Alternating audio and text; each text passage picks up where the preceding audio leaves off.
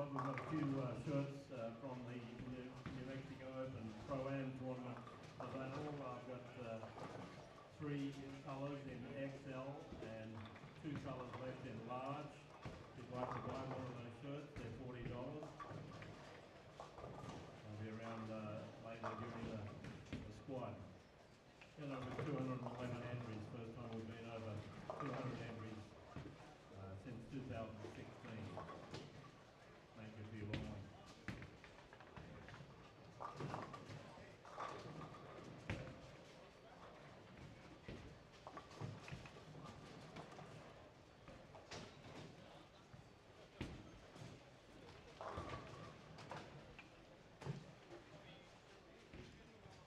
4 minutes.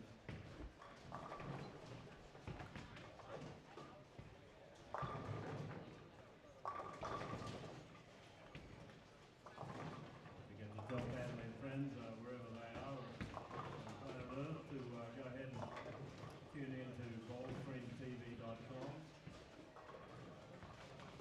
and you can watch the action live pretty much from lane 17 to 22, and also we often mention scores all the way down to lane 12 and lane 24. We'll all be hitting those lanes somewhere.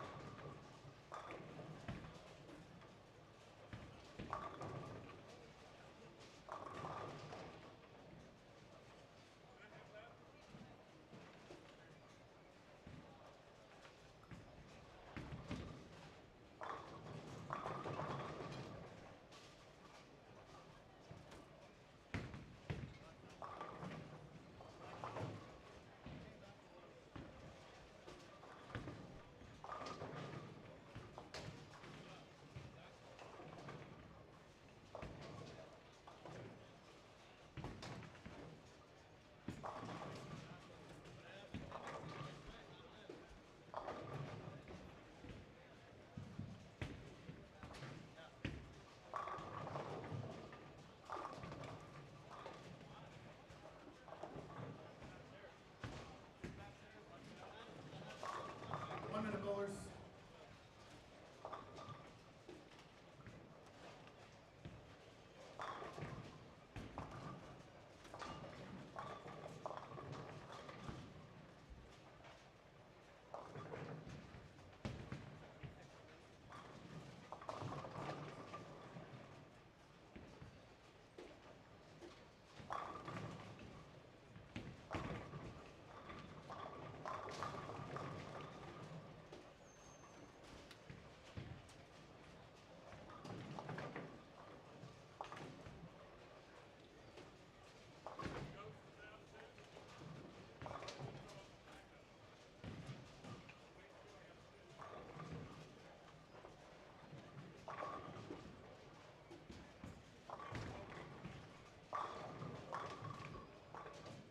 All right, bowlers, on 1 through 24. Hold up on your practice, reset your machines, or just shoot the spares if you want.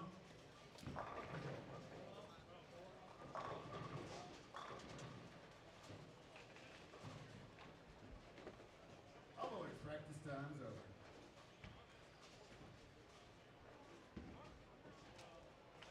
Folks, you all have your yellow scorecards. Please keep them in those clips that are cleverly placed behind each pair. That'll help us keep up with those scores as quickly as possible. And again, at the end of Game 8, please completely fill out that scorecard. That'll again help us speed things up. Turn them on into me in the ballroom. We'll get those numbers posted as soon as possible tonight. Once again, thanks so much for being here. Have a great time this evening. Good luck to you. Bowl well. Color bars are on your screens. You begin your final squad at qualifying for the 19th Annual New Mexico Open. Good luck.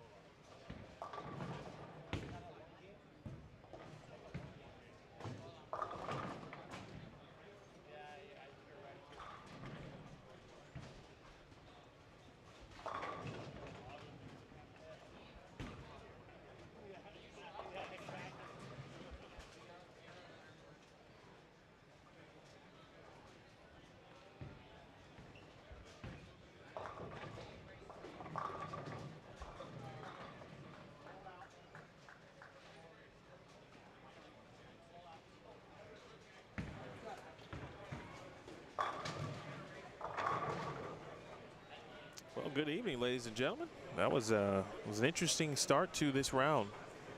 It doesn't matter what tournament it is, folks.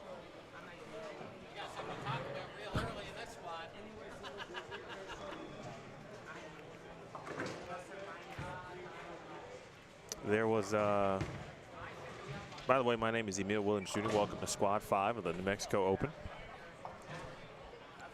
That was like a brief, almost like a switch was turned off, if you will. Stopped all of the pin setters simultaneously. As I was just telling Eddie Joe Torres next door here. Surprisingly, like there was no bowling balls going down the lane when the machines went off. I mean, that would seems almost impossible, right? Not a bowling ball hit a sweep. Pretty incredible stuff. So they're making some last-minute score changes to make the proper adjustments, and all looks normal again.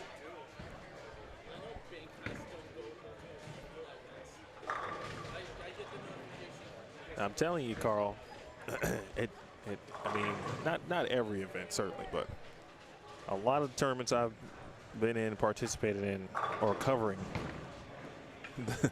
the last qualifying squad, just something strange always happens.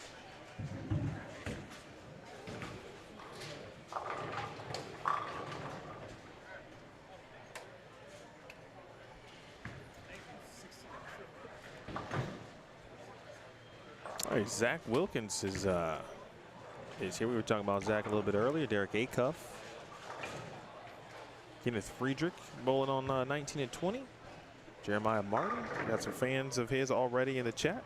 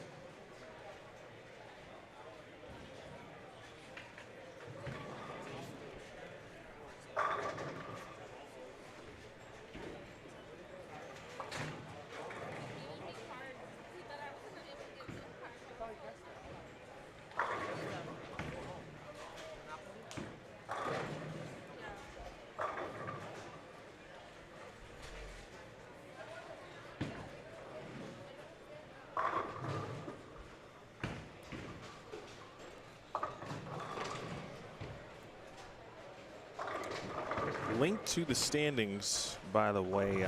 Jeff did alert me that he is still working on, it might be working actually, now that I say that. Yeah, he is working on the original Bowl JBT link that provided all standings. So I believe Mr. Hemer told or made the announcement that you can find the standings link or list on the Tenpins and More Facebook page, I believe, at the moment. Yes, that is correct. Tenpins and More Facebook page. For those of you who do have that part of social media. So the full list, the all squad list, which I will go over in just 1 second, is available again on the Tenpins and More at Rio Rancho Facebook page. Once the all standings are updated,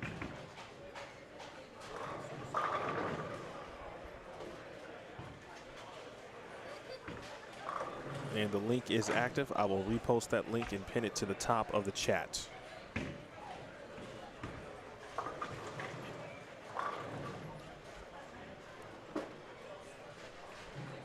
All right, Chuck Ford Jr. in the building. Hello, Ashley.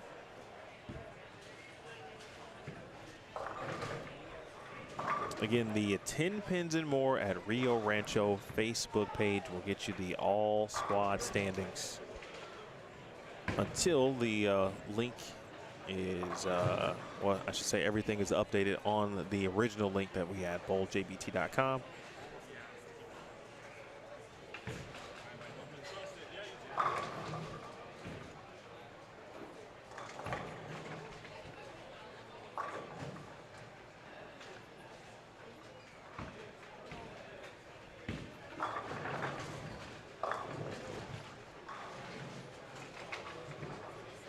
Squad number 5, folks. Let's take a look at the standings here in just a minute. Right now, I'm going to go right to 32nd to give you an idea. 32nd currently is minus 22, which means that my earlier prediction of minus 21 probably will be a negative. It would take a lot for that to happen. And you'd have to assume that at least 5, probably maybe 10 will be plus just from this squad alone.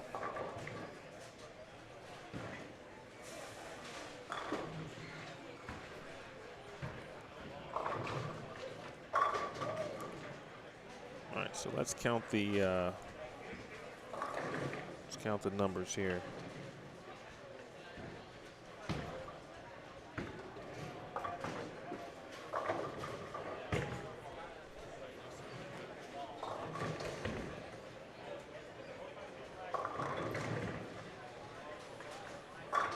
Right now, after 4 complete squads, there are 19 bowlers from C squad, which is squad 3 in the top 32.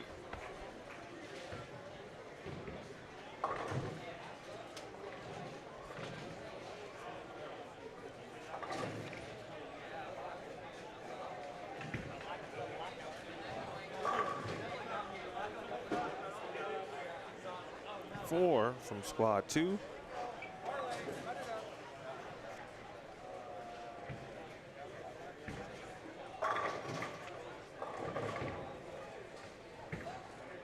Minus 47, says Dan Price. That's interesting.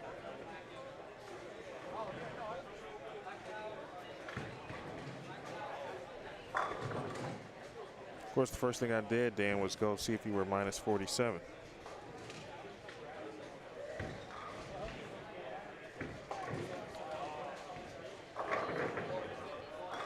We got 3 from squad number 1.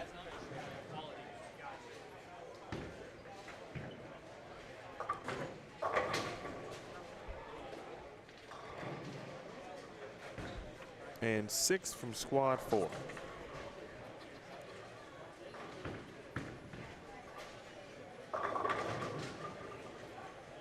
Wait, that can't be right.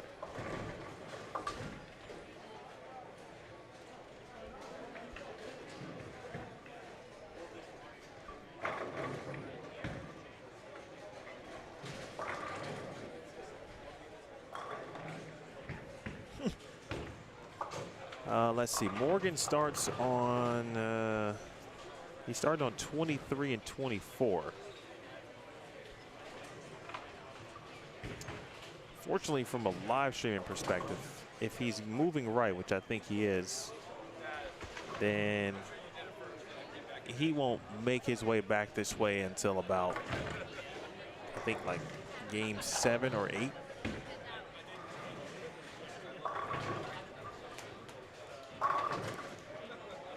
I'm going to check it again for you here in a minute.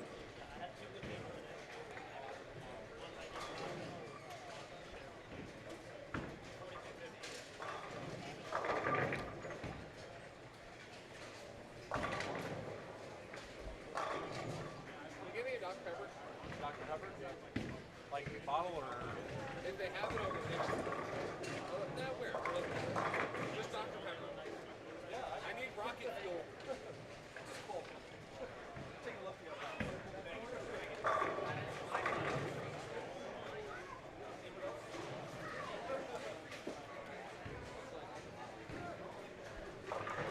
somewhere I miscounted. But there are 3 from A. There are 4 from B.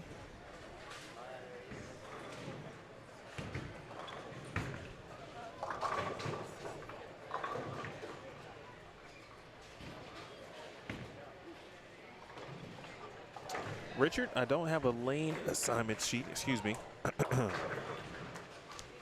But if you could describe Scott Wiley, I can probably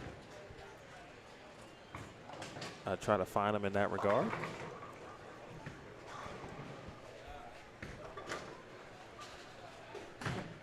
Corey, the pattern is unreleased, but Mike Miller, it's the Mike Miller special as it is every year. Guesstimations put this one about 37, 38 feet.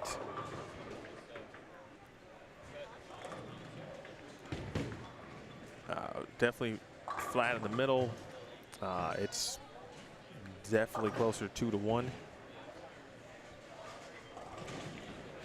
You can play around 5 for both righties and lefties. But if you miss in, get slow with it in, if you grab it on the inside of things, if you're trying to play left, you could run into trouble, especially on the fresh. This is the 3rd time now this pattern has been laid down today. And the back ends to me look a little bit crisper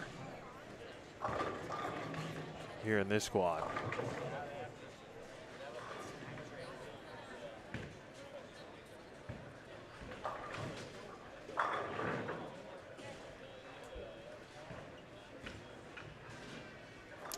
Corey, I would say it's a little bit more playable than the Bradley. You don't need 380 or 180 or screen to get your ball to hook. So I wouldn't put it to that level. It is difficult. I don't think it's that difficult. It's definitely playable. I mean, now Michael Fitzgerald does strike a lot, but he went plus 221 today. I mean, it'd be impressive if someone can get to plus 100 Bradley, which happens sometimes, but you get what I'm saying. There's only been 5 players to go plus 100 or more. And that's where the pattern can get you in trouble, because you can play there, but if you get it going right too quick, then it's just going to stay out in the gutter. There's been a few gutter balls, several balls in the channel. The OB is out there, so you got to be careful from. We've seen people gutter playing 5. We've seen people gutter playing 20. Corrine Acuff is next door. She's off to a, speaking of gutters, she gutter spared in frame 2.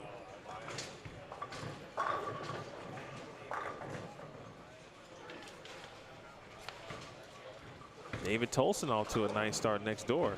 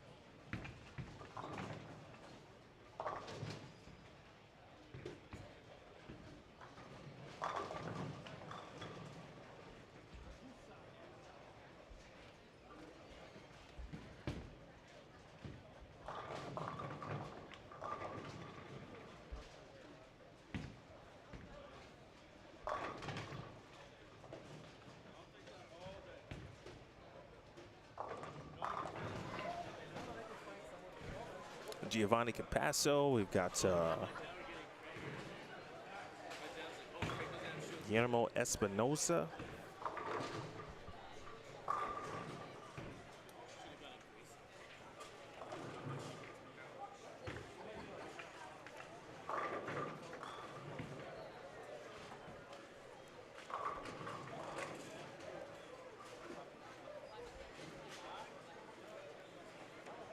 Raleigh also on this pair on 17 and 18.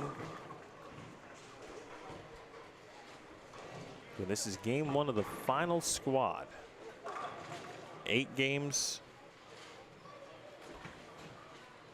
Top 32 will advance to double elimination match play, which we will begin on Sunday morning. And one key to keep in mind for it won't be decided tonight, but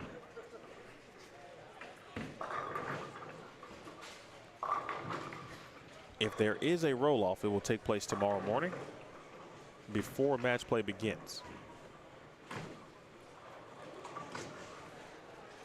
The reason I bring that up is if you have not seen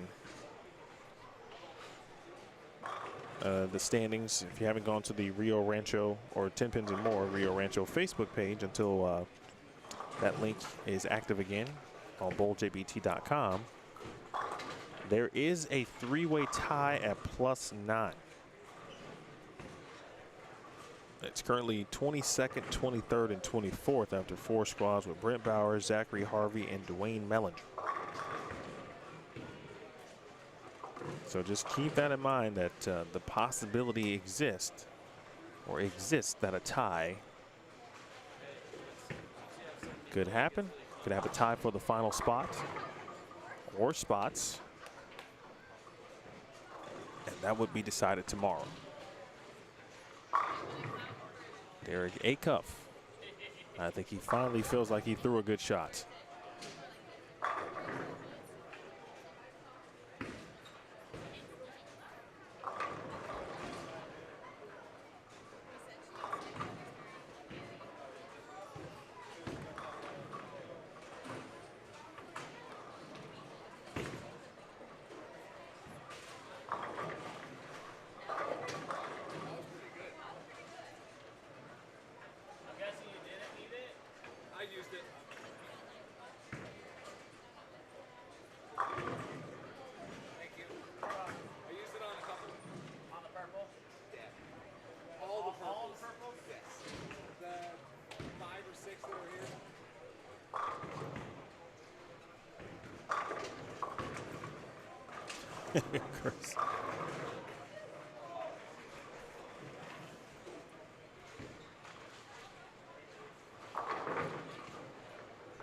Anthony, none of those details typically are made to the public, although I feel like Mike is pretty all right with players just inquiring about what's out there. But the guesstimation from players this year has been about 37, 38 feet.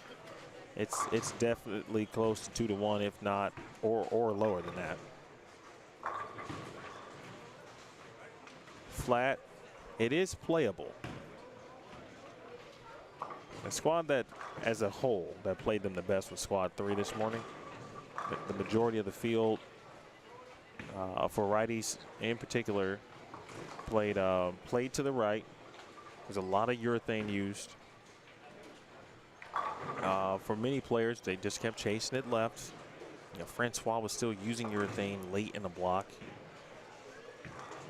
which was incredible in and of itself. Watching him work, showing the level of patience. You do need to be able to grind because there's going to be some games where, you know, 3 and 4 backers won't be available. A double may not even be available. So you got to stay in it via your spare game.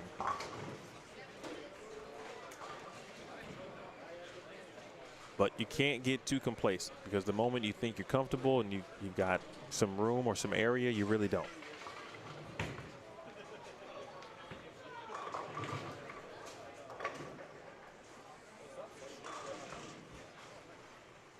Mike Miller is the pattern designer every single year of the tournament. It's a good break.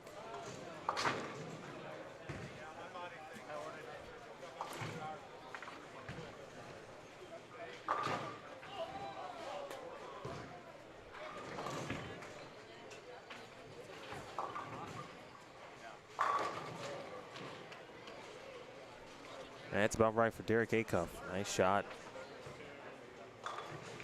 I would anticipate him to be plus.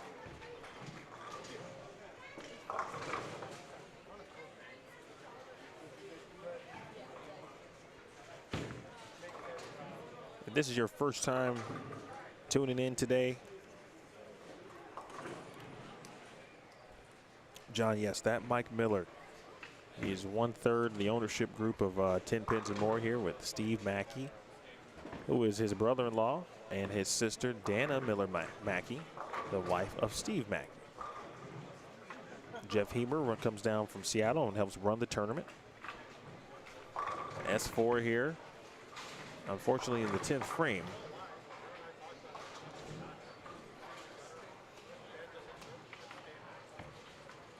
Saw a few of those, actually from a couple of left-handers left 4 through the middle today, which I feel I never see from that side of the lane.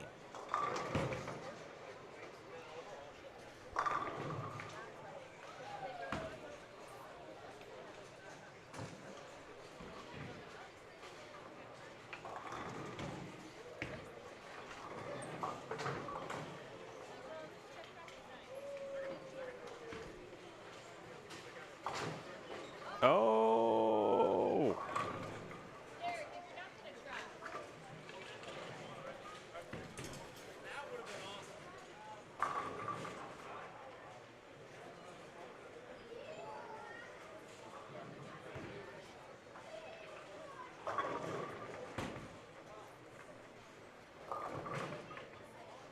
All right, I'm being told that the website here is working. And it is.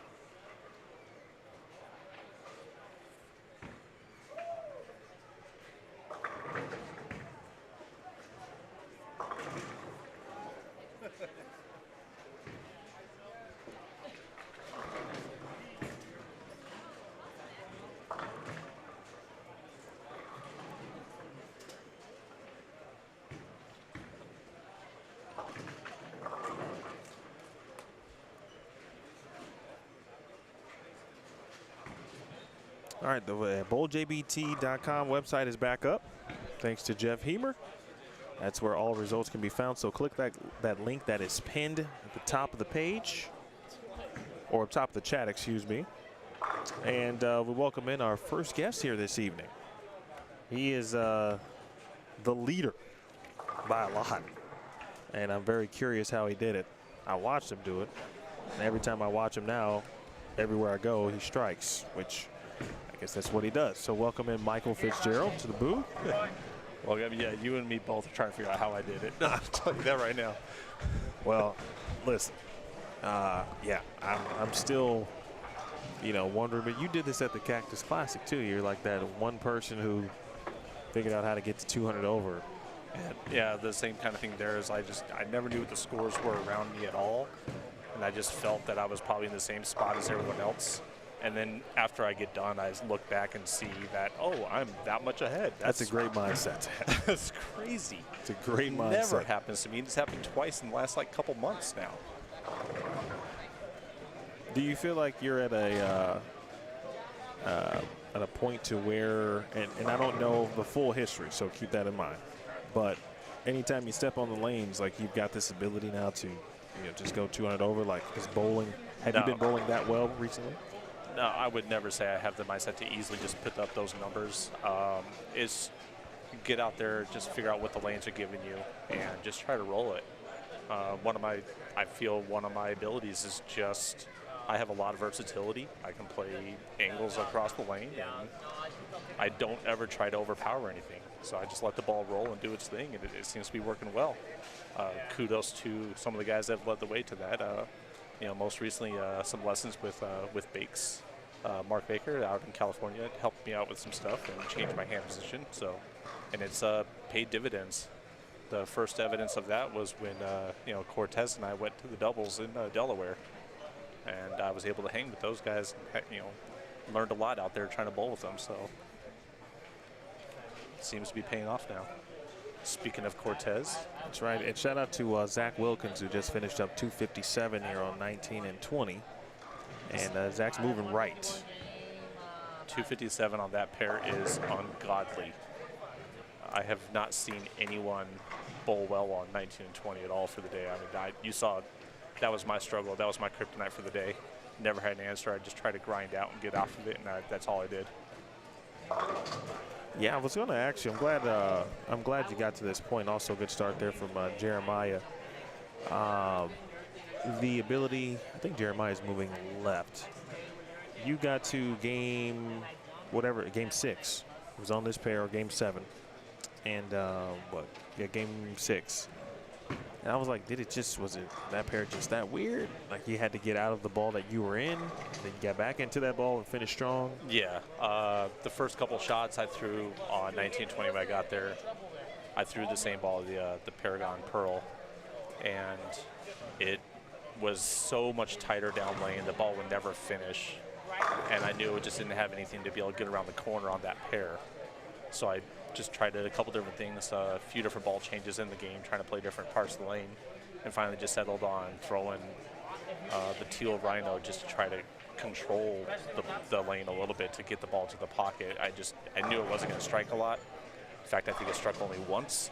So I just wanted to get off that pair and move on. I wasn't worried about like the cut score because I was in a good spot. I didn't realize just how good of a spot that was in the end until after it was all said and done. But yeah, and then I went back to the other ball in the next pair, and the shot was there again, so I was happy.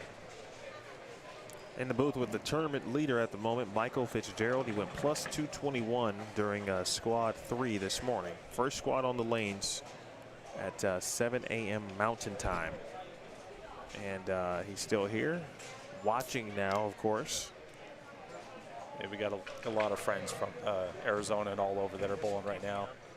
A lot of heavy hitters that can come out there and put up some numbers, so keep an eye on this squad, guys. There's going to be a lot of them. Like I said, you got Cortez, who's defending champion right now, off to a hot start. A few other friends out there that, Zach Wilkins just had a great game. I don't know what Farrow did down there, but he's bowling. A lot of people out here still.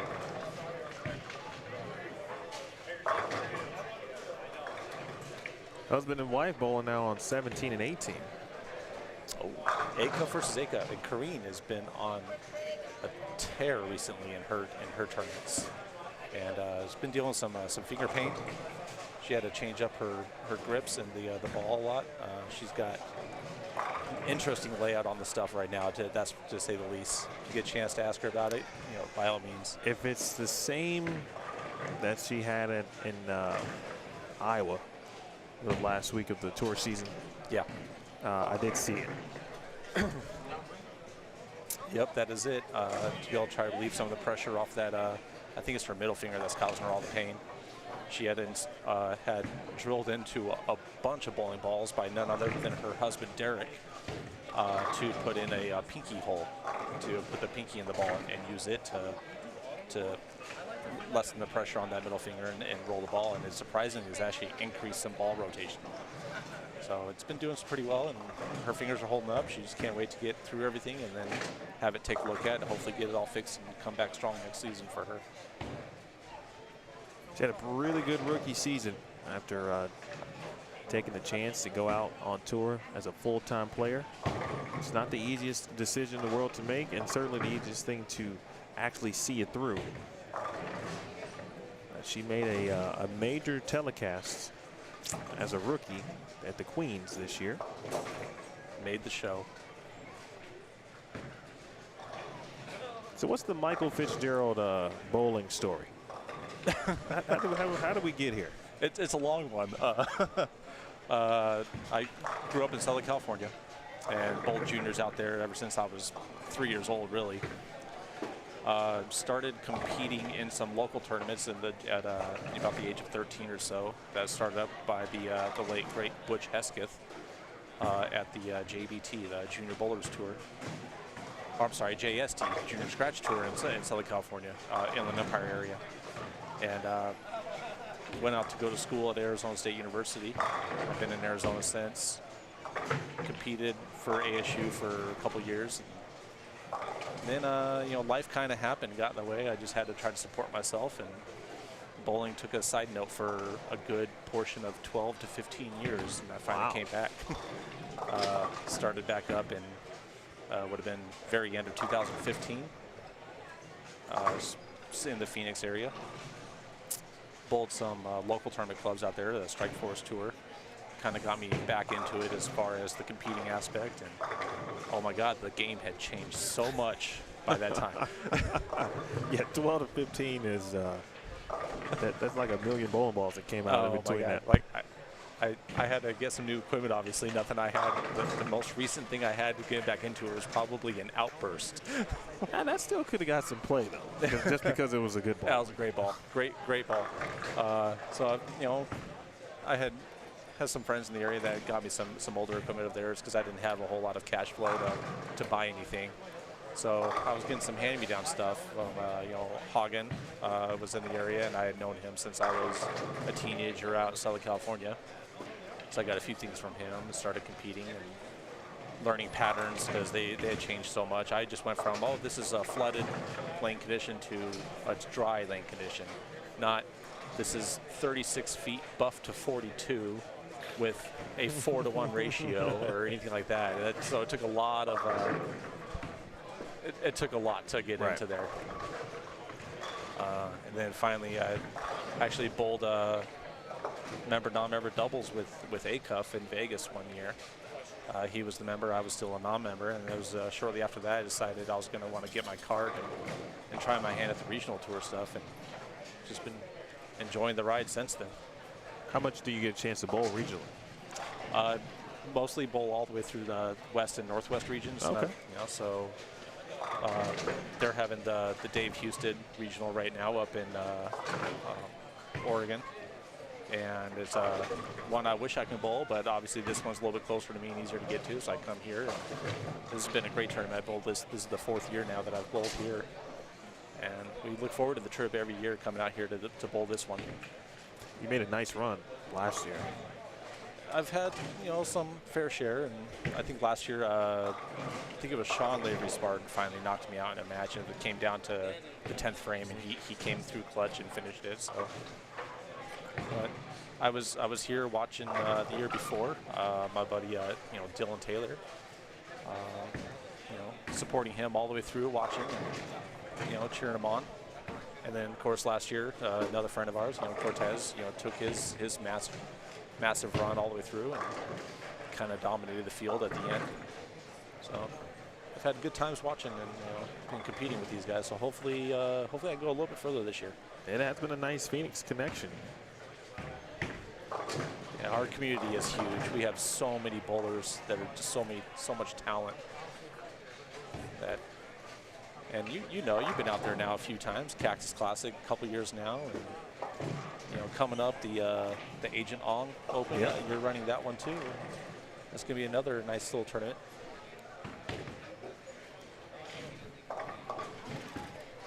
Question on how you saw the lanes today. Again, I just want to almost reiterate that.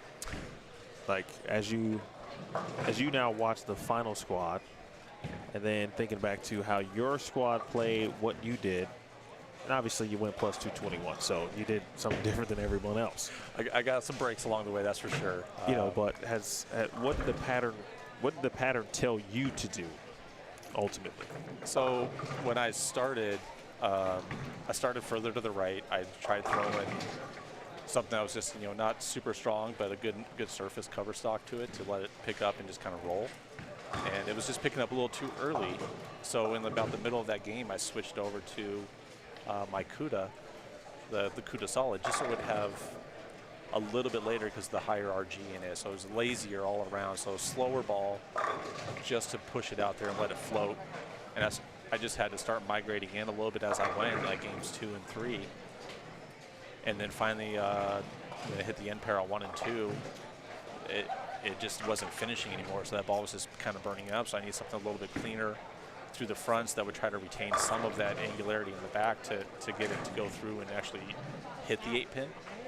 And that's when I made the change over to the Paragon Pearl, and it worked well. And then the rest of the pairs were pretty much like that. I just made small moves to the left as I went, one of the kids I bowled with, last name was Knowles. I didn't catch his first name at all, but we bowled on the end pair together in game 4. And we got done, and he asked me, he's like, how are you playing there? How are you that far left? And I don't have rev rate necessarily, like, you know, so to speak. Right. And so kind of feel like I didn't feel like I was really swinging the lane, but it definitely was further I guess I was a little bit further left than most of the people around me.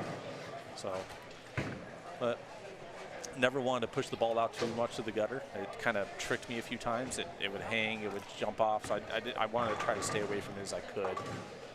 But the Paragon is a little forward for as big of an asim as it is, you know, and so it's not huge sideways motion in the back. So with that ball motion and being to the left of the approach, I never pushed it that far to the right. And it gave me the hole. There's a lot of carry down that happened from there's a lot of urethane going down the lanes. And that ball would just allow me to kind of sit in that track area with it at the break point. So you're able to take advantage to some degree of, you know, being knowledgeable, obviously, and aware of your surroundings, basically, what was going down the lane and how you could utilize that carry down. Yeah, I mean, I didn't really do any scouting to find out, okay, if we're going to this pair, this is who was just here.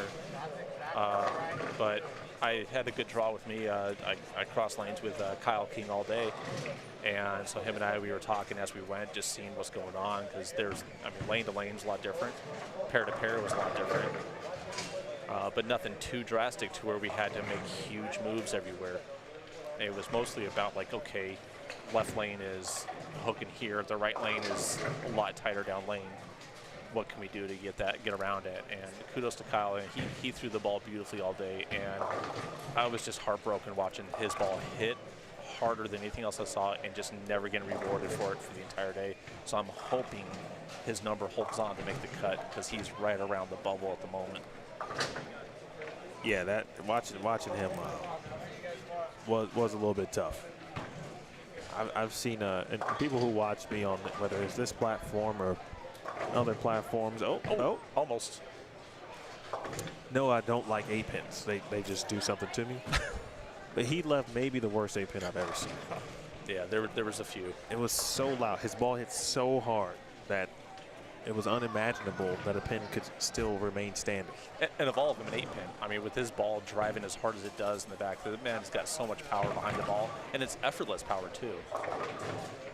And you know, just to see it hit and then just stand there, pretty much giving you the middle finger, is not fun.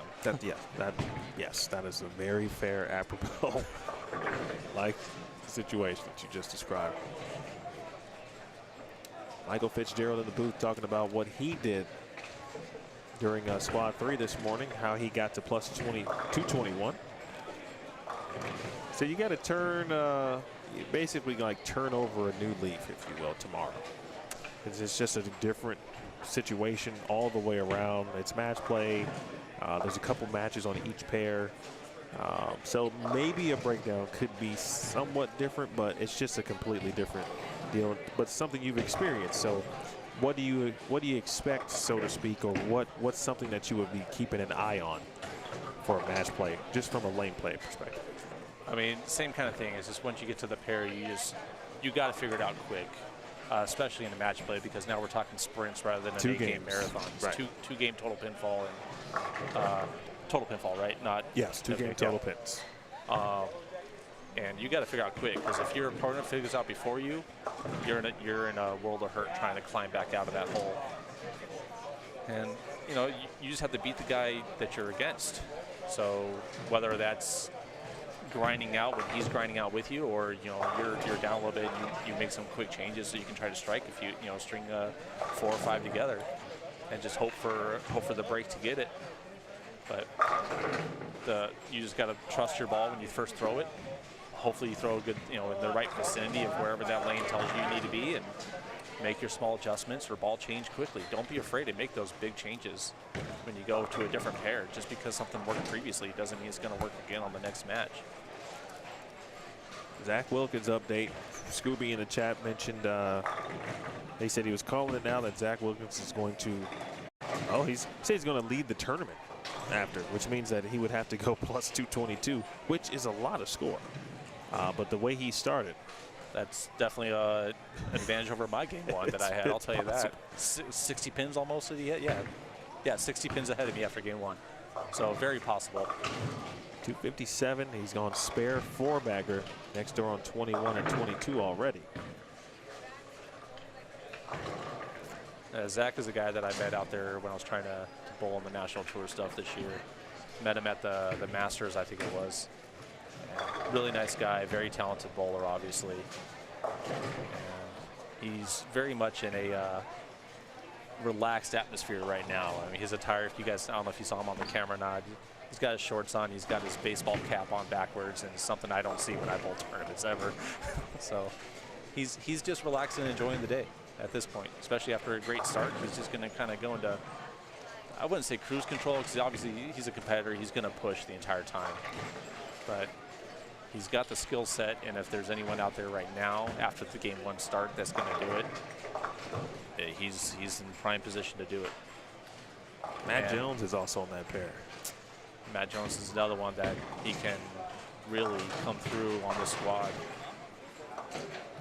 Someone I bowl with a lot out in the Phoenix area, and I've known him since college, so one of the few guys that I've known that long that are out here bowling still. Zach hooking urethane at the moment, and I don't anticipate him getting out of that for a while at least. David Tolson, he is getting his ball to hook a ton. He's got a lot of 6 counts, unfortunately. Wow, I mean, to me, and let me know your thoughts on this, but watching the first few shots of game one, and I was, kind of down in the set tee, writing some people's names down, etc. But I come back and they just looked a little bit crisper to me, backhand wise. But I know this is also the 3rd time it's been applied, so we might really be getting to the truest form of the pattern, if you will. Yeah, I don't know the exact length or shape of this pattern, but I'm guessing it's probably in the mid 30s, 36, 37, in that range somewhere. But our squad, like you said, I never saw a ball really take off. I mean, like, never made left turns at the end of 40 feet or so. So they definitely can be a little bit crisper now if the pattern is kind of that short and it's taken away the house shot that's been underneath it forever. And just with every strip and re-oil. But after this much urethane go down lane though right now, after game 2, I don't imagine anything's going to be crisp anymore. Because there's a lot going down that I'm seeing now. But then again, I wasn't paying much attention when I was bowling. I was looking at my ball. I think we think, and I was talking to Tyler Masterson during squad 4, and he bowled on your squad as well.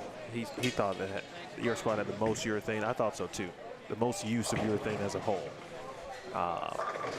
Just about every person I saw through the first 3 games was throwing a purple hammer or a pitch black. I was not one of them, actually. my purple hammer actually never came out of the bag today. Just started to practice, and I threw a couple, kind of your benchmark or something that's like relatively strong to see what was going on. And I just never felt that my ball was, like you said, there was nothing that was all that crisp about it.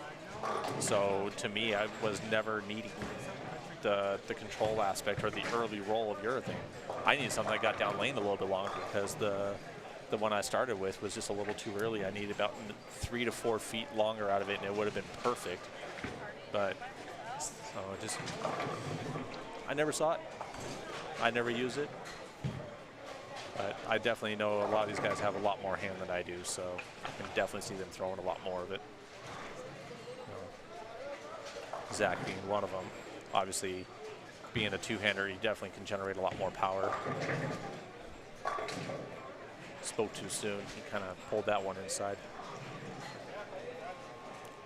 Carl had a question on a number of, or which Arizona bowlers are bowling this squad.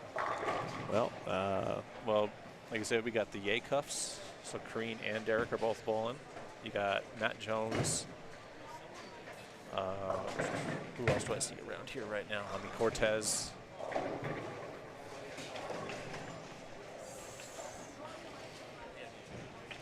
I don't think there's very many. I think this squad. Is it that it? That just the 4?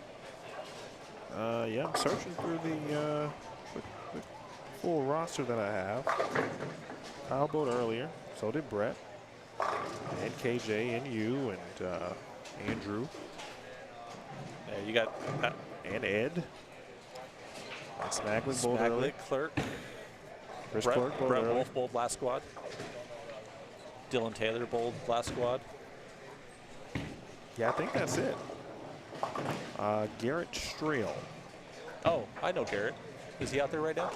According to the roster, he's on this squad. Oh, he must be on the low end then, because I don't see him in front of us anywhere. We also had, DJ Neifel, bowled last squad. Oh, he's from Arizona. Yep. Okay. Yep. Joel's my equipment, along with Derek. They, How about that? the two different people that drill the stuff for me out there in the Phoenix area at Virtue Bowling Supply. Not sure if I'm allowed to throw out a shout out like that or not. Oh yeah, sure. I am not we are not affiliated with any particular brands or companies in that regard. We also had. I still wouldn't tell you not to shout out who drills your equipment. I mean, that just sounds criminal. It's terrible. I mean, like all the credit to the world to these guys. I can't punch a ball and just save my life, and they'll tell you I am picky on the feel of my stuff. So they're. Yeah, you're one of those guys. Yeah, I'm one of those guys. It's okay, I am too. We also had the Mays brothers bowling, Hunter and Chris. I don't know where they finished off. But. Hunter had a chance still late with the game to go, but he ran out of frames, as did Chris for that matter. They both had chances to make the number. Yeah, they're still really young. They got a huge future ahead of them still. I was telling Tyler earlier that while we were watching the bowl, I'm like, part of the fun of what I do sometimes is to, you get 4 or 5 years down the road, some aspects, and I see a lot of players from their youth careers upward, like all the way from let's say U12 junior gold, and then 10 years later they're winning a title somewhere. And you can go back to when you first saw those players, and that's how I feel when I watch Tyler or Chris and Hunter. Like, you can tell it's there. They have all the tools, and they're just, figuring it all out as they go. And then one day, it's going to all come together. Well, Chris, I think he lost in the final match of the doubles. I can't remember if he won the doubles title or not out there in Cabazon in the West region. I think it was him and Sorrell. I think both the doubles together, and I think Sorrell is a non-member. Cardenas? Yeah. Two-hand? Yes. Yeah, I don't think he's got his card currently. So I think they bowled together out there in Cabazon, and I think they won it. Could be wrong, but we also had some Tucson guys, so not necessarily the Phoenix Valley, but also Arizona that were bowling. Yeah, there was a couple of players, or viewers watching. Dwight Burns bowled earlier. Keith Dahmer. I think Tim Jacob might be from Tucson, from what I learned earlier. Correct. We also had Macho Man socks. That was brought to my attention by Matt Hunt, who was watching this morning. Well, if you saw, my jersey I was wearing today was my Star Wars jersey, and I got the socks to match. I got on some Yoda, Gotta get all the power and the force behind me to be able to try to compete. So it was the force we should be thanking for your performance. Hey. Do you have a lightsaber? I do not. All I right. do not. Sorry. Okay. Well, then I don't believe you then. Sean Wood did bowl too. Yes, Sean Wood. This was his first year doing so. Hopefully he had a good experience. Josh Thompson, I think is his last name.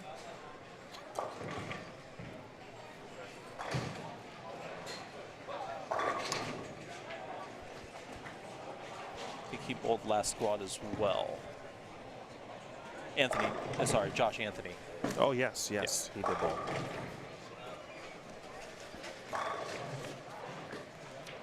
This is game 2.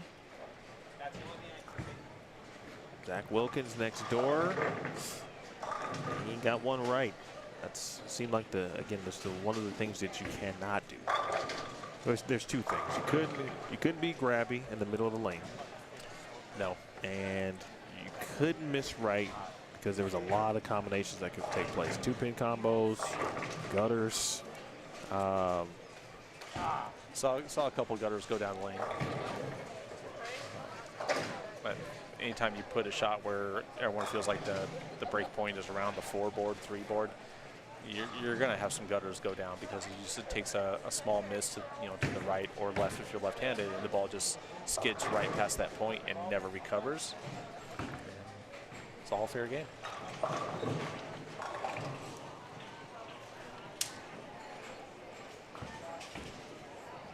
Wow, a couple of really good scores out there. One that you would not anticipate, you would expect, especially from the players in this field. 257 from Zachary. Or Zachary. I don't think I've ever called him Zachary until today. Zach Wilkins, but he's listed as Zachary, of course, on the standing sheet. Cortez Shank, 245. Dante Uribari, who we are watching a little bit currently as well, 237. Matt Jones, 233. Aiden Ruiz Jimenez, 225. Farrell Williams, 219. Joey Provencher, 216. Riley Gilchrist, 207. Morgan Moore, 203. Morgan made the finals last year. Good kid, a lot of power. Jeremiah Martin, who we saw on 17 and 18 to start, along with Michael Sager, 202, and then David Tolson, 200. But Mr. Tolson struggling a little bit here this game on 19 and 20 with the early 6 counts. But can find a way to save 190, which goes a long way in this tournament. Yes, it does. We have not had a bowler yet shoot all 200 games in their block, have we? I don't believe so. And I mean, I'm not telling you it's impossible. It was almost done by you. Actually, Mario Quintero was the closest. He shot, his low game was 193. He bowled really well earlier than the earlier squad. Kevin Jenkins with a couple of 190s, and that's it. Yeah, it's shots like this, and pair to pair, it's extremely easy to shoot a 170 or lower. Key is just can't let it get to you and know that you got 7 more games to shoot. Just come back and make up for it. See Cortez down there having fun. And what I mean by that is 269 pace. I've watched him enough, and I'll get your opinion on it, obviously, because you bowl with him all the time and watch. To me, it looks like there's never anything that's too daunting for him. It doesn't matter what's out. It could be the most difficult lane condition in the world. He's still going to figure out a way to throw, whether if he's got to throw out every ball in his bag in the same game, he's going to do it and figure out a way to shoot 230. Yeah, he's definitely not one to ever give up, but he would like for me to say that nothing's too daunting and he'll always figure something out. But there's been tournaments we've bowled, and you would be shocked to hear his score. As someone that you would always see averaging 220 plus, no matter what you're bowling on, to see struggle. And we're all human. We all mess up. We all have bad days. But yeah, that man has got so much talent and so much ability, and the championship, mentality all around. He will never stop. And I was thankful that he agreed to bowl the doubles with me this year, and hopefully we can run it back because we had a good showing.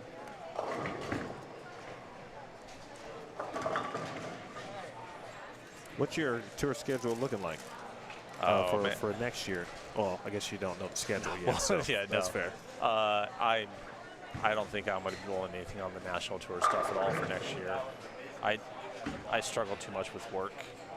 I'm not blessed enough to do this for a living, so it was just too much trying to balance the two together without taking huge amounts of pay cuts, and I can't do that again. So it was an experience. I'm glad I did it, but that's all it's going to be right now, unless something changes. We got any benefactors out there watching that want to pay all my bills for me, or I can go bowl? That'd be amazing. But I bet you could find somebody. There's always one. I don't think it's gonna happen. But just even if it got offered, I don't think I'd be taking that kind of a thing. It's I feel you. yeah, not my mentality.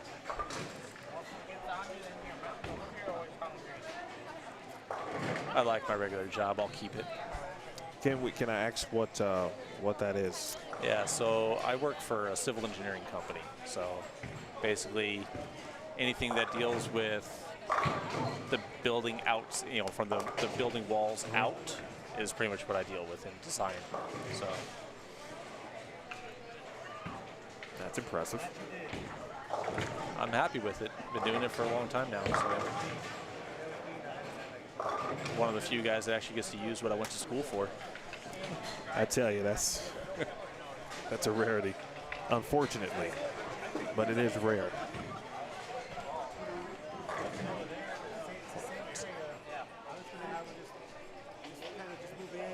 Turn a little bit, just go a little firmer, and stay in that same area.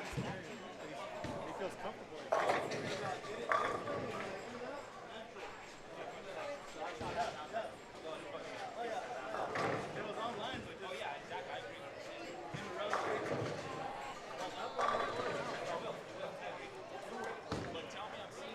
Another good shot. Yeah, because I wanted this like a little field goal. So he was going to throw it. Really like Guillermo Espinosa.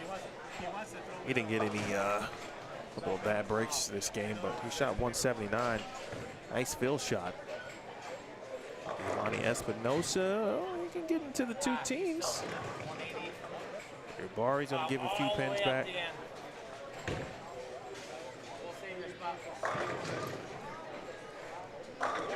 Seeing a few low scores. Not uncommon for game 2, but by the way, folks, the real cut after a game is +3. So just more of an FYI there. And I think Jeff will probably try to give me an update on what the actual number is, what 32nd is per game. So after game 1 of this squad, it is +3.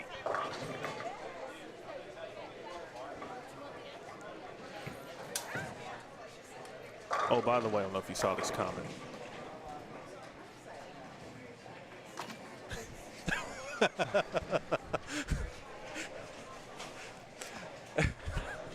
Yeah, I don't play the slot machines very well. I'll tell you that much right now.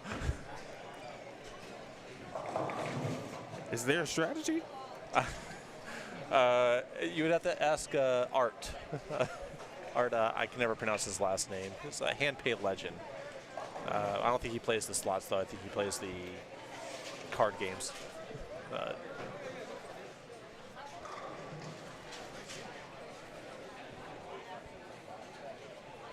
How long do I have you for?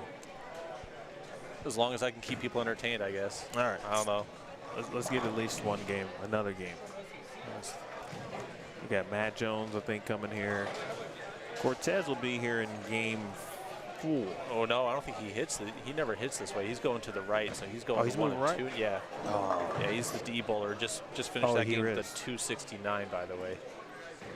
So he's going down to 1 and 2. How far do your cameras go? I don't know where your first pair is at. I've got a bonus down on 13 through 16. So 1, 2. Yeah, 13. Game 8 is. Yeah, his. Oh, that's slightly disappointing. That's all right. We'll see him tomorrow.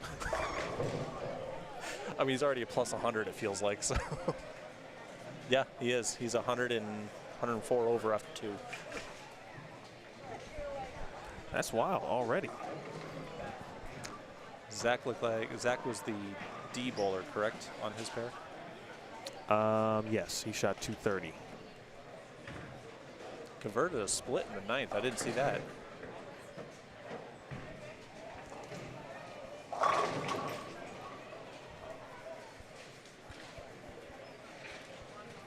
Wow, so plus 87 for 2 for Wilkins, plus 104 for Cortez Shank for 2.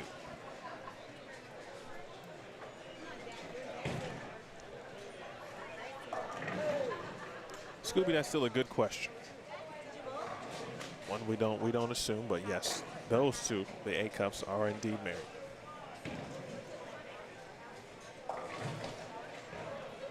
Yeah, I ran into that at the Lucy doubles here out there, and there's a lot of married couples, but I didn't know who was married and who was just related to one It's another. a tough game out there. I was not about to guess.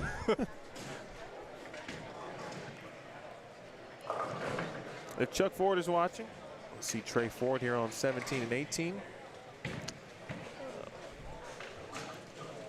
Trey Ford's another guy I got the opportunity to bowl with at bowled with him in Oklahoma at a regional one time. I don't know where he's sitting at so far today, but he's definitely got the skill set. 178 game one.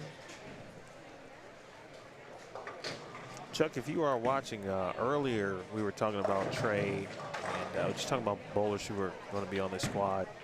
And Tyler Masterson had mentioned he's bowled with Trey in a regional or two.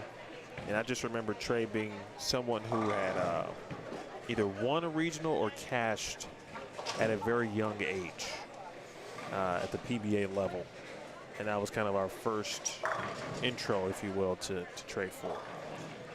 Yeah, he's got I believe he's got a title. He's got a banner out there, if I remember seeing it correctly. Nice way to open things up there for Kareen Acuff. The other thing sometimes in this business is you may see someone briefly, like for a small period of time, or even every now and then all of a sudden you see them in some cases weekly, maybe every other week. And that's how it's been for Kareen. I remember her, she started at Lindenwood because I went there. And so I'm just periodically keeping an eye, oh man, she's a great player, right? And then don't see her for years. And then this season, I've probably seen her almost weekly on the PWBA tour. And then at various other events. So you go from seeing someone not at all to, oh, this is great. Like, you know, now I get to know Derek. Matt Jones, a Hall of Famer? Yes, he is. Last time I said someone from Phoenix was a Hall of Famer, as I was mentioning it, they threw one in the channel. Was that Brett? Yeah, I looked up, I saw that earlier today in the game 2 or so. I just stepped away and I came back and I saw the gutter shot. And I was like, well, he is playing the one board, so kind of makes sense. It happened, and it does happen, we know. It's spared by Trey Ford, making a nice early split, 210. Robin Priolo is bowling. She is local to the area, actually works in this center. She let me in the building yesterday. She's bowling on lane 16.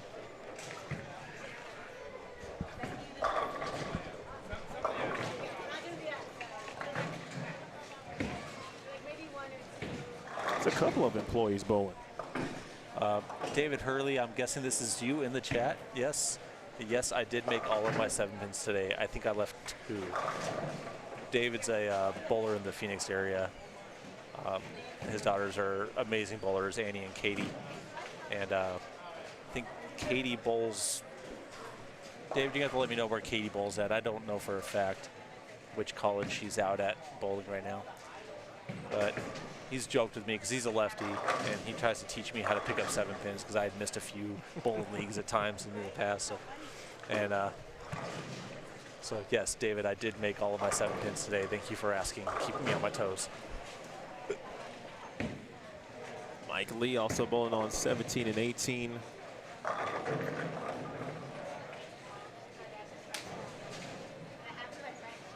did get a chance to meet Scooby. It certainly was a pleasure. Chuck said, okay, won a PBA regional at 17. I knew it was at a relatively young age.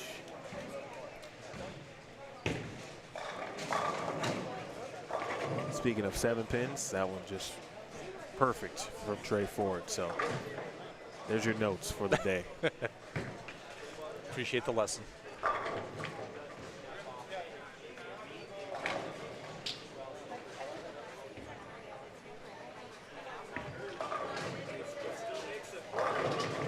We were Jabari, who's coming off a 185 game. He opened with 237.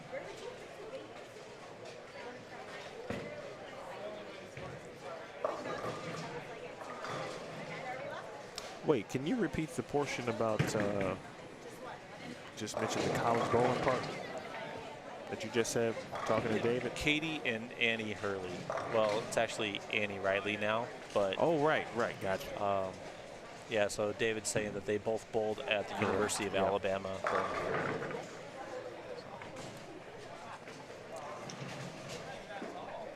Both amazing people. I was blessed to be at Annie and Ryan's wedding a little while back. They just welcomed a newborn. They sure did. I remember talking to Ryan about that. He was, they were preparing. I believe they were thinking that they might be a little bit early. And, I learned if they say this, the baby might be early, believe them. If you get to 36 weeks, like to the day, anytime after that, it could go down. I learned that. I learned it first, and then a good friend of mine really learned it. I went to their 36-week appointment. Everything was great, checkup, no problem. The next day, like literally the next day, it went down. Pleasant surprise, I guess, huh? Yes. He called me because we were sharing notes, like we were expecting children at the same time. Oh, okay. He's a good college friend, so great relationship. One of my good friends, and then literally the next day, after he said, "Yeah, we just went to 36 week, everything's great, yada yada." Like literally like 18 hours later, he's like, "Hey, we just," I'm like, "What? You just told me you went to the 36 week appointment." Like, way to ruin the schedule, buddy. Yeah, that could be. Yeah, don't plan. I'm telling you, don't plan anything after 36 weeks. No. You got to be available for the next month. Johnny Jenkins rooting on Mike Lee. Who else is everybody rooting for in the chat here? By the way, if you hit the thumbs up for us, that would be appreciated. Subscribe if you have not already to Bullstream TV. Michael Fitzgerald, the leader at plus 221. He will be challenged for that lead by, at worst, Cortez Shank and Zach Wilkins, this squad. They've already put their put a few numbers up. But he was describing earlier what worked for him. This is game 3. We might have some new viewers. If you could give a summarized version of what we talked about earlier, but ultimately, what worked for you and how did you see the lane, this lane pattern of which we don't know, but we can guesstimate it's between 36, 38 feet, probably 2 to 1. Yeah, I never saw like real flying at back ends, but I did see my ball hook early a couple times. If it wasn't exactly cornering, so I just needed something that was slow rolling to start with, and migrated left as I went. And then finally, when that was no longer making the turn, I needed something a little bit cleaner with more, bigger core to be able to turn a corner. And just kind of played that, utilizing the carry down that I was seeing from pair to pair from all the earthing that was going down the lane. So I never saw a lot of over-under reaction. I just kind of let the ball sit up and roll into its spot.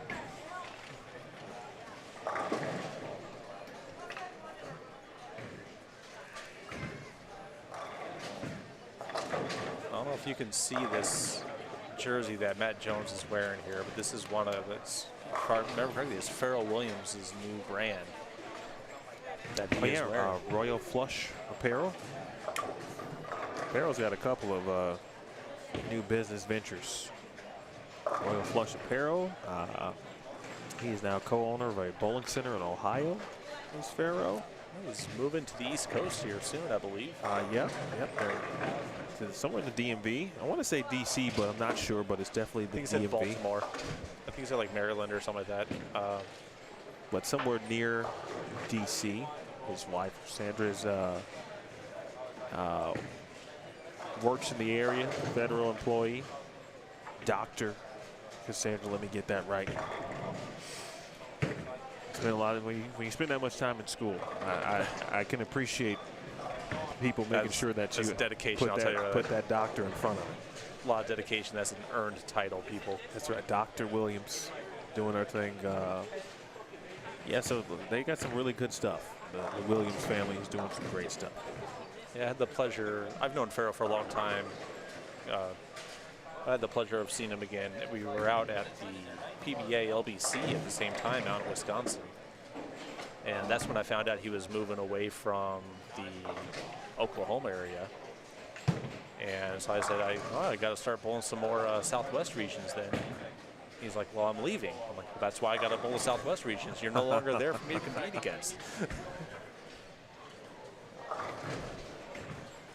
Being in the Phoenix area is like it's a split between where I can go to for regionals, because it sounds like it's a far trip to get to the Southwest region, you know, the Texas, Oklahoma, but it's just as far for me to go to the ones that are in my own region up in Northern California, Southern Oregon.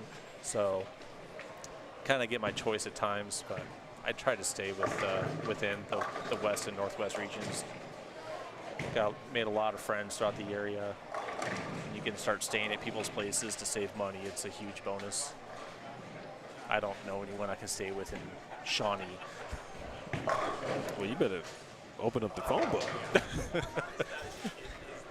book. They still make those? Phone books? I think it's called Google now. Good shot. Get this. I need that name. Hold on 1 second.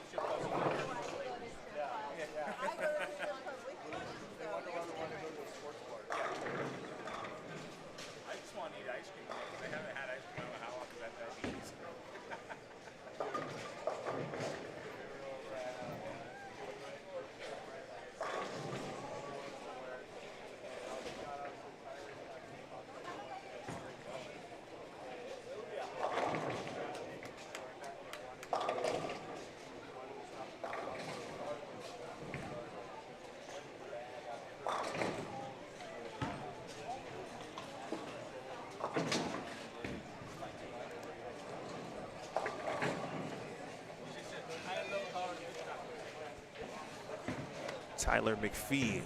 Rounding out that this group here on 19 and 20, and putting in work.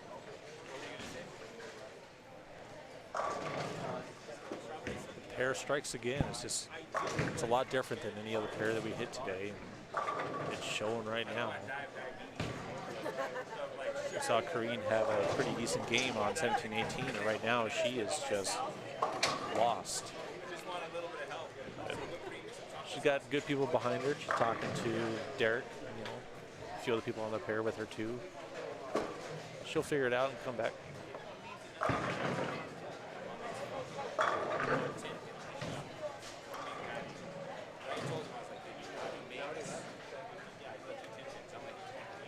Hello to Brandon Leeskamp too. Appreciate that, Team RFA. Talking about Royal Flush Apparel.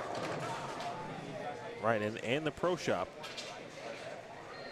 in OKC, which sounds like, based on what Brandon is saying, is going to remain there. So that's, I mean, that's a lot of, that's enough for one business is enough for one person, or certainly a couple or a family. And they now have about 4, and that's not even including what Dr. Williams is involved in, which is time consuming in of itself. And they have a son.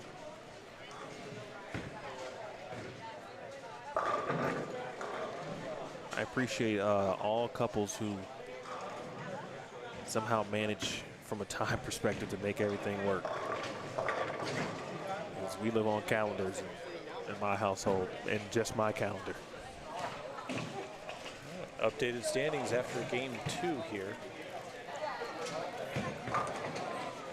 As we said, Cortez plus 114. Zach Wilkins plus 87. Farrell with a 210 game 2 is now at third place at plus 29. Urabari is in fourth at 22. Matt Jones at plus 19. Andy Byer plus 9. Trey Ford, Morgan Moore, and also at plus 9. Those are all your pluses for this squad so far. The difference in this squad right now to the last one, because overall there's not a lot of difference. There were a few players who were plus, but not many, as Matt Jones now with the front 7. But there's 2 players whose first 2 games were so much of an outlier in comparison to the rest of the squad that it makes it seem like the squad's high scoring. Yeah. When you have a 60-pin drop-off between 2 spots, it's they're pulling away from the field pretty fast.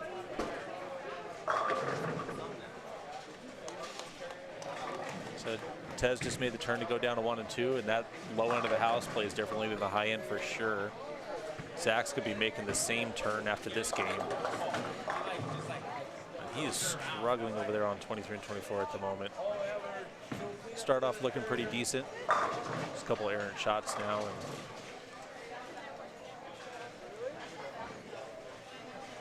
wow, 9 must be the magic number today. There's already 1 3-way tie in the overall standings at plus 9. And now after 2 games in this squad, there's another 3-way tie at plus 9. I'm sure Steve and Jeff would love to have that many people tied for the cut number. Man, it's crazy. It would make for interesting TV.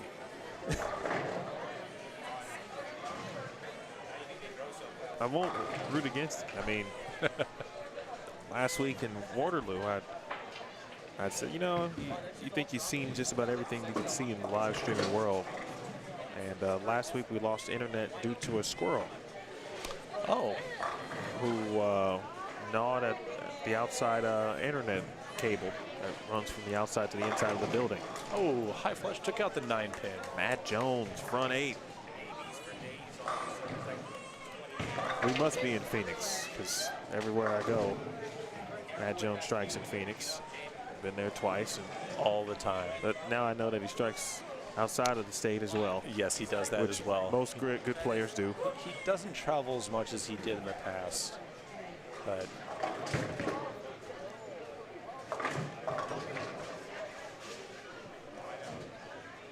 David Tolson has had a really good breaks, and he's right now on a pair with Trey Ford, Dante, working now on a double. Trey with 4 in a row, and Mr. Tolson just can't figure out a way to double up. Starting to see a few more blue strikes on these scoreboards.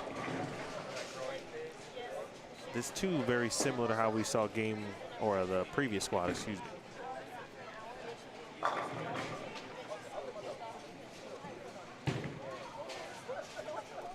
over on 21-22 we have Mason. I can't see his last name. He's got front Mason, 5 to start. Robinson, there you go. Jeff, my man, how you doing, Jeff? Good to hear from you. I know you got your 5 to 6 miles in a run today. Cortez did win the tournament. He is the defending champion. And he is out at plus 114 after 2 games. Make that front 6 for Mason now. Interesting squad developing. By the way, the true cut number after 2 games of this squad now is plus 9. Again, keep that one. That's the one you want to keep in mind. If it's plus 9, it depends on if all 3 players are in the top 32 at plus 9, or if plus 9 is 32. Is 32, or if it's 31, you still got to have a roll off because there's 3 at plus 9 and not 2. Well, we like to give drama for you. I mean, we did that a couple times out the Cactus Classic a little while ago. That's true. I'm going to have to talk to Theo because when Tyler brought this up, and I was like, you know, I think we had a roll-off last year, or maybe in the first or the recent 2 years, and the roll-off happened in the morning as we watched Matt Jones go for 9 in a row and packs it. So I'm going to let you in on a little secret here, Mr. Fitzgerald. Okay. And I know you didn't like the pair. I did not like the pair, but that was me. Yet, this is now the second front 9 that has taken place on this pair of lanes today. The first front 9 was, I think I saw. And he was also throwing the purple hammer. It was Mario Quintero. See, maybe I should have grabbed it for that game alone on that pair, and then I would have been probably a little higher. I don't know if that's moot and void. It's a moot point though at this point. I mean, my number was set in the books there. I'm just letting you in on a little secret.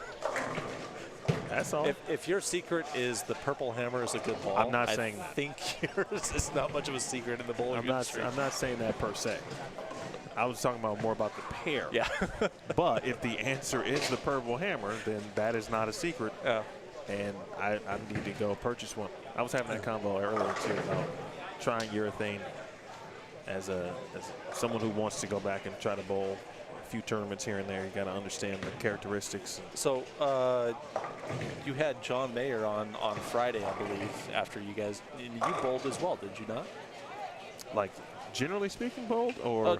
I thought he made the comment about, like, you bowled as well.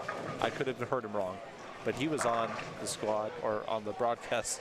I did have him on because I just, you know, well, one, I saw his facial expressions, and I just knew it wasn't a good day. And but he was kind enough because I just really wanted to understand what he was seeing as he was trying to make this run, and he still had a chance late to put something up and try to, you know, maybe get him something close that would get him to the top 32. Tolson. Oh, sorry, finish it. No breaks for them so far today at all.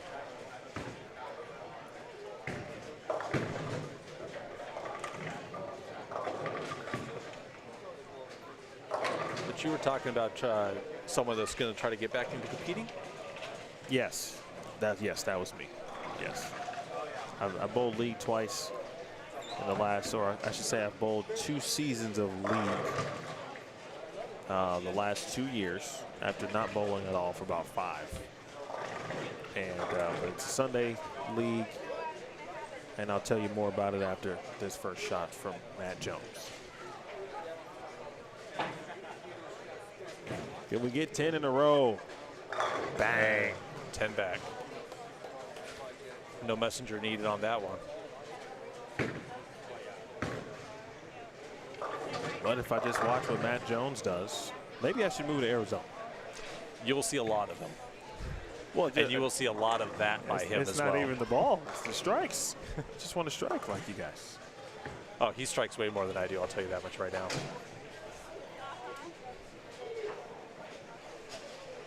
Matt Jones has got 10 in a row, something that I think a lot of people maybe didn't anticipate. We could see it here. Can we get 11, Matt? We can. Get out of there, A-pin.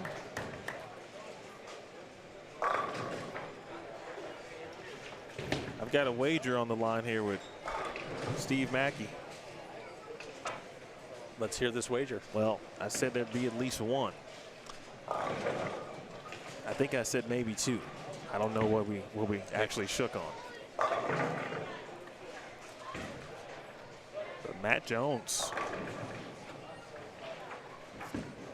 Arizona was already on the map. Nice shot by David Tolson.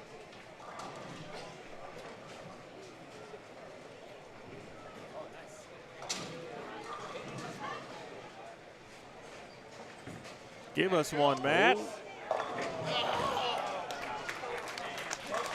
There's a little left when he let it go.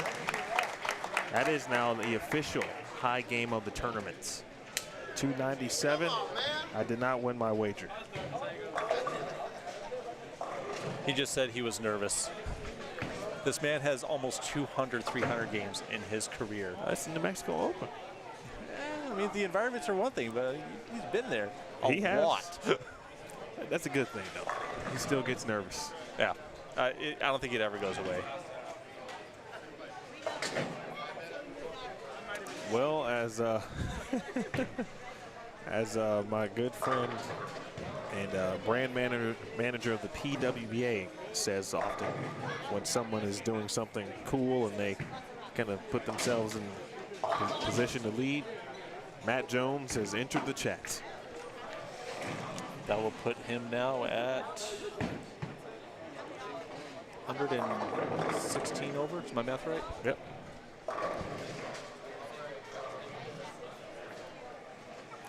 Keith, that's a great point. Yeah, that's it. Steve Mackey is the dealer.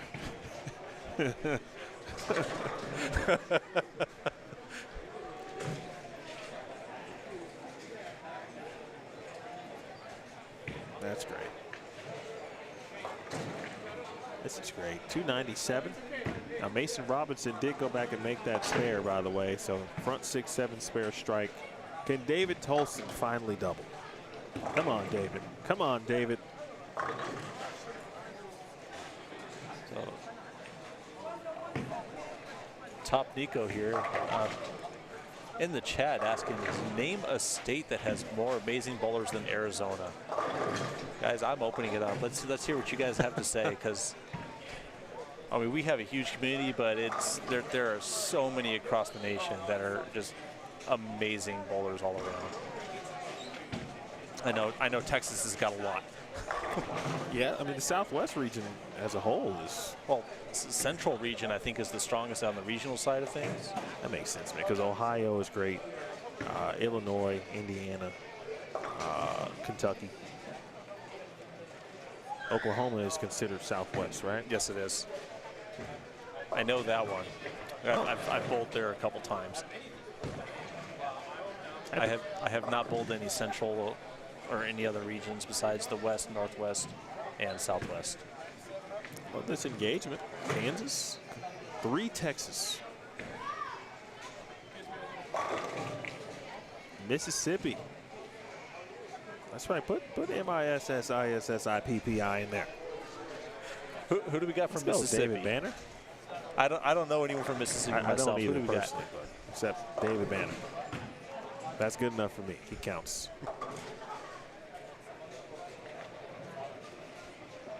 Trey Ford missed a 10-pin in the 9th, and then that's like almost how fate would have it. Then you got to get up there and shoot a 3, 6, 9, 10.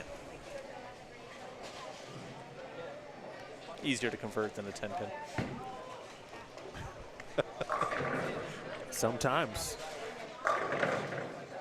Derek Acuff nearly went light on a maybe let the 7-9. It's gonna be in the 190s. Oh.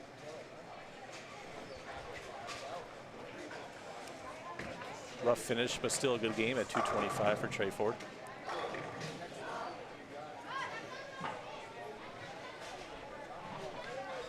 Michael Sager putting in some work. He's gonna be in the 240s this game.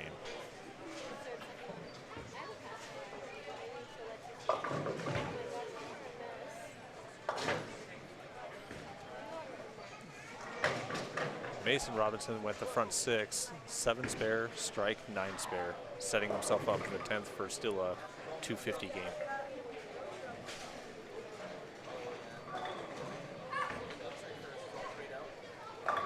Zach Wilkins finished that one with a 200, so he salvaged it.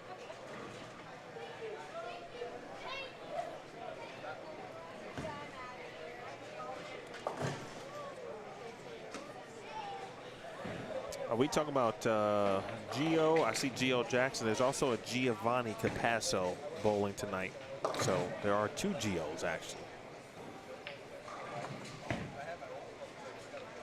Hey, speaking of hand pay legend, there he is in the chat.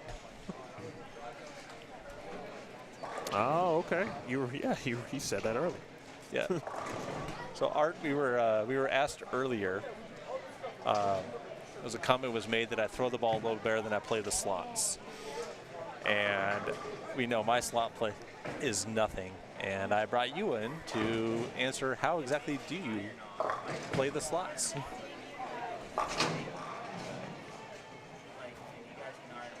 Yeah, apparently there's a way to do it. I've been missing out.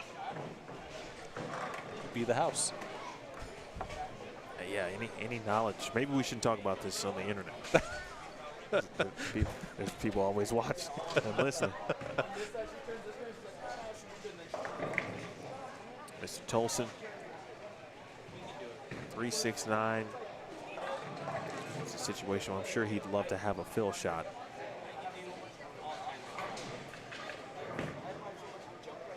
And he does. Pretty impressive, too, shooting straight at that. David was kind enough on Friday to kind of score run a little bit. Mason off camera. Fortunately, put one in the channel. First shot in the 10th. He was working on a spare, so he does lose count. Looks like he didn't quite stick the landing there. Maybe stuck at the foul line. But David was nice enough to get scores that were going down on the low end.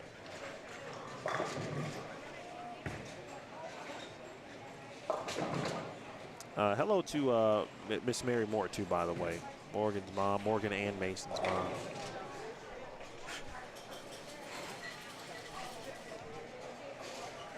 She said Colorado earlier, and she was talking about who she was rooting for. Colorado does have some good players. That's a tough finish there for Mason. 226. Both he and Trey Ford with some tough ways to end games. That's 40-50 pin swings for both. It hurts, but when you look back on the scorecard, 220 still looks pretty good. It does. It does, as long as you make it. If you make the number, you're okay. If you miss it, then it's probably not a good conversation you're having with yourself. It's like, boy, everybody from a pace perspective tonight is finishing about the same time. So can't even get you any bonus coverage on 13 through 16. So we'll get you final shots here on 21 and 22. For the moment, my name is Emil Williams Jr. Please hit that thumbs up. Subscribe to Bowl Stream TV if you have not. We got to 7K subscribers this weekend. New goal is 8. Long-term goal, or I guess long-term, short-term goal is 10K. I think they send you cool stuff if you get to 10K, so that's our new goal. We got Michael Fitzgerald in the booth. I'm gonna have him in here at least for another game, and then I'll let him decide what he wants to do at that point. I won't hold him hostage for a full 80. He probably wants to sleep and that kind of thing. I took a nap after my block today, so I'm good.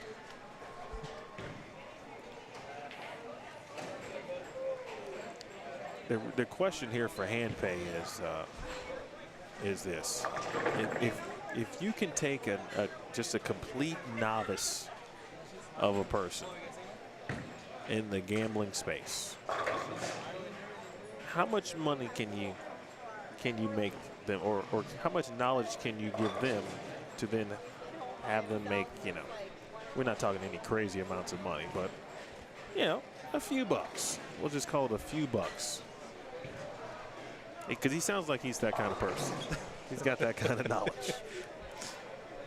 If I'm going to answer for him before he types anything in, it's going to be not to play the slots. That's probably a good idea. At least not the penny slots, which is what we do to be able to just pass time in the casinos and hopefully get a few free drinks in before losing all your money. But which typically is the proper strategy. And maybe you get lucky. I mean, you in my opinion, and this is just me, I'll play those like the cheap slots, whatever you want to call them, just for the entertainment value and just to pass time.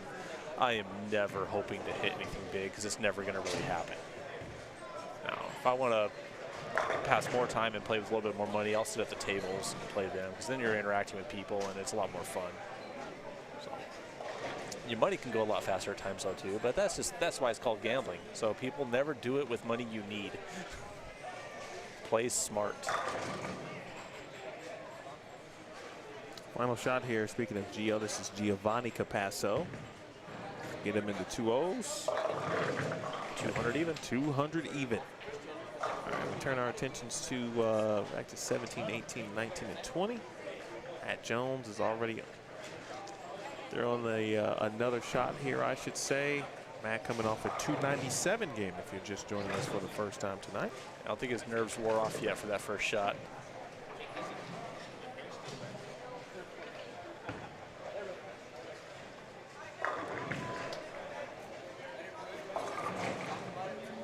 Criollo Michael Sager, who is coming off a 240 plus game. Also on this pair, another 3-6-9-10. This one is converted. Trey Ford moves over to 19 and 20. Irene Acuff will move over to 21 and 22. We will see Mason Robinson here.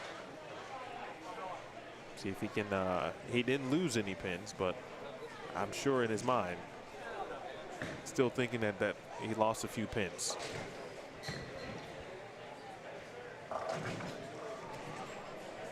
I'll say, Emil, all the times I've ran into you over the last couple of years that I've started bowl a little bit more and traveling a little bit. This is the first time I've actually been in the booth with you. Yeah, that's a shame. I just don't know. I'm always trying to bowl. That's true. But I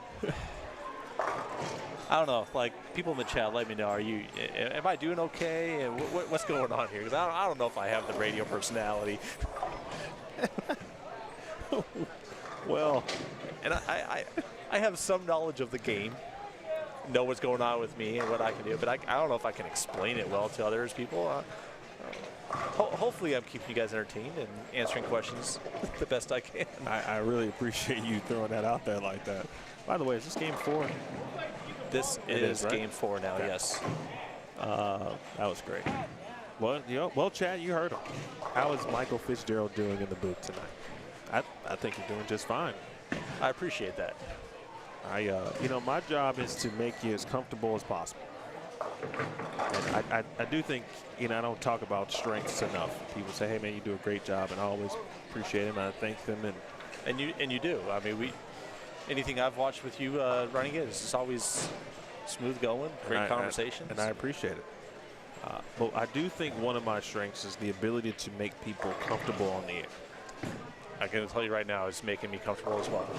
So, and I've talked to a lot of people who've never, put on a headset or been in front of a microphone or had a microphone in front of them, or at least not maybe willingly, if you will, right? Some people have had to be thrust into some roles where they had to speak in public, and that can be nerve-wracking, certainly. I just try to make people as comfortable as possible.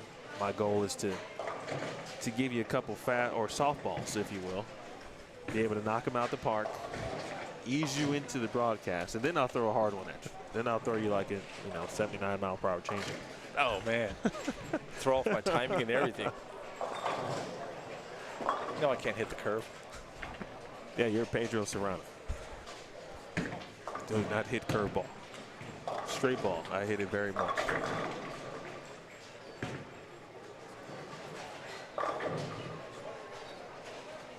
But the main thing I really wanted to know, honestly, is what the people want to know. Is they want to know, especially if you led the tournament, right? They want to know how you did it. And so that's the first question. That was the first question, and I told you I don't really know. Like I said, which is an acceptable answer. It's uncharted territories for me. Put it that way.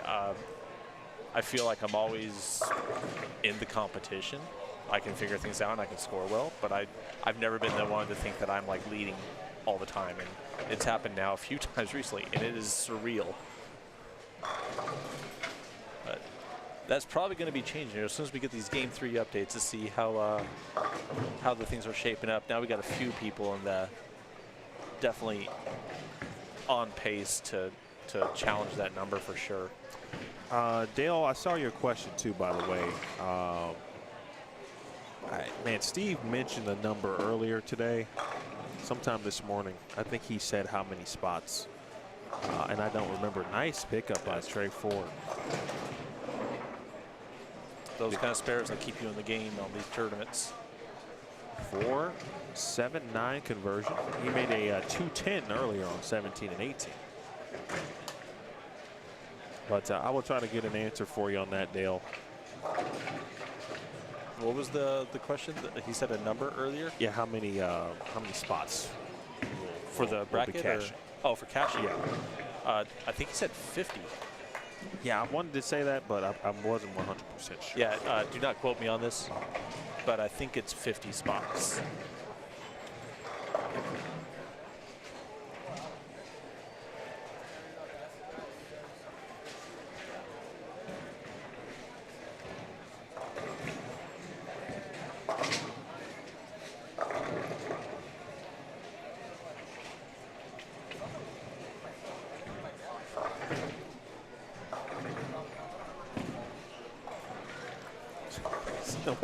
Scooby said, "Nah, you should stick to civil engineering. That's great."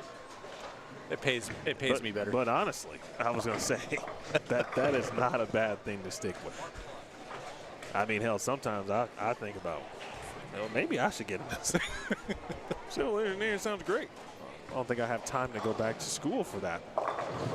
That's going to be some time. And I did not enjoy math or drafting in high school. Then you are so that is not probably for me. not the route you're going to want to go. Drafting, I had to take it in high school, and I got through it. Had to carry a T-square around. It was not fun.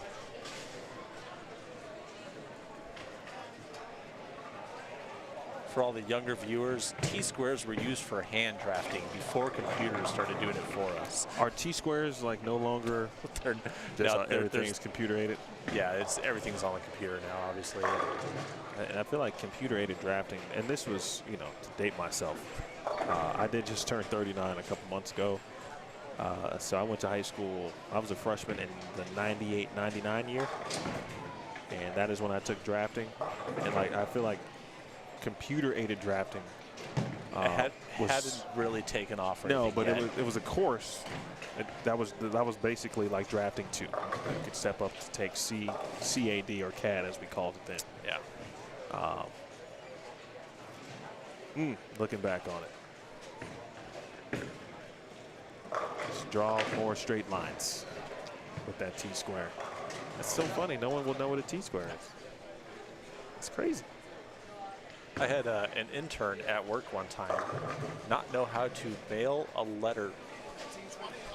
Yikes. Yeah, and like that you're talking, and it made sense though because he's only dealt with email his entire life, never having to worry about actual letters. So, and don't worry about dating yourself because I've got you. I know you do, but and I know the jokes are going to come out soon on all these chats with people watching from Arizona. I am not a senior, just so you know. I may look like it at times out there, but no, I'm not. But I was going to say, the PBA 50 awaits you. Yeah. But that's a hard tour to be bowling on this nowadays, too. There are, yeah. I mean, you got guys that I've been watching for a long time. They're just out there destroying the 50 tour now. In 10 years, a little over 10 years, I will hopefully be joining them. Okay. Oh, nice little conversion up there. It looked like a 2-4-10. He sent the 2 off the wall on the left and came back across the lane to get the 10. Giovanni Espinoza putting in work.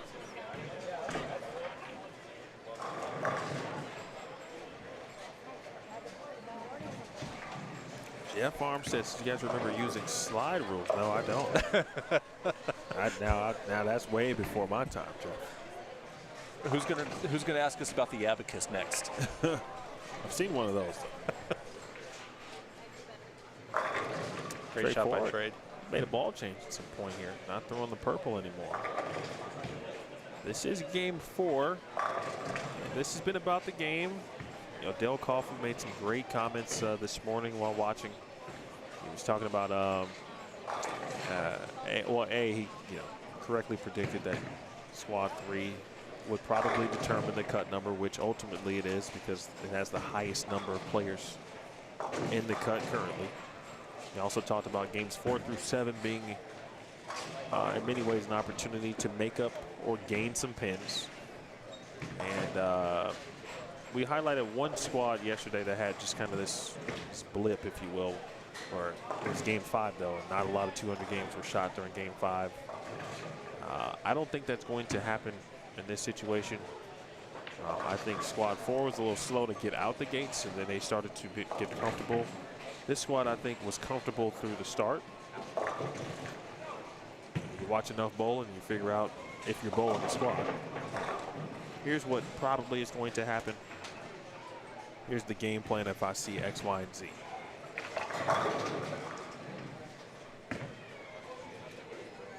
The last score update we got, the true cut number was +9. That was including, of course, the first 2 games of this squad.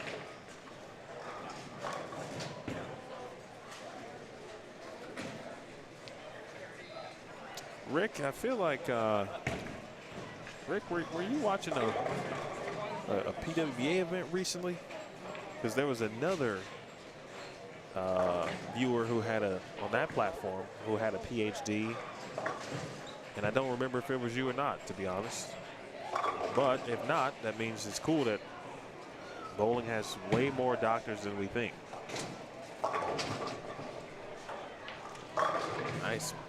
Nice shot, and what looks like right now an even better ball change for Trey Ford. It's a little bit more area with reactive, or something that looks reactive. It could be like a, let's see what it is. All right, I can't tell. Dale asked earlier if this squad started further inside than the others. And Dale, I don't think so. I see a lot of breakpoints out, like far outside. So I don't think they started any further inside than the other squads have. In fact, if anything, I think their breakpoint went further out. As Emil pointed out earlier, things just seem to be a little bit crisper in the back end than they had the previous squads, so that might be part of it. We'll see what happens this game as transition starts to take more and more effect. People are starting to switch out of the urethane that they've started with and go to their reactives. And usually when doing so, obviously, you're going to have to move inside.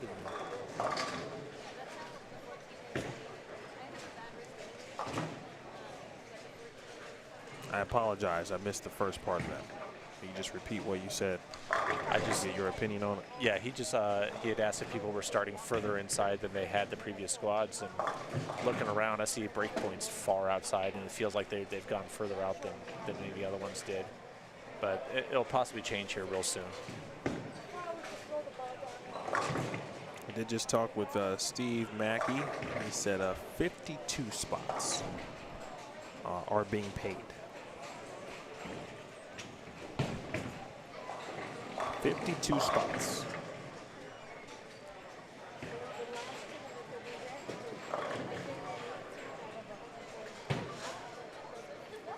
I believe he said that he had 52 spots because he had some added money from someone. Yeah.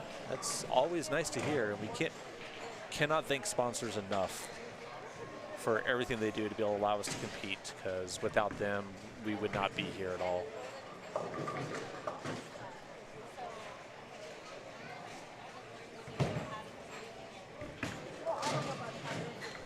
Steve, and he's a master at obtaining sponsors. 2 new ones.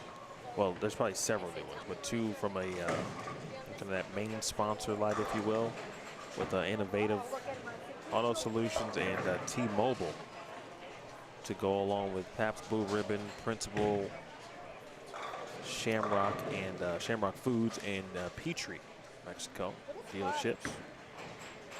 I'm not sure if we'll have another opportunity. Nice shot there by Robin. Have another opportunity. Someone could win a free car or a car.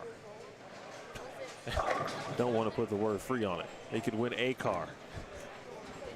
There might be some tax, title, and license fees potentially. But in all seriousness, Petrie the last 2 years has given the option. And win a car if you shoot 300 in the finals. And if memory serves me right, I thought we had a couple of guys make a run at it a couple years ago when Dwayne Mellinger won it. But just fell short. I think they went to about the eighth or ninth. I think he was bowling against Klumpkin at that time. They both had really good games.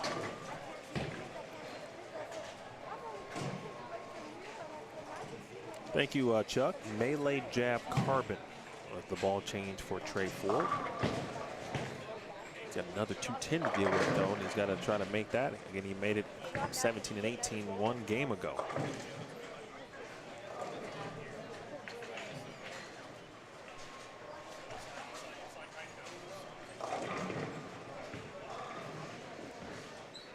Oh, and just nearly behind made it again.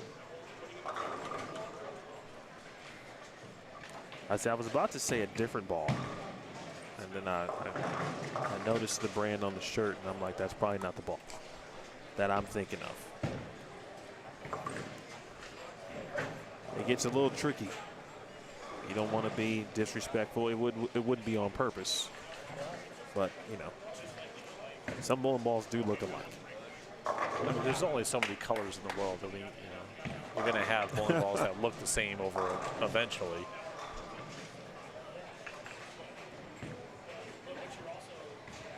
Matt Jones has made a ball change too. A couple players who are in urethane have gone to what looks like, well, Trey for sure has gone to reactive. Get a peek at this ball return as it makes its way through.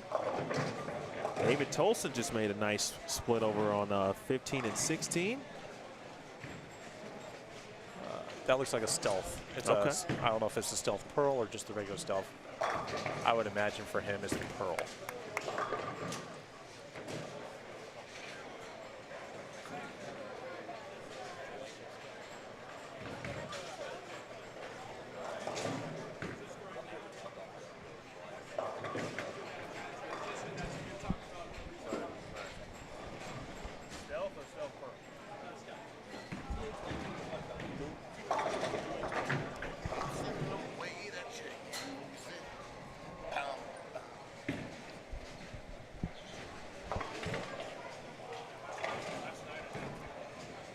Stealth, by the way, you were correct. Why did you think stealth for Matt? Well, you mean why I thought it was probably the pearl for him instead? Yeah. I saw the logo when the ball came out of the ball return, so I knew it was the stealth. I just assumed it was the newer release, which is the pearl. But he let us know it was the original, the regular stealth, and he said 2-inch pin. 2-inch pin. Yeah. I think my next goal, well, not goal, but I'm starting to hear a lot about 2-inch pins. Have you ever drilled up a short pin ball before? I can't say that I have intentionally or knowingly, if that makes sense. Okay. Like I didn't go in and say, hey, I'll use my guy Will Clark, who drills stuff for me when I'm home. Hey, Will, can I get a 2-inch whatever? Or I'm bringing in a ball that's 2-inch pin. If we drilled it, I didn't know about it. Okay. So, but on tour, 2-inch pins were very common for a lot of players. And, it seemed like for whatever reason. Now, one time I'll use, that was Liz Colkin, and she told me she was using a 2-inch pin, something or the other. But it seemed very specific, right? It was like there was a purpose for this pattern, and they thought this ball would work on it with a 2-inch pin. Yes. But other times now I'm just, seems like a very popular choice. Why is that, dude? So for anyone who does know, 2-inch pin is the distance from your positive access point to the pin. And 2 inches is a very small distance, so that pin's kicked way out to the right if you're righty, left to the left if you're lefty. And what it allows it to do is allows the core to sit up real early and not flare. So it gives you a urethane-like shape where it wants to read early and not try to peel off the back end anywhere, which is what reactive is designed to do. And still allow the ball to have a little bit better finish than traditional urethane would end up doing. So when you have a lot of short patterns or high friction houses that you know you're bowling at, or say a flat pattern where you want to keep your angles closed, a lot of options would be a short pin on usually a pretty aggressive asim ball. That will allow you to just keep it in front of you, let the ball roll, and it sits there early and never gets away from the pocket. It's just trying a way to control that pocket and still have some sort of energy to drive through the pins and not deflect away. I've had one. I had one that I drilled up, and it worked out pretty well for me for a while, and then I finally started to learn how to throw urethane the way it needs to be in order to use that as a productive tool. To add to my arsenal. But as it was pointed out earlier by, I believe, Mr. Hardesty back home in Phoenix, that I don't throw urethane a whole lot because I have what people deem a voodoo roll. So the ball just can float through the fronts pretty well and never really read as early as you expect it to. At times, it's not always the case.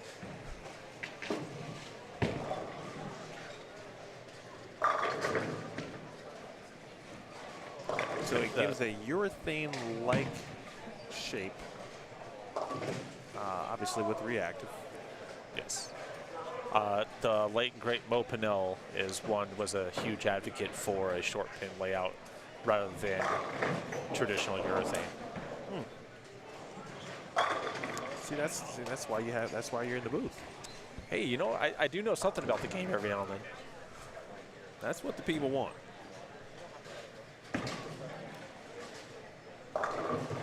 I appreciate that, though, but it makes so much more sense now. That's a good follow-up question from Top Nico as we drop in some standings. John Dunn is coming back. Are you coming back to the stream or are you coming back to bowling, John? Which one is it? Top Nico, I'm going to let him follow up on that question in 1 second. Let me just get you the scores here. Matt Jones, a plus 116 after that 297. Vaults him into the lead. Cortez Shank now at plus 102. He shot 188 in game 3 on the low end. Zach Wilkins, 200 even, down on the, he was on the low end too. No, that was right here on 23 and 24. He's on the low end now.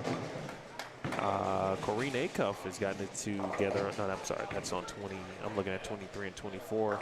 She's still struggling. She has yet to strike actually on 21 and 22. Farrell Williams, solid 3-game at plus 51. Michael Sager, who is on 17 and 18. Moved into 5th momentarily at plus 45. Trey Ford, plus 34. Dante Uribari, plus 31 at 7th. Morgan Moore, plus 23. Mason Robinson, 9th at plus 5. And Giovanni Capasso, for context, is 10th at minus 7. Finish dropping those in the chat. So then the follow-up, is there a particular cover stock that works better for the 2-inch pin-like layout? Which is a good question. Generally speaking, I think they'll say mostly is a solid cover stock, pretty aggressive. Because the idea is you get the ball to want to pick up as early as you can, like is what urethane does, is it rolls early without flaring a whole lot. So a big, strong, solid cover stock generally works pretty well because the ball will want to read as quickly as possible, and it gets that core to sit up in its spot as early as it can. And then with the 2-inch pin, it doesn't want to flip over any further, so it just rolls the rest of the way through.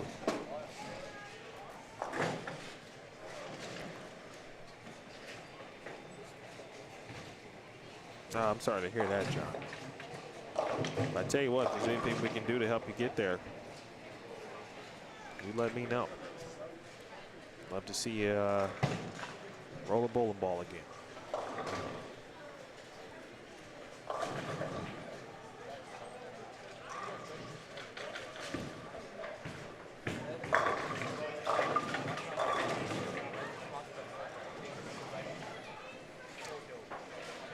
Mason looked like it's funny how you can have the world for a game. And that's kind of what Matt Jones was saying to me a little bit, where, you know, it's like the transition that's happening, and it's happened for every squad. And they're going through it now. And it's with the cross going, like, some guys going left, some guys going right, you're going to get different breakdowns across the lanes than you typically would if everyone's going the same direction. Generally speaking, if you're following the same people, or at least every other game with the same people, you're going to see the transition kind of go in the same direction. Here, you all of a sudden, you get to the next pair, and the people before you were playing them way different than the people that you were following the previous game. And so it's just the breakdown, the transitions that happen. You really have to treat each pair that you go to as a brand new, obviously it's a brand new game, but just a completely different mindset to never expect it to be what you just had. And that's why it's important to go get that first shot or two in, that you really get a good read and figure out what's going on and make your adjustments quickly and take advantage of the good pairs when you hit them.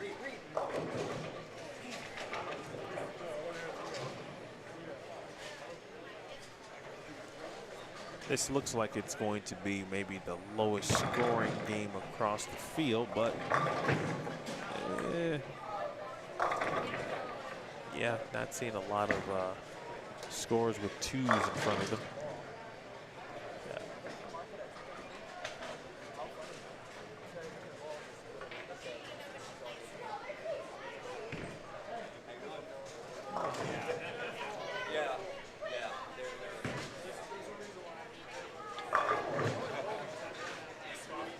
Yeah, that's a hurdle there, Mason. I feel you. So many of those have come at the wrong time for players.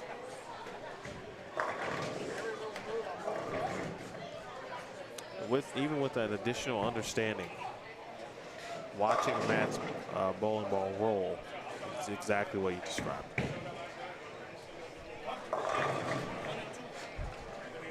David Smith in the chat. He's got the right idea. Voodoo roll is better than layouts.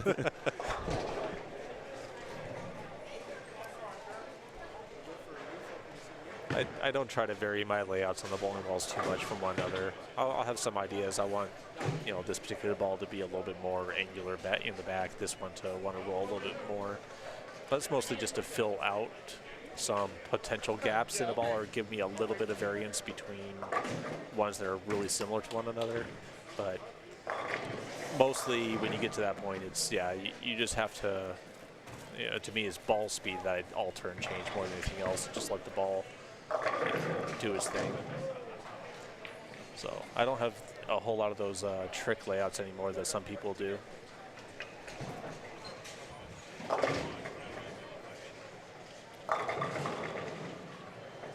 David Tolson with a messenger, one of the rare breaks he's gotten today. Garrett Strail. There's an Arizona guy. He's got 5 in a row. Going to be in the 220s next door on 21 and 22. Trey went back to the perp on the in the 10th frame there. I feel his frustration on this pair, that's for sure.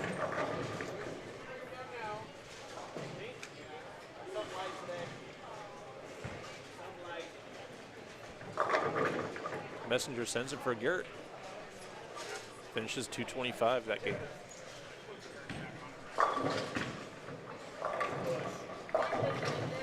Again, the cut number with 3 games into this squad, the true cut number is still +9 with all 3 players in at +9 at the moment.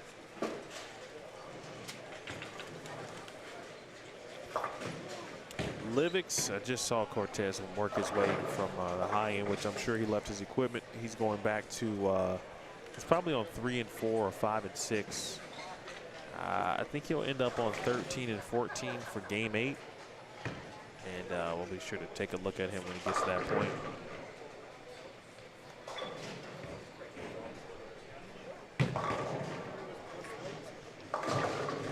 But we got a long way to go before we get there. Appreciate everybody staying up late tonight. If you're on the East Coast, it's almost 11 o'clock on a Saturday, no less. So there's a lot of things you could be doing. You could be out having dinner. You could be at the club. You could be at the bar. You could be asleep. You could be watching football. And you could be doing all of those things, but somehow you're still sharing a little bit of time here at the New Mexico Open watching on Boldstream TV. Very much appreciated. So if you could help me and hit the thumbs up, smash it for me, and make sure you subscribe. And then tomorrow morning, of course, we got all day. Keith, I think I missed your question earlier. Bowling begins at 8 a.m. Mountain, 9 a.m. Central, 10 a.m. Eastern tomorrow morning, 7 a.m. Pacific. Bright and early. Not that early, but it's early enough. For some, it'll be probably very early because they want to make sure they're here on time. Because Steve doesn't mess around. No, he does not. In fact, let me set my alarm. All right, because if the players can't be late, then certainly the broadcasters can't be late either. Well, if you don't show up on time, the fans here that get to watching it, they don't get to watch it. That's but right. But at least you don't lose your check necessarily. Well, you don't know. The bowlers don't show up on time. They're out. They're done. Mike Lee said, I'm done with 19 and 20 with the little between the legs shot there to fill.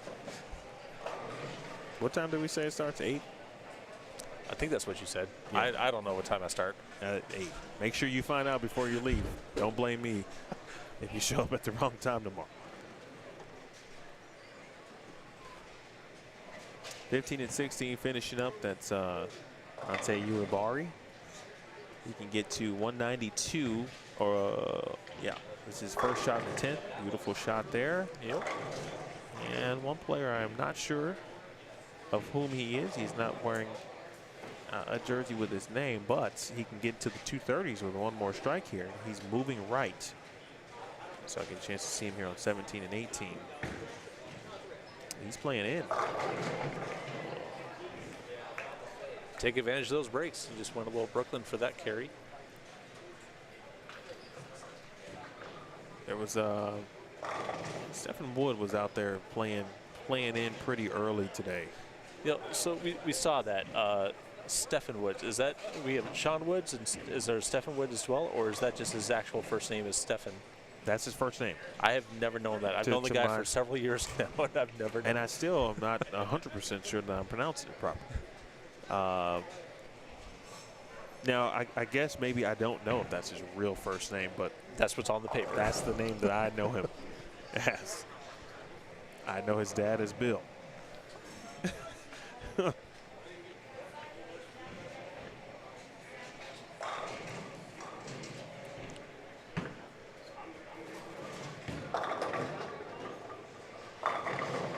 Better shot, Messenger, just shy. But when he was doing it early, it seemed like the right idea, especially at the time, because, again, that's why it just seemed like everyone was kind of uncomfortable, not sure what to do. And it seemed like a smart play to just kind of get away from everyone at that point. Worked for me. Right.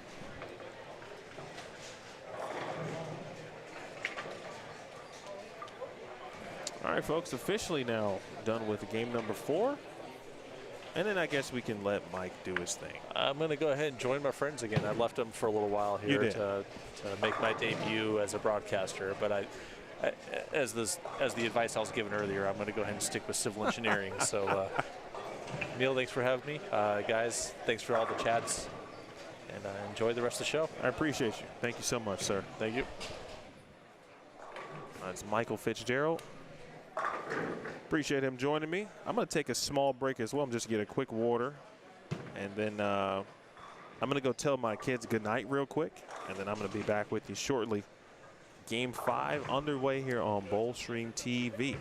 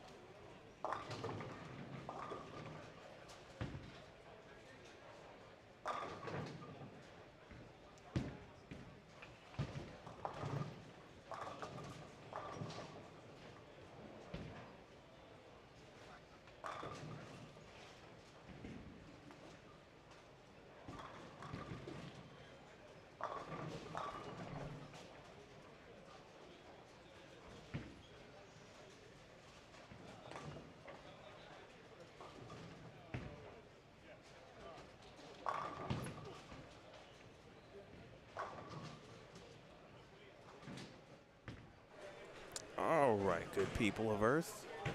We've got 4 games. We got 4 games left, and then we've got 32 players.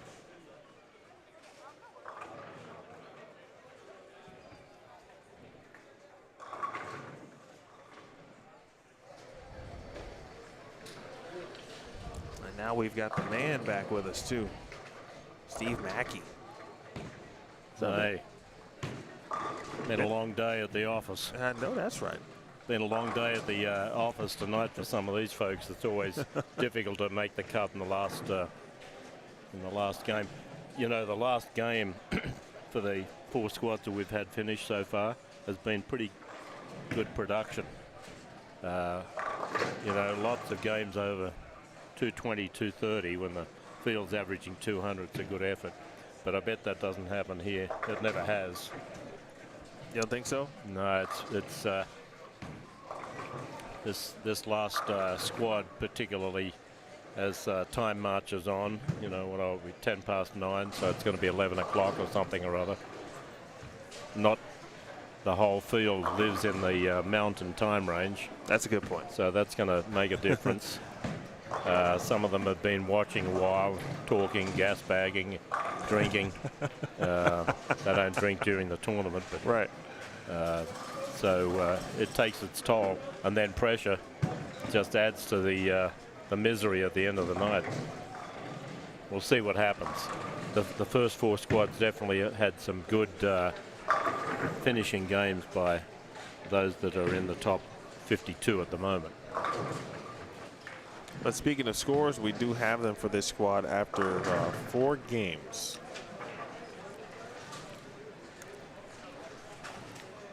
Got Cortez Shank. Shank 907. Matt Jones with that 297, 905.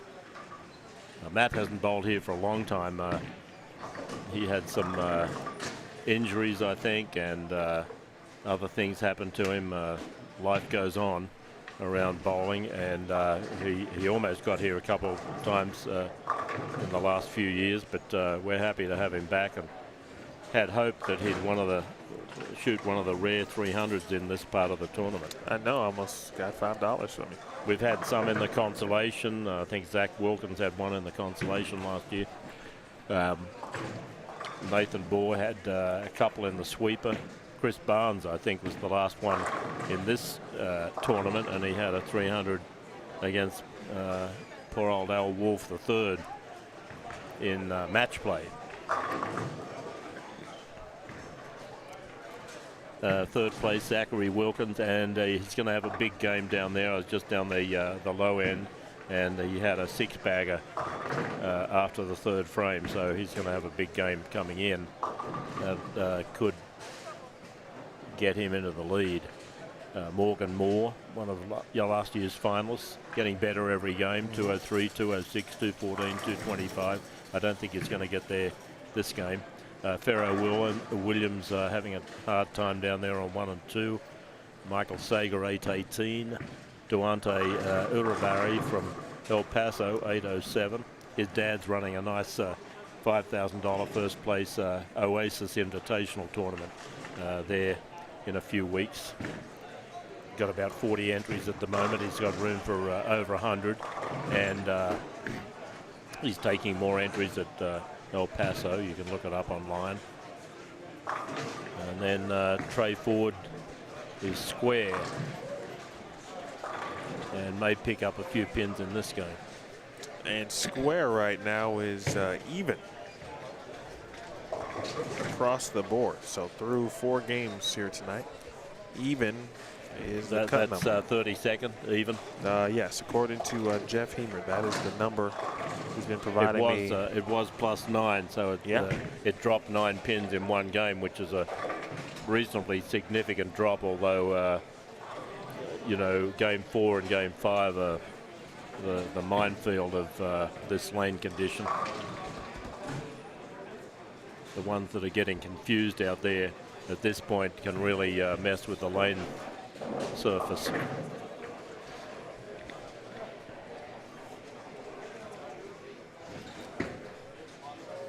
Been an interesting start to the round. We thought Cortez and maybe Zach Williams was just going to be off and running, and maybe they'll both get to 200 over. But to be at 100 over for 4 is still saying a lot. Who is going to make it from this squad? Looks like at the moment 1, 2, 3, 4, 5, 6, 7, 8 players could get there. Having a look at Robin Priola in front of us here on lane 19. She is the Albuquerque area Woman Bowler of the Year for last season. She averaged 220. Current average is about 212, 215 or so. A very good bowler for Cleveland High School a couple of years back.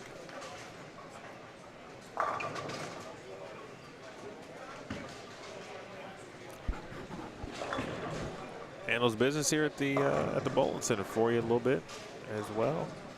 In fact, she let me in Friday morning.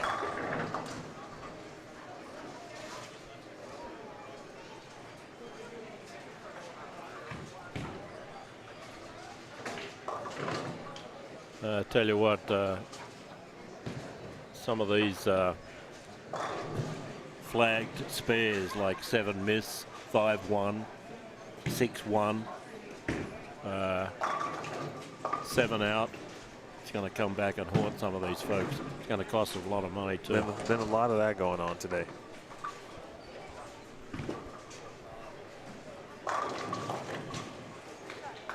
Let's see what Noah Gallegos does with this designer split on 16. He's on a 4-bagger there.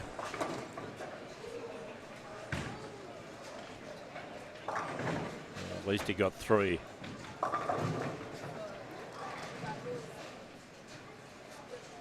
Trey Ford in a little bit of trouble here. He had a 7 miss after a double. It was a 4-7-10. I mean, get 2. Yeah, there's he 4 missed some sticks he count. just threw in the gutter, literally.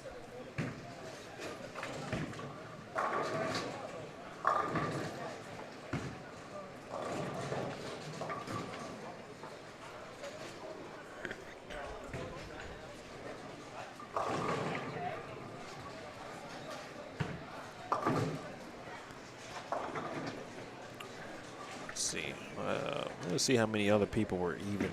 Actually, no one. So Trey Ford at even technically is the number right now after those 4 Even, games. right? Yeah. And he just threw 4 pins away. So it's probably now -4.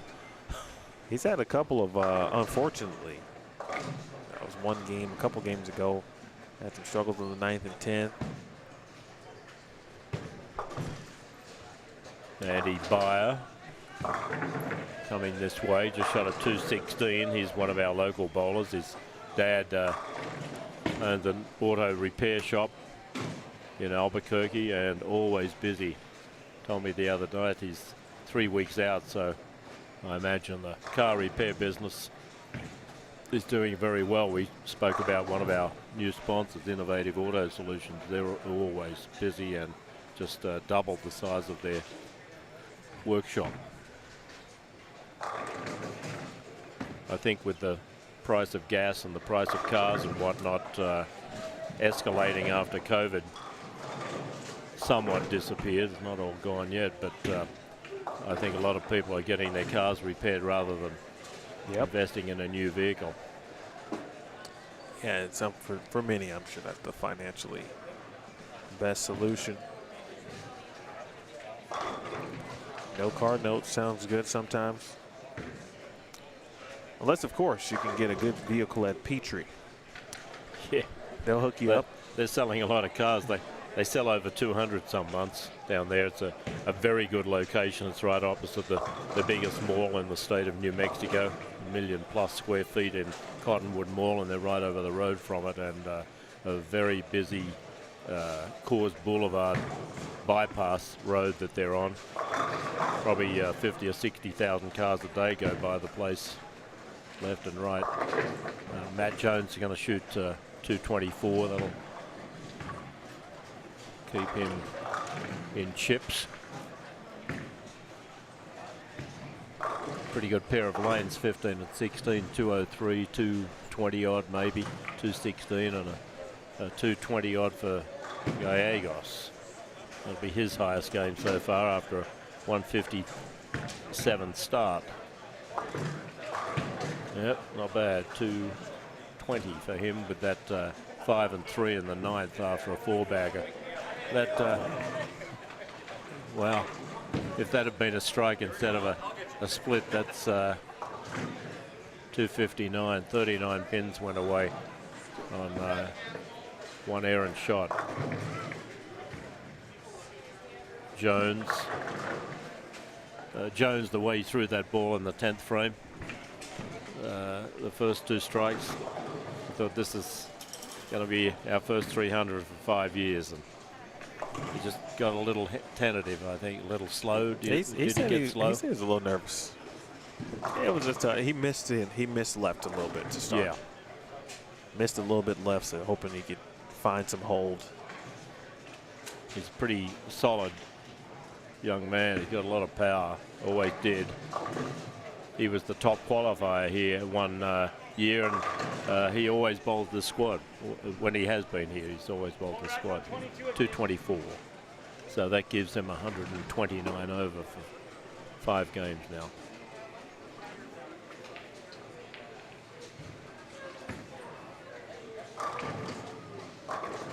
Alex de Vargas, one of our local league bowlers.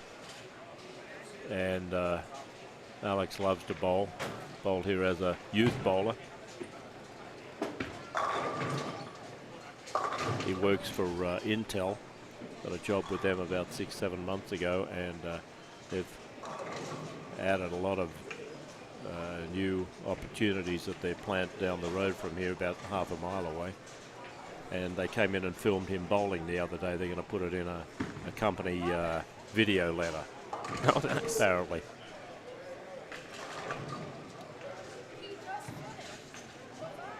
I don't think Pharaoh Williams, who's coming down this way now, had a very enjoyable game down on 1 and 2. Probably be happy to get out of there. Someone asked about swag bowlers too, by the way, in the chat earlier. I have seen a few players with some swag jerseys, but I'm not sure exactly who they were. But Alex is wearing one. There was at least one other player I can't think of. They come out of California Bowling Supply, and I think their bowling balls get made in Korea.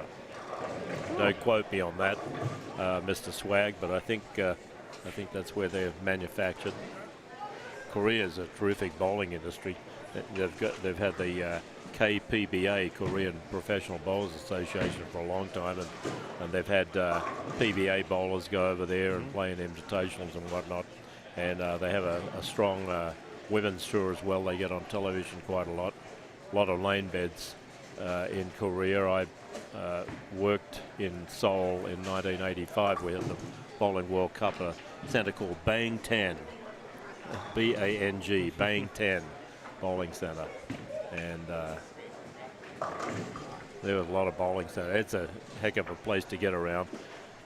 The tournament hotel was about 10 or 12 miles from the bowling centre, and they had a police escort for the buses to get the competitors to the bowling centre every day because of the volume of traffic in that city. I don't know how many people live there now. I can tell you, I used to supervise centres in Sao Paulo and Rio in Brazil, and Buenos Aires in Argentina, and in the 90s, those centres, those cities, I should say, had the population of Australia in each one of them. 20 million plus people in one city. Wow, it was shocking.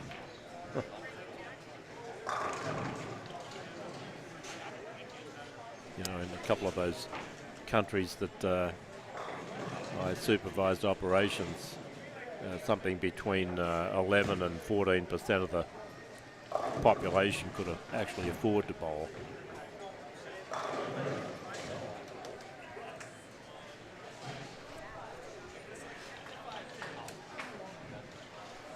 Still don't know this gentleman's name. That's what I was supposed to do this round. You know this? Do you know this young man with the glasses? Scott Wiley. Scott Wiley. Yeah, Scott's in pretty good shape again. He just had a 236 in the fourth game for 755. He can go off the sheet here for 237. That'll be a big deal. He's come off a knee operation, and he was running a pro shop up in Colorado, and he's just moved back to Corrales, which is just down the hill here from Rio Rancho. And we're looking forward to getting him in a couple of leagues here in the fall. Moved back about 2 weeks ago. Wasn't sure he could bowl in this tournament, and he's doing okay.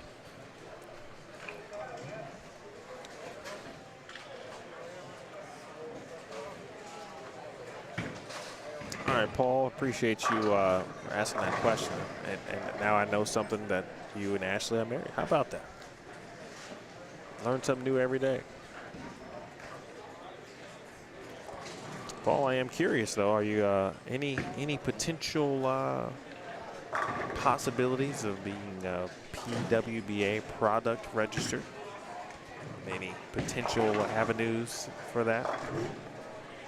I'm just curious for any season upcoming.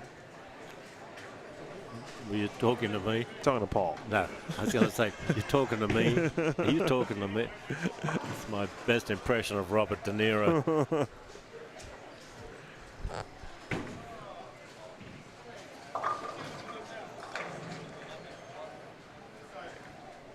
It's an interesting story, though, about swag.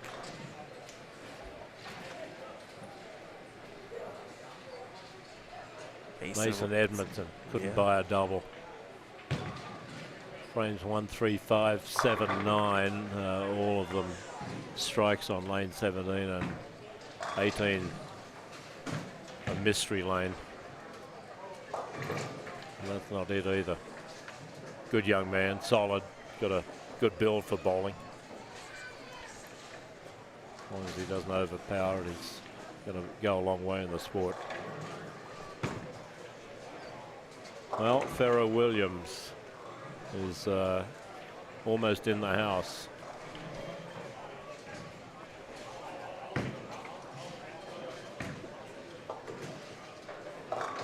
Scott. Eric Vanderlip here, his two daughters bowl a couple of times a week. He's also one of our high school coaches and battling along here. In a bit of trouble though.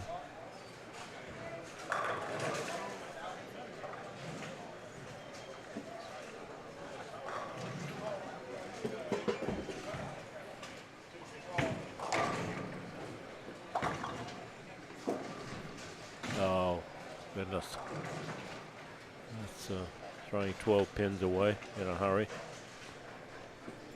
205 there for Scott. Where you start to kind of key in on that mood. What's the mood like in the settee area? Start to feel it a little bit.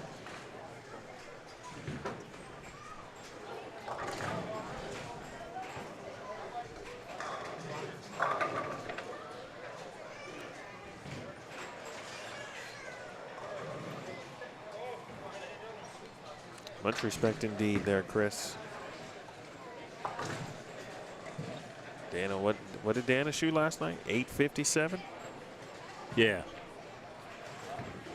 And 855 on Wednesday night. He had 2 300s last night in the no-tap pro-am.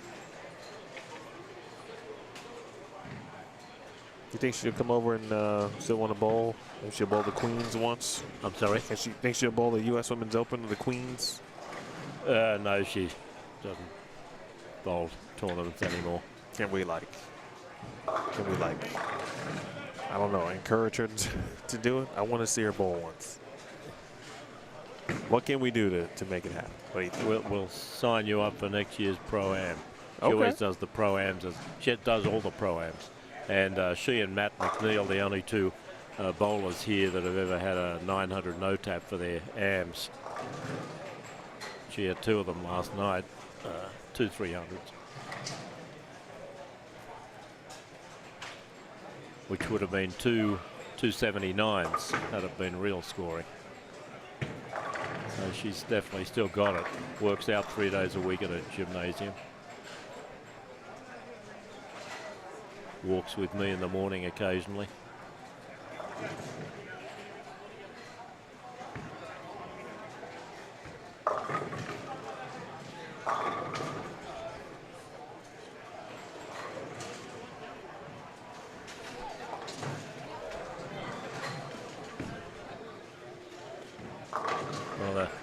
Comments here from J.R. Jenkins, Johnny Ray Jenkins.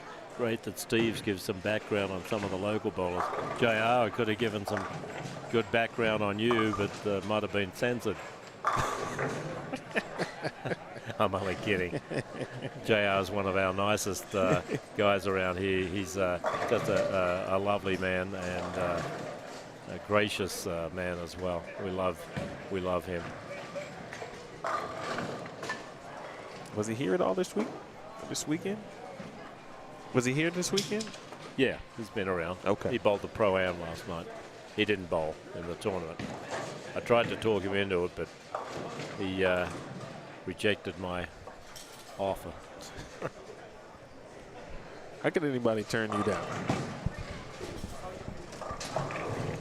Right, that's got to be a rule. Like, you can't say no to you. Like, that's probably a rule. Oh, I drive people mad here. I walk the lanes every night. Every shift that I'm here, if I don't come down on the lanes, it's very unusual. And I've always got something I'm selling here. You know, we run 50 to 70 tournaments every year in this house. Wow. So I'm always flogging something. And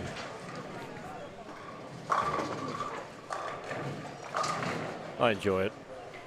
People seem to, a lot of people say yes to me just to get me out of their face. I walk away and they come up for the tournament. Probably go, what the heck am I doing here? Andy needs to get a move on here. He's bowling really well. He bowled us in league a couple of weeks ago and shot a solid 9-something for 4 games. This is Andy Byer? Andy Byer, yeah. He was a very good youth bowler here and now married with children and just signed up for this tournament. As a matter of fact, on Thursday night he came in and bowled one of the sweepers and handed me his credit card, and hopefully for him the rest is history.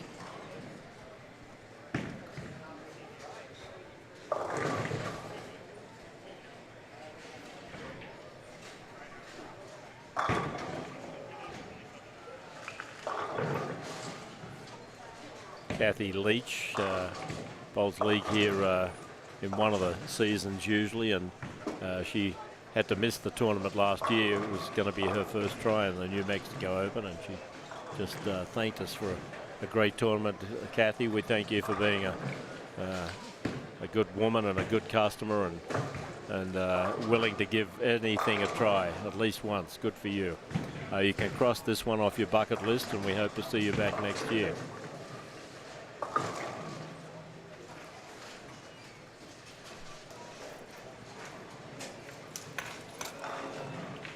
Thank you, Kathy, as well. It's nice to see you out there competing. I thought, I saw, who did I see? I forgot what the lane courtesy is for this tournament. I don't know if it's double jump or 2 lanes or 1 lane. Forgot the rule on that, but it's a very nice thing. I saw D-Ron walking Kathy through that part just so she's good. That was very nice. It's a nice interaction. Bowlers helping bowlers doesn't happen a lot. Well, not enough. Jones in trouble down there. Greek Church on lane 14.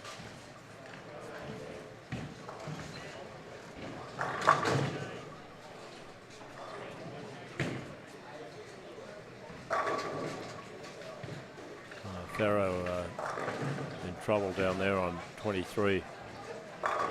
24, he's 35 in the third.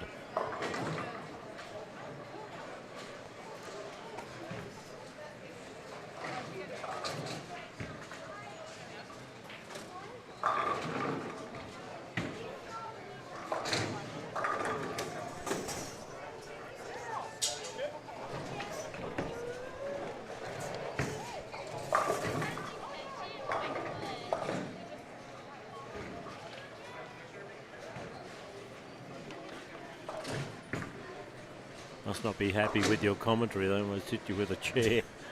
I'm only kidding.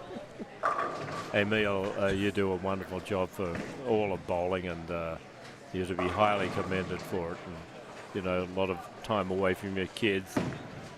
You've had some personal stuff to deal with this year, and you come up and show up every day. Love to have you move out of the Windy City and come to the hot one down here.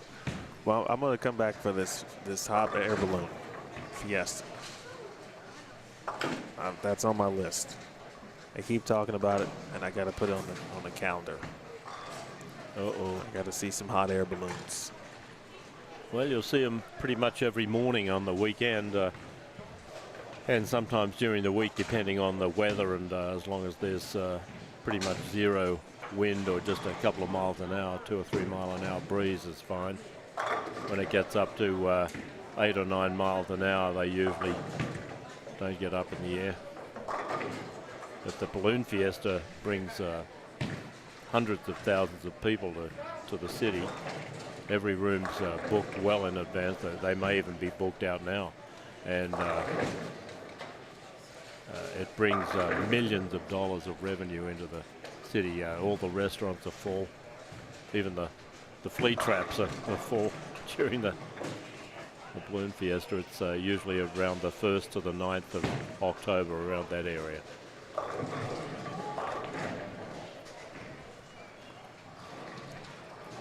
Well, let's see if Andy Byer can keep going here.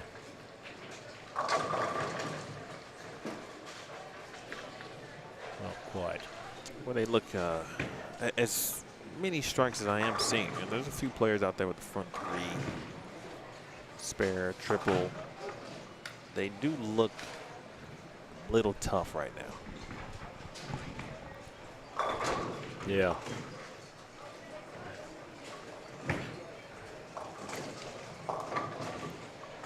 Yes, not much going to happen in this game. Certainly doesn't look like it. And number of missed spares is horrifying.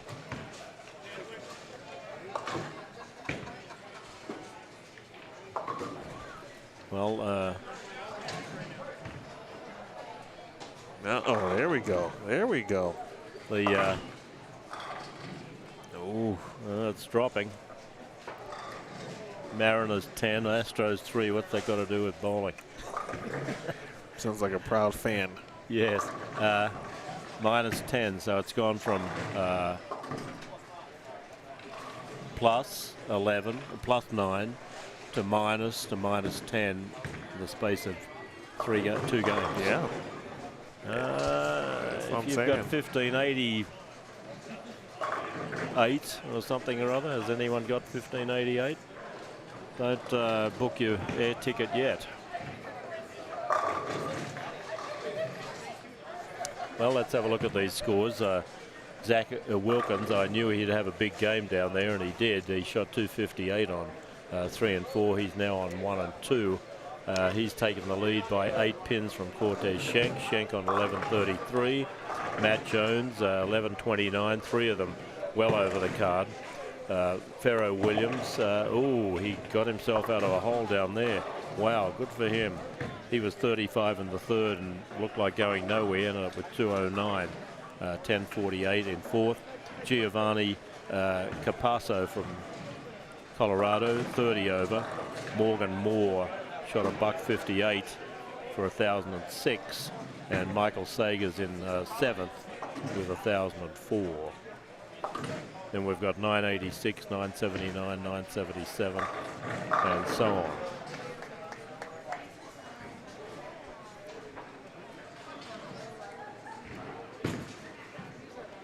Again, the cut number at the moment, 32nd.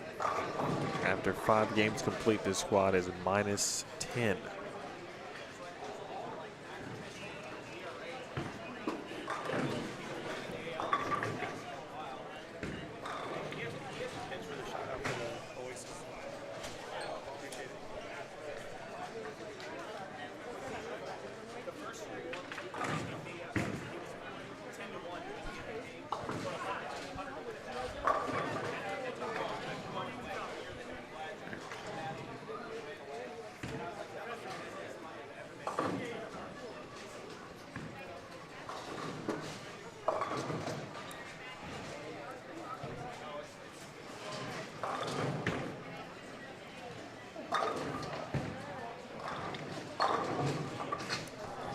comments we just had before the scores went up, folks, was open play here at Tenpins and more. We'll have lanes tomorrow night from 6 o'clock.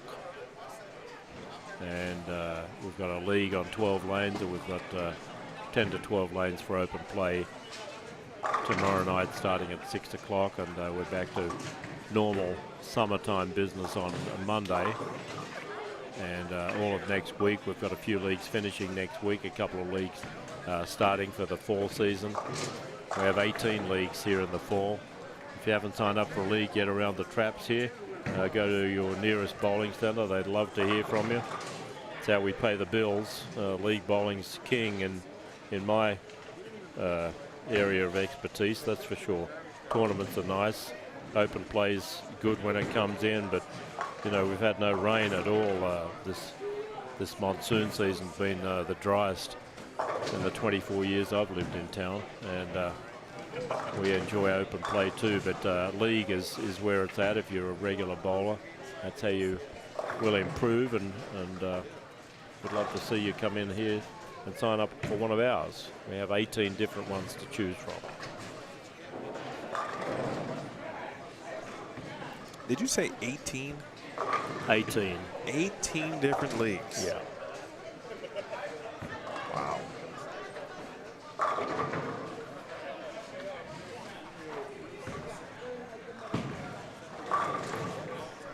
That's crazy. That's great.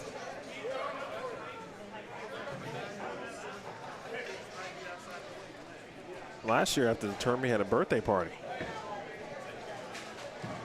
I remember that actually vividly for some reason. But Whose was it? that I don't recall. I believe it was a child. It's a kid's birthday party you had.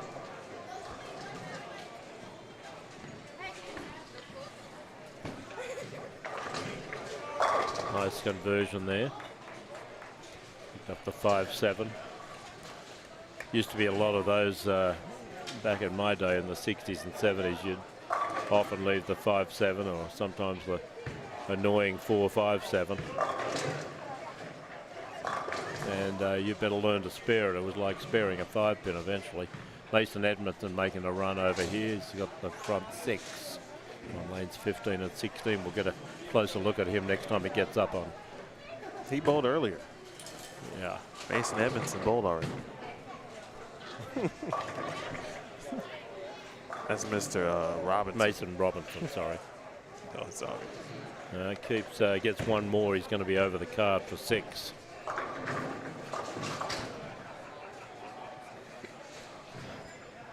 Chris, my guy, and who watches a lot of bowling. Chris from Canada just said, you make him want to move to New Mexico. Where's he from? He's from Canada. Which city and province do you live in there, Chris? Now, and the other thing, so is it the accent that makes you want to come over here to live in New Mexico, or is it the bowling portion that makes you want to come over? My guess it's the weather. The Whether or not it's snowing 8 feet of snow in the morning before the sun gets up. That make me want to move. Steve, are you familiar with the rapper Jay-Z? At Like you probably heard a song. 74 years of age, I could care less. Well, but tell you anyway. So he Is has he a bowler? I don't think so, but it'd I've be got great if he absolutely was. No though. interest in him then. It would be great if he was. I've never seen Why? him participate in a celebrity bowling yeah. event. But he has a line in a song, and he says he says I am a hustler, baby. I sell water to a whale. You have that ability. You could sell water to a whale. You could. You could sell teeth to a shark. You just got that. You just have that ability to. I get believe people. you. No, seriously. I don't think I'll Google him all the same.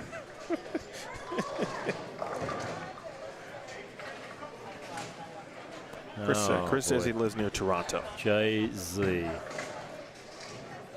I had a centre, I can't remember what it was called now. It was in London, Ontario. It was an AMF centre, 32 lanes. and took Dana up there for an exhibition match. And we ended up bowling against a woman who was a 5-pin champion. So Dana bowled her bowling 10-pin game, and then they had a 5-pin match. Can't remember the lady's name. She was a heck of a 5-pin bowler. Quite a different game. Here we go with Mason Robinson over here on lane 16.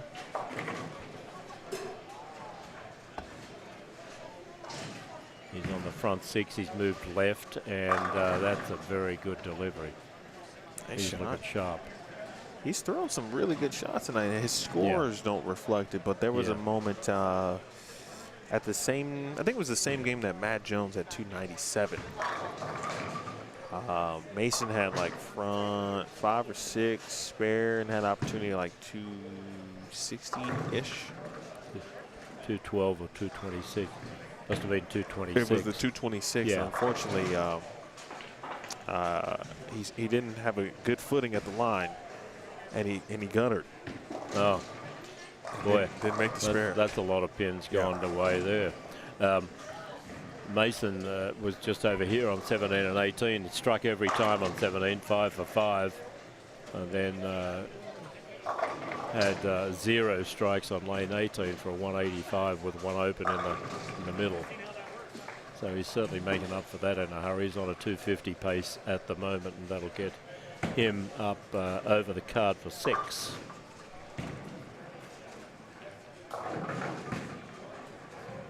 Ah, he remembered. Southland lanes. That's correct, Chris. Wow. Al Nudzvig, Khan Casey. We had we sent an Australian over there, Russell Post, to manage the place. He was a transplanted Australian. He's born in Canada, so he was kind of going, quote, home, and he quite liked it there. And then I ended up leaving the company, and I think the place closed a few years later. Nice house, older house, 32 lanes.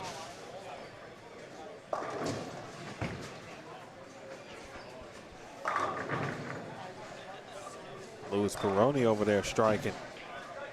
Here's a shot out the window for Mason. 7 count.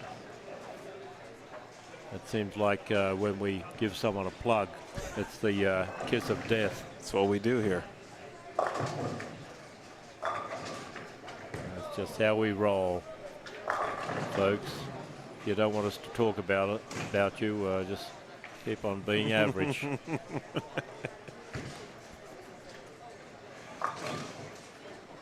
That's a tough one. That was a tired man shot over there. Ferro needs to go off the sheet for a 179, so it'll keep him in the cup, but now only 27 over, and he needs another 2 strikes to get there.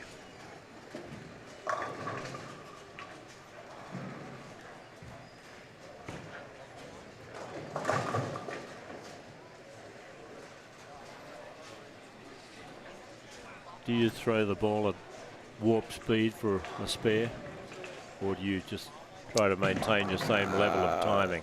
I wouldn't call it warp speed, but I would say when I was bowling on a regular basis, my, especially hard and straight and anything, was a little faster than ball one's ball speed. I would say that. Nothing too ridiculous, but it was faster. I did try to learn to just kind of have the same body control, if you will, on both same shots. Cadence of your feet. Yes. Whatnot. Because, you know, every now and then you can get a little out of control if you are throwing it a little harder. Yeah. At least for me.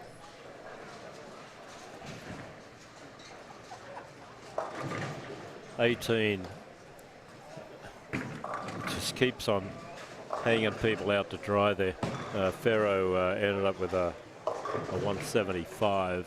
Gives him 23 over now for 6. So needs to watch his P's and Q's over there. He's our sole bowler from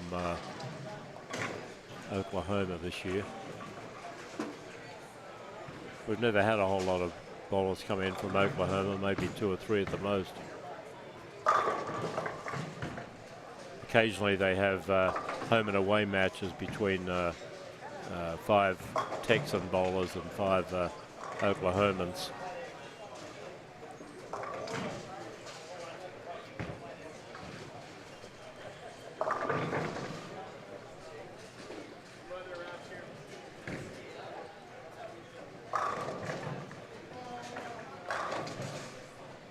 Where did I just see Dylan? I wonder was it Lucy? Dylan Macon. I saw him bowl recently. He gets around. Out of Texas. You might have seen him in Kansas or someplace. It probably was the Lucy. Okay, let's have a look at. No. Oh, there's a.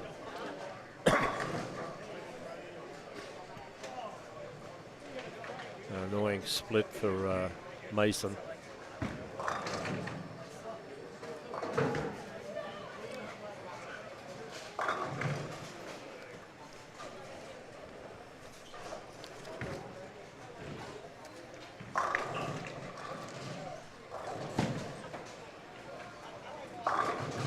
Pat Bottom in front of us. It's a bit like the wild man from Borneo there with the sunglasses, the beard, long hair. He's out of Kirtland, up in the Farmington area of northwest New Mexico. Bowled here 2 or 3 times. Always bowls the last squad. You know, someone always bowling the last squad and never making the cut. That's a bit like standing in the same place and missing the 10 pin 6 for 6. Saying you gotta give it a try on a different squad, huh? What do now? Earlier you said a lot of people used to think that squad 4, and maybe they still do. Squad 4 was the higher scoring squad, which, of course, today, as we talked about, squad 3 was far and away the highest scoring. I'm thinking not most, but several people who choose the squad. Someone like a Cortez Schenck wants to know, what's the number, so they can have something to shoot at. But you got to be wired in the right way, to have that mindset. Yeah. Well, 4 is difficult. I'd be liking to go on the fresh in the morning, the first squad. That'd be my deal. And of course, the older you get, the better it would be having a day off in between your qualifying squad and then bowling the brackets. Yeah, Friday doesn't sound like a bad idea.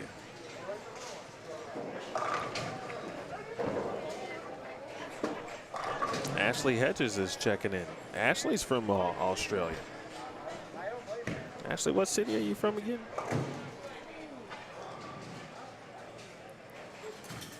SP Conrad, we hope your recovery is going well after that surgery. Hernia, that's about 5 or 6 weeks. And not allowed to lift anything over about 5 pounds, depending on what part of your body the hernia's in.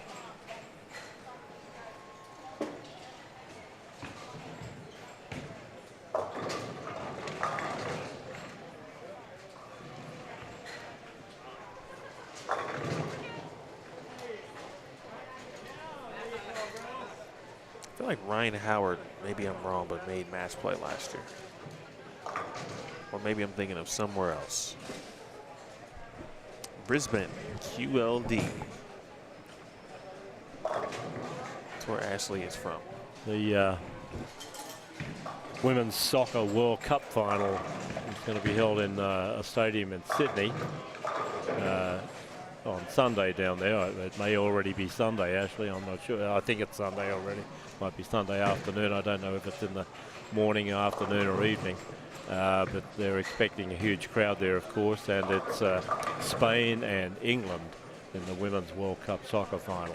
Australia and Sweden played the third place match probably today, and if you can write down who won that, I'm hoping Australia women came good in that. Let me know. And Ashley's response to me is, I'm good, mate. 2:30 Sunday. Must be in Brisbane. Do they have daylight saving down there? Wow, 2:30 p.m. already tomorrow. Probably be in the stepladder finals by then tomorrow. at that time here.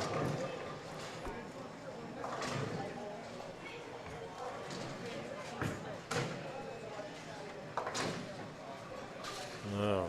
Mason finished with 242. With 2 games left. Yeah.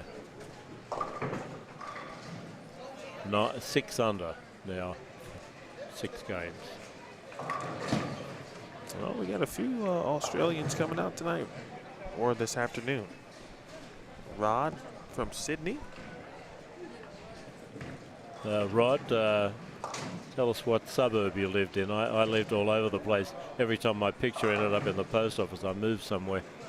I lived in Caringbah, Kurnell, Epping, North Sydney, French's Forest, Tempe, Sydenham.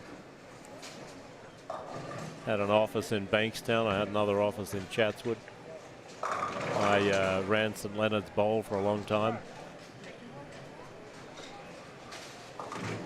Uh-oh, Australia got beat 2-0 by the Swedes. I'm shocked that Sweden can play soccer. I mean, what do? Play indoors? You've only got about 2 months of the year when there's any sunlight and outside. That's a good effort for Sweden. Good effort for the women's soccer team from Australia too, just quietly. I don't think they've ever done anything in the World Cup before this year.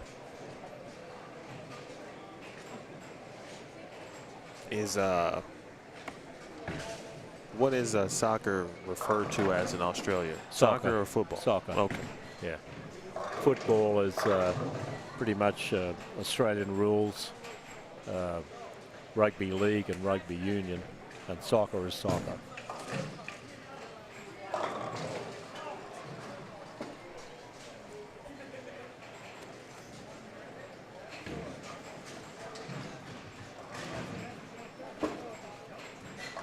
Right, 19 and 20 finishing up. In the booth with tournament organizer Steve Mackey. The 19th edition. So next year's the 20th. You already thought about like what special anniversary? What is the 20th? I know 25 is silver, right? Yeah, I think so. I So don't know. What is the 20th? It's a good question. This is the 20th, except for COVID. That's fair.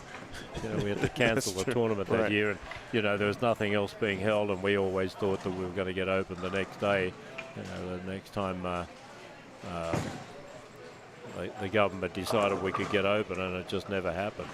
We were closed for 11 and a half months here, whereas the state of Georgia had bowling back up after COVID started within 30 days, and at one point we were the world's longest closed bowling operation. This state, not the country of America, this state was closed for 6 months and 3 days before we were allowed to even open the first time for a couple of months. Wow. And it was just really devastating. I'd never seen anything like it. You know, I closed this place very reluctantly about 4.5 days in 22 years. You know, for storms or we'd never had tornadoes here, but we had a snowstorm or and they're fairly rare as well, or might have had a torrential rain downpour in the monsoon season.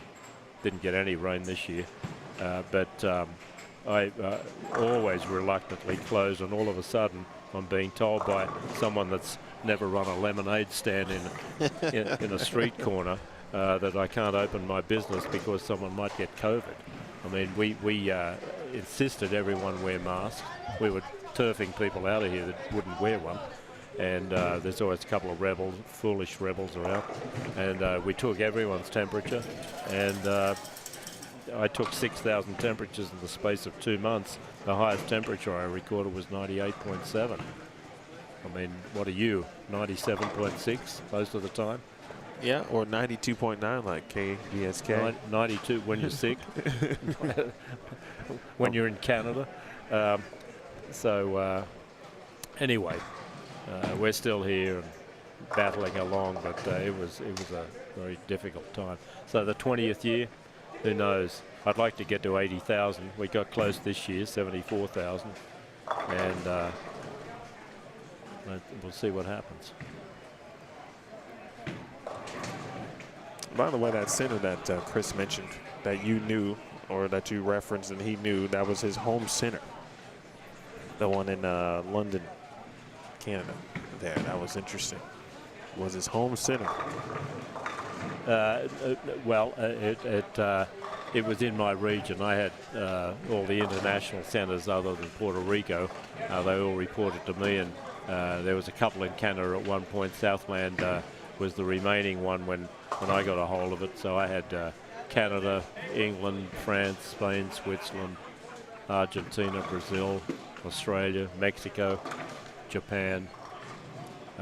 Helped Hong Kong out a little bit, and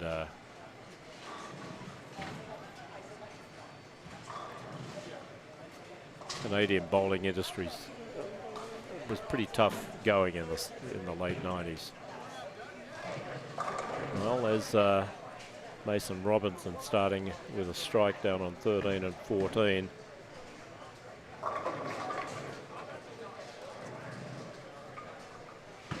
Officially game 7. We've got 2 to play. 2 to play and 10 o'clock, so probably get done about 11. That's a reasonable time. I was recalling with someone earlier that there was 1 year, and it might have been 2007 or 2008. I think it was 2007, and it had about 147 entries that year, and we had 60 people in the last squad, 5 to a pair at 7 o'clock. Do the math. Oh, it was horrible. It was about 1:24 or something in the morning. We finally locked the doors on the place, you know. And now be here at 7:45 or you'll get disqualified. It was quite an event. Now I'm curious, Steve. Did you have somebody show up late a couple times? That oh yeah. Okay. Yeah. More times than I care to remember. You know, we used 3 subs one year. I remember one bowler came in and we were already practicing, and he'd been replaced, and he said, I said, "What are you doing?" He said, "I'm getting ready to bowl." Started early. I said, "We started on time." I said, "You've been replaced." He said, he looked at me. I said, "What?" I couldn't imagine having that conversation with you. You know, I mean, because I know you just said reluctantly, it with a straight face. Yeah, I reluctantly disqualified people, very reluctantly. But most of the time they disqualify themselves by, you know, not following the rules. Rules are rules. Oh, man. What's going on lane 20? We're going to get started.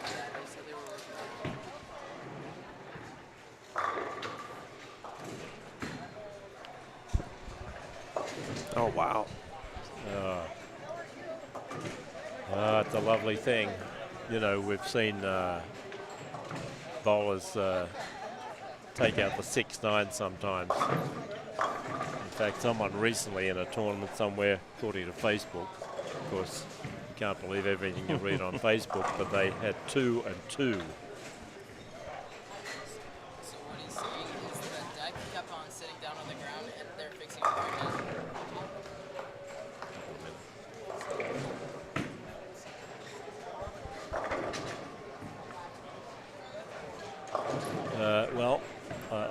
look at myself in the mirror a little while ago. I need a beauty sleep, so I'm going. That's a good idea. Gotta hit the road. See you, mate. Love you. You're Have a doing good a great night. job. Appreciate you. I look forward to tomorrow. Folks, if you do make the top 32, be here. And don't be out in the parking lot. You've got to be inside the bowling centre. Jeff will be looking at the atomic clock that we have available, and he'll be expecting you to wander in about 7:30, 7:40. We always get someone that comes in at 7:44 and 29 seconds, a bit like that James Bond movie, Dr. No. Just beating the clock. 10 seconds and counting. You know, get Oh, over man. here and quit talking outside. That's good. Anyway, we'll see what happens tomorrow. We have used as many as 3. We've occasionally not been able to use any of the people. And, you know, it's such a well-known rule now that you have people hanging around like the sword of Damocles about to drop on someone's head. Well, you never know. If I'm 33rd, I'm showing up at 7 Oh, too. yeah, absolutely. You better. We have a consolation tournament tomorrow as well. If you finish 33rd or lower, you'll be able to sign up at 9 o'clock or 11 o'clock for a 3-game set on this pattern. We pay out a minimum of $1,000 in prize money. Whether we get a big field or not, we usually add money to it. And that'll be tomorrow at 9 and 11. If you're 33rd or lower, you're more than welcome to show up. Usually first place is somewhere between $300 and $350, so that's a worthwhile 3-game set. See you later. All right, Steve. All right, Steve Mackey, the organizer. Been doing it for so many years. He is going to get himself some rest, be prepared for a long day tomorrow, but that's the best day. So crown a champion and hand off a $13,000 first place check to one person. 52 players total, though. 51 others will get some money.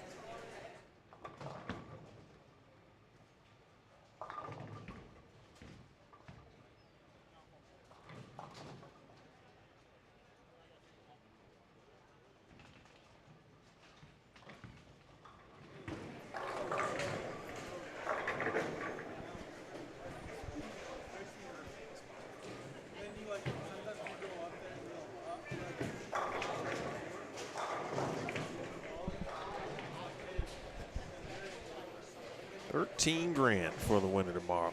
Again, 52 total cashing spots.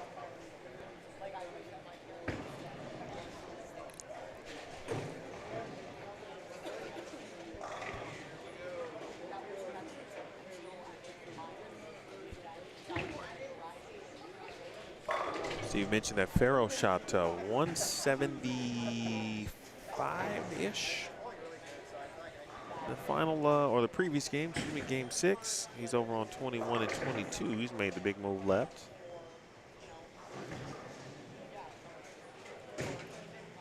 He used to be solid for these 2 games. Oh man. Well, how does that head pin wrap right around that 10 for Andy Byer? Lewis, I hear some Lewis has got a couple of fans watching. He's stepping up on lane 19 here.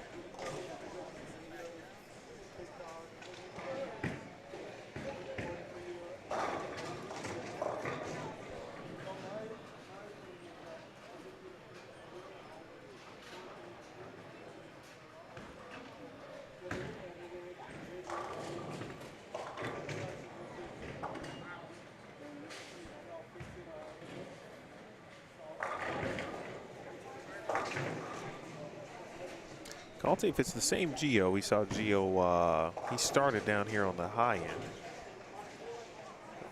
Love this jersey too, by the way.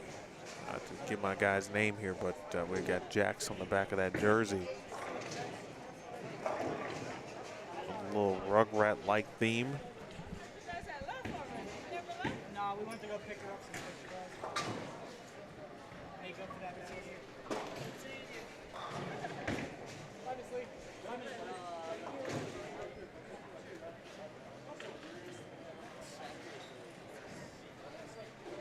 Yes, Chris, 13K for first. I believe this will be the highest first place check given out for this tournament. It's always, you know, 10K. And then the first year I did this event was 2021. I think it was 11 then. I got up to 11. And then last year was 12. And now we're at 13.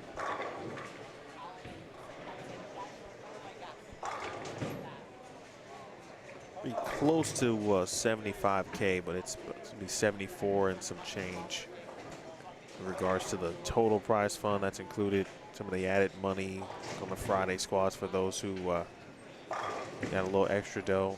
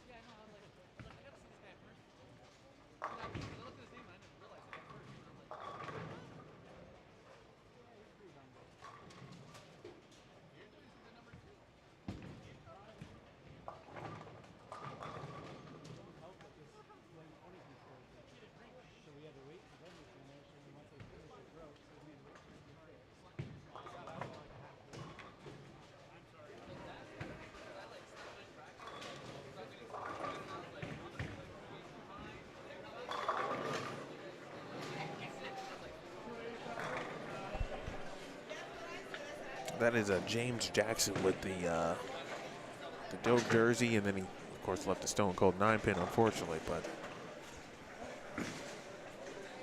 on our next update, we'll see who is near us. We're going to be playing a little bit of a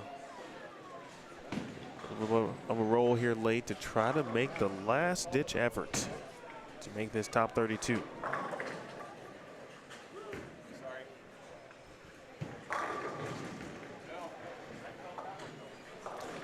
After 6 games, the cut was -10.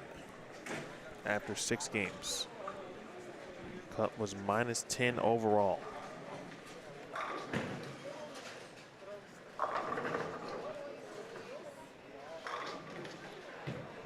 And there he is. It's still -10. Oh. We've got a tie at the moment for 32nd and 33rd.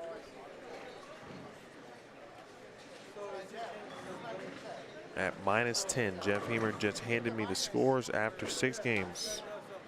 Sorry, that meant after 5. I beg your pardon. That was after 5, it was -10. After 6, it is now, or still -10, but we now have a tie for 32nd and 33rd, which means if that holds up, we would have a 1-game roll-off tomorrow morning at 7 a.m.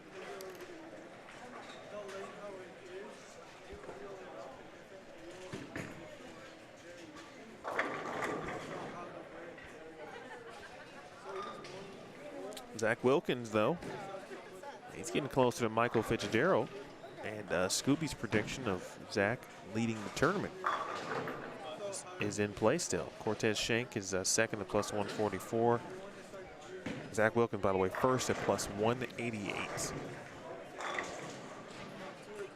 Matt Jones is third at +118. Michael Sager fourth at +29. Pharaoh Williams fifth at +23. Giovanni Capasso is sixth at +5. Mason Robinson right now is at -6. He would be in, and then there's a tie at the moment because Dante Uribari is 8th at -10. And if I look at my all squad sheet from the first 4, right now that would be Anthony Lavery Spar. So it's been Anthony who's been the number for the last 2 games. Now he has company at -10.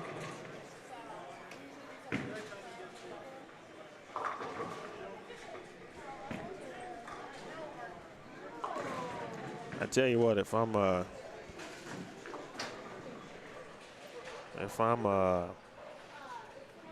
I'm pretty sure it goes 1 versus 32, I think. 231, etc., and so forth. I think that's how it works. Now, Michael Fitzgerald could be the #1 seed. I don't want to face Anthony Lavery Spar in the first round.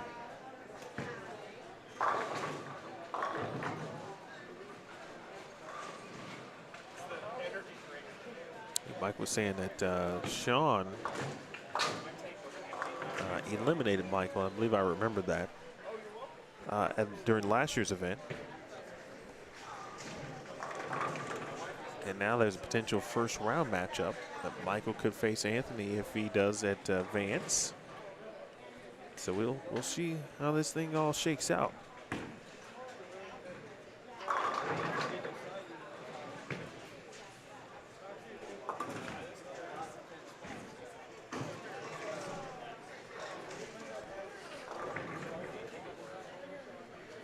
What do you guys think the number is going to be? Let's throw that out in the chat. Keith's in at +2.5.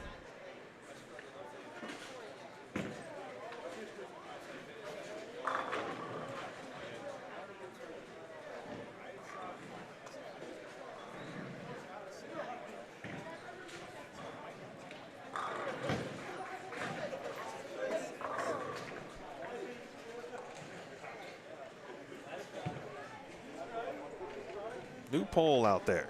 Will the cut number remain at -10?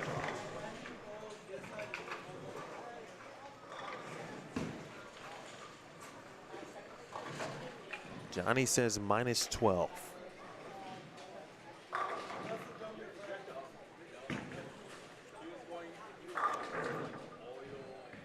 -12 right now will be Morgan Moore. Kyle King is at -15. He and Ed Smagler. If it could get to that number.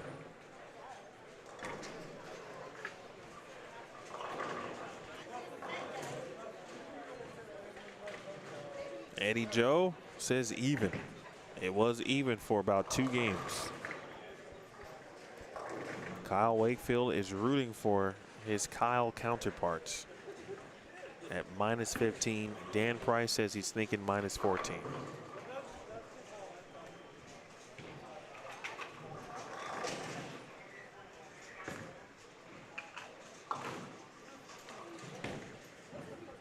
Scooby says -16.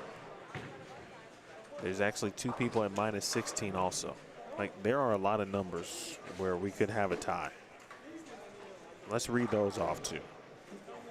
So we know that +9 is a 3-way tie. 3 people at that number. There's 2 people at -15. There are 2 people at -16. 2 people at -21. 2 people at -22. If we get to that point.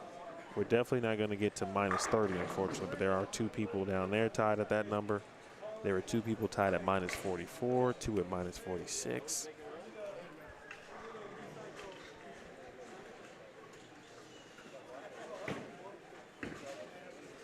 Ashley says +5. +5 right now is Giovanni Capasso. So there's almost a player for every number you guys are throwing out there, whether it's plus or minus. Legos with a 9-pin, and then stops a nice, good early start. There's Ryan Howard in this situation. He's a -113 for 2. He'd need to make up obviously a lot of ground, but 2 games left. He's off to a great start. Come on, Luis Perone. That's right, Rip Van Racer. You did say that. You're still in play as well.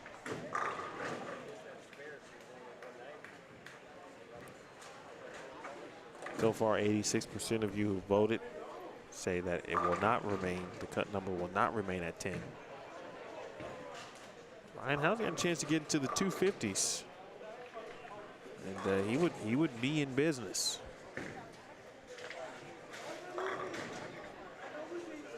He'd be showing up to work early, ready to work that final game.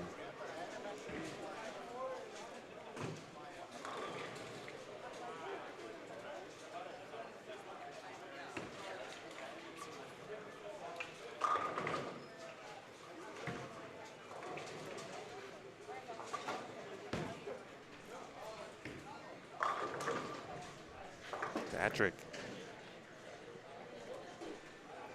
Nice double.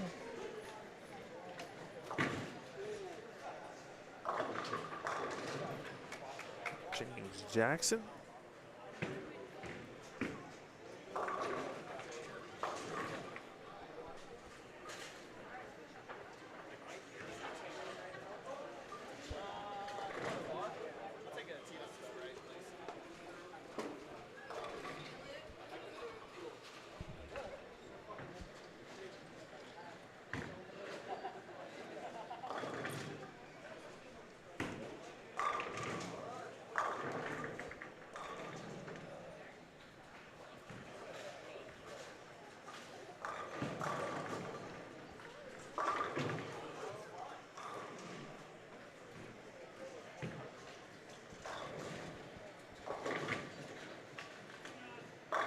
Oh, good break for Ryan Howard.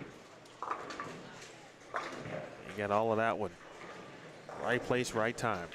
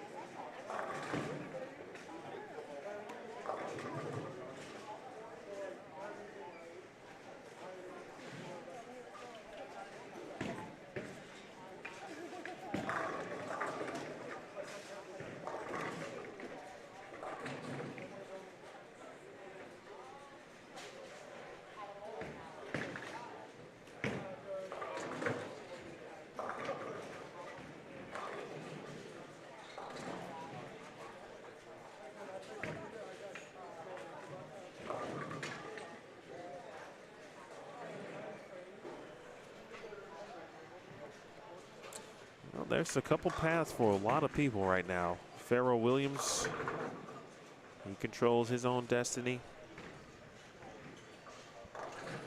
And even further because he's already plus.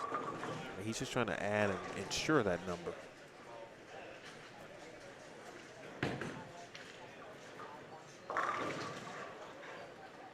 Someone like Ryan Howard is trying to run down the number.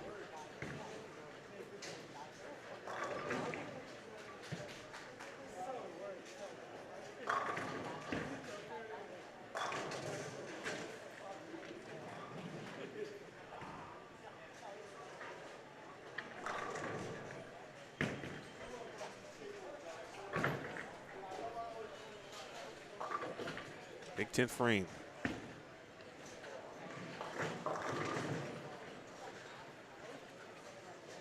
For Ryan Howard.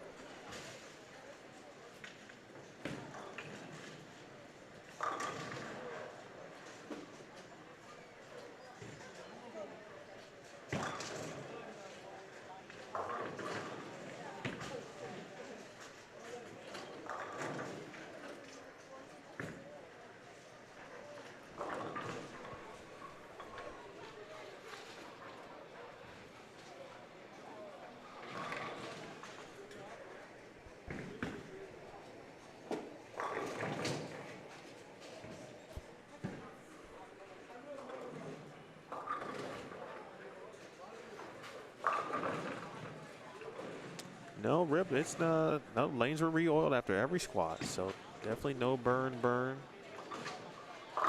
Oh, another break for Ryan Howard.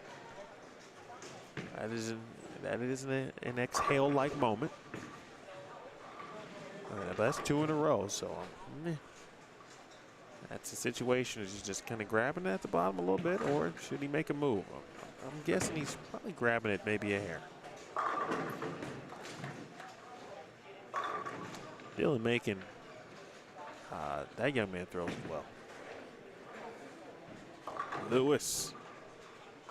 They got to get Lewis a double here.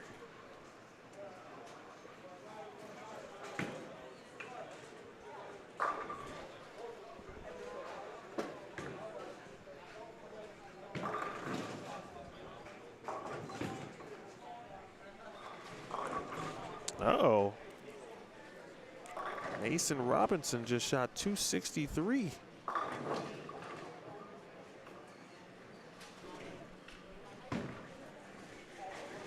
Now, he was already in the number, so he improved his standing significantly.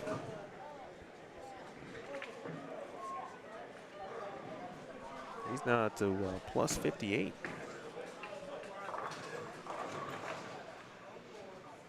Or 57, excuse me. Plus 57 in one game for Mason Robinson. His last two, 242, 263. Johnny, I could. That's a good perspective on that. The mental burn, yes. 248 for Ryan Howard. Thanks, Chris, by the way. Sure, we'll see you tomorrow, hopefully. Thanks for all your support as normal.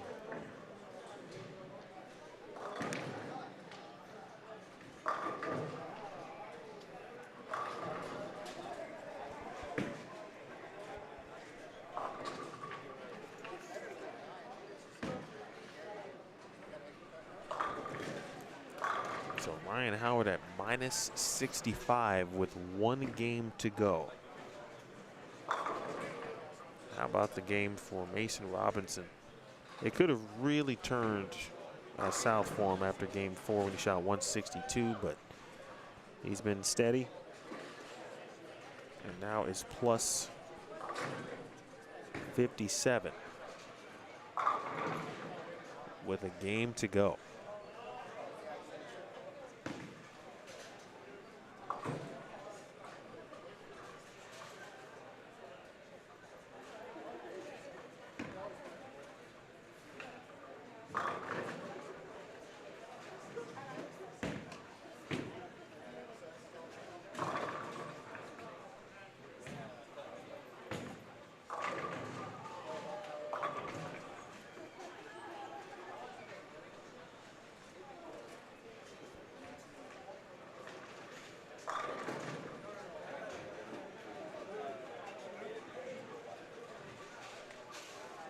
So all done on 17 and 18.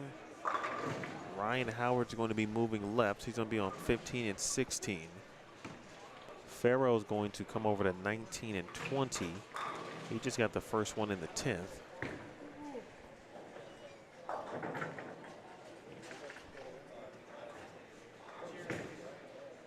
Lewis handles it.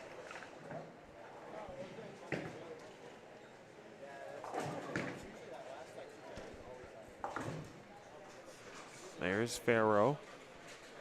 On your screen. Nice maroon and white jersey. Shout out to Royal Flush Apparel. This one's getting the 2 O's. Needed the big wheel. Did not have the big wheel on that one. So at worst, he's going to lose 6 pins. It's going to leave Farrell at plus 17 with 1 to go.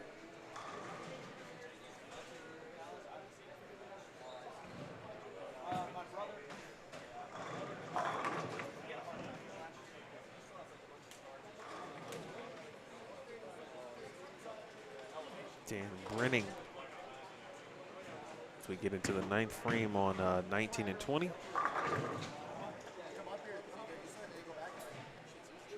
All right, the spare made. 194 for Faro.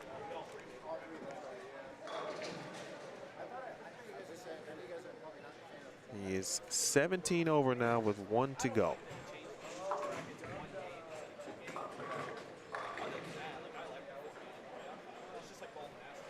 Some scores that I don't know about on the low end of the building.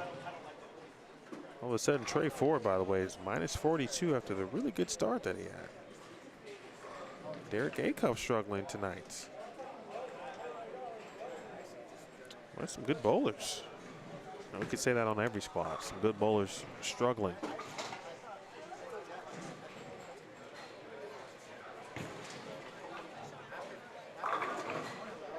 Like Noah here at minus 80. Lincoln Max at 224. He still give himself a chance. Now Lewis with a 3, 6, 7, 10, but this could be the highlight of the week. Appreciate all Lewis's hard work and the entire staff here.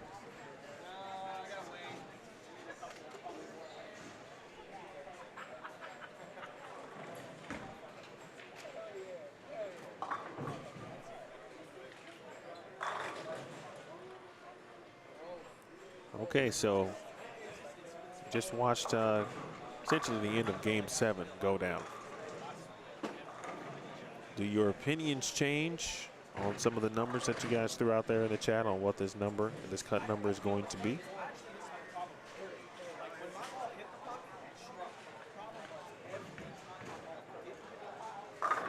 Oh, Ryan Howard just opened up with a very good shot, nearly left a 4-9.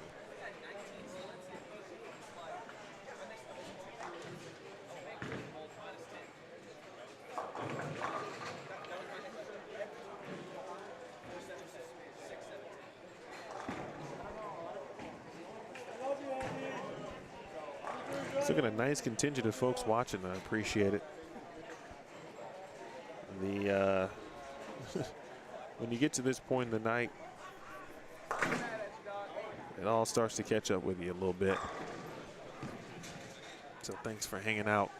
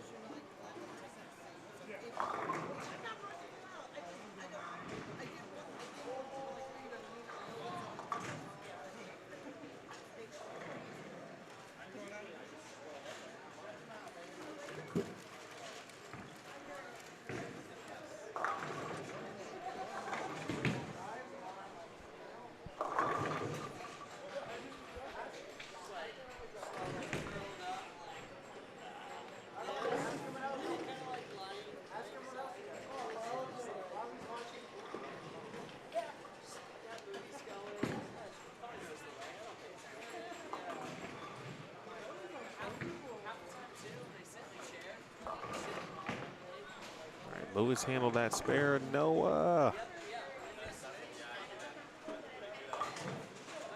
And well, that'll about do it. Noah had struck out there, at least doubled in the 10th. There were some possibilities of at least making something potentially happen.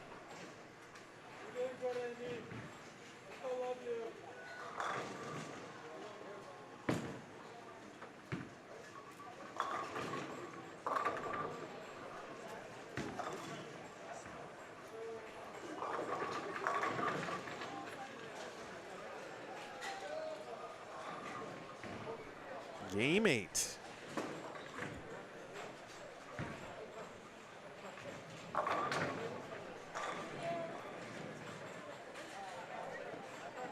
Take a look at Ryan Howard here. Second frame. Again, just shot 248 to move to minus 65. That one is through the nose, 3-6-10. Or 3-6, excuse me.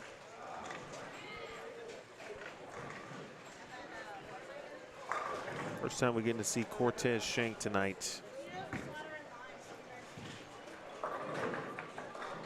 He's going to be bowling tomorrow.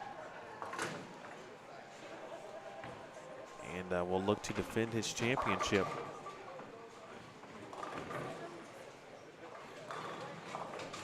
Still believe in the history of the event, there's only been one two-time champion.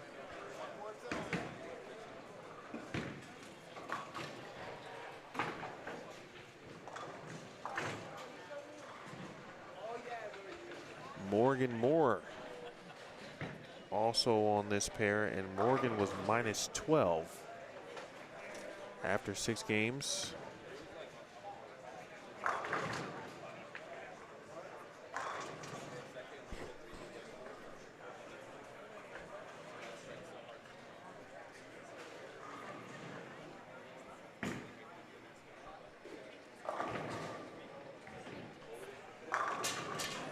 Kando did not have it for the first few games, unfortunately.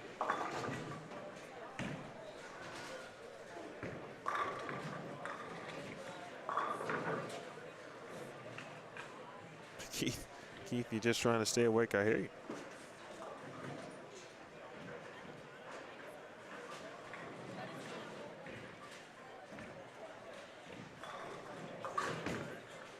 Matt Zweig posting, hopefully from, wherever he's staying tonight at the Airbnb. Hopefully he celebrated his birthday properly, or at least as best as he could, considering he's got a bowl in the AM. But happy birthday again, Matt. He said they didn't, I want to say that he didn't throw nearly as much urethane as his squad did, which was squad 3. So kind of what Michael Fitzgerald was talking about in the first, when he joined me the first 4 games for this block. Not seeing I won't see as much shim going across the lane this late. Some of that additional hold down lane. Ryan Howard, power and speed. Number very possibly -15, according to Mr. Zweig. Yeah, it's very possible. Tony Caps has finished in Lunchbox Jones. Keith is still trying to stay awake. Honey Bunny, thanks for streaming this, she says. Watching from Kentucky. Well, I will try to rest well, but make sure I'm up in the morning. Early open for Faro. Sean, it was a pleasure to watch you. I was hoping you could do some good things. You had a lot of talent. But -48 might get you a check there.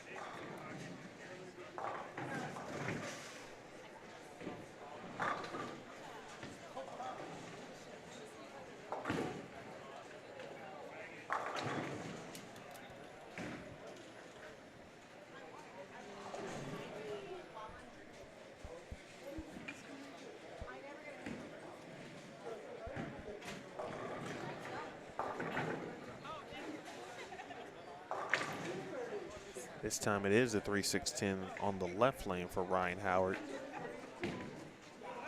Lewis.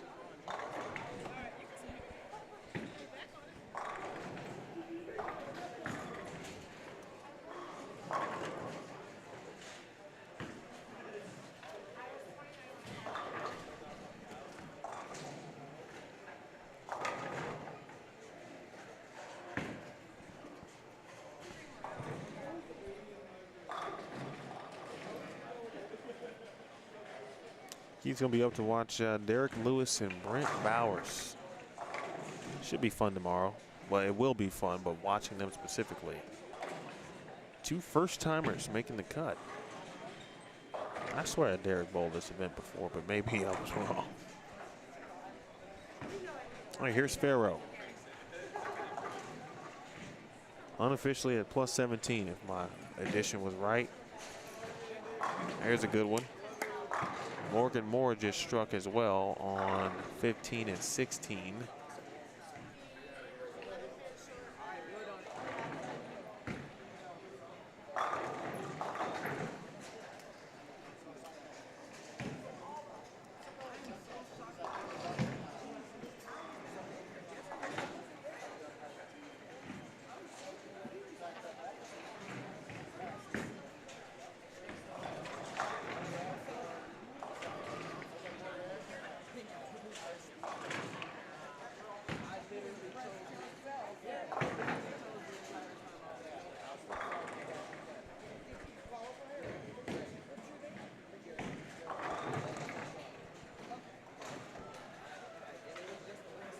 .49 made by our guy Patrick over there, sporting the swag jersey. I know that'll make Paul a little proud. A few more votes were added to that poll, by the way. Will the cut number remain at 10? 77% said no. I get the feel that it did go down, but or maybe not, actually. There were a couple of scores, 263, 248.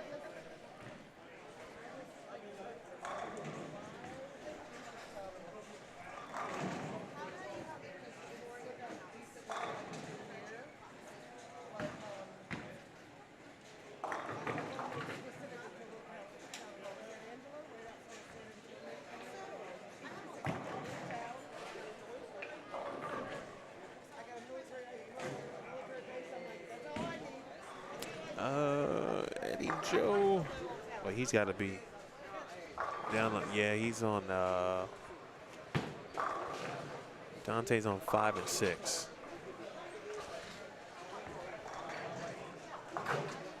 But haven't seen the 7-game update as of yet as Faro doubles.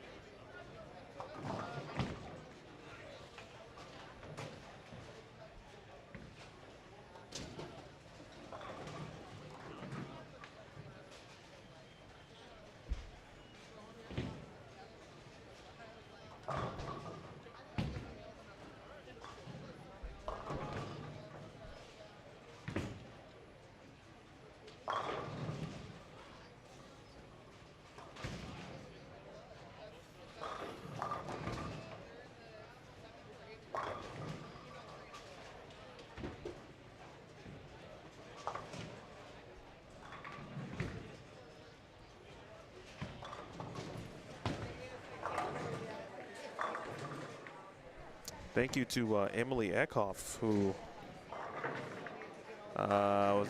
brought down the new scoring sheet, courtesy of Jeff Hemer. She also alerted me that Trey Ford shot 247 in game 8 to go from -37 to +10. The cut coming into this game was -12, and it was Morgan Moore.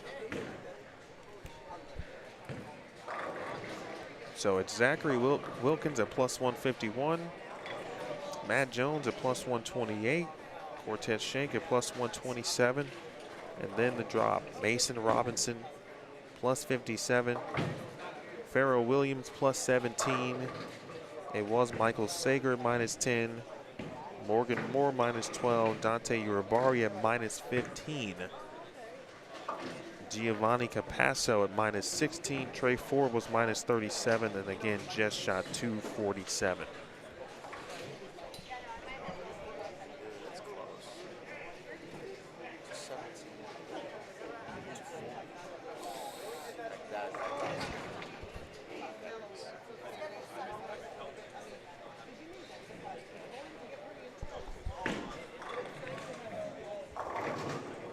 Good break there for Faro.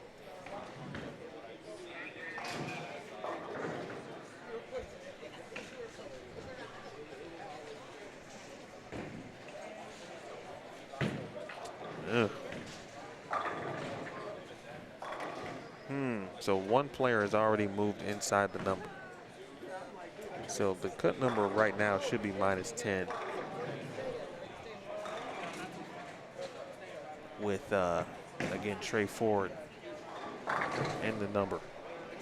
He was out, and he just shot a game to get him back in.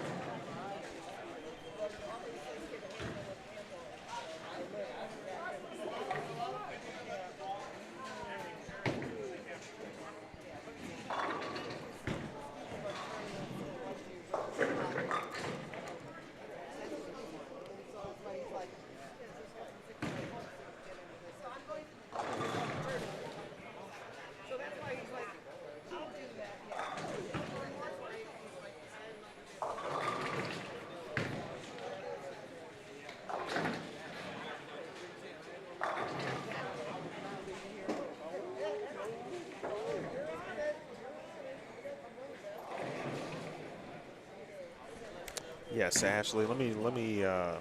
Let's put him out there.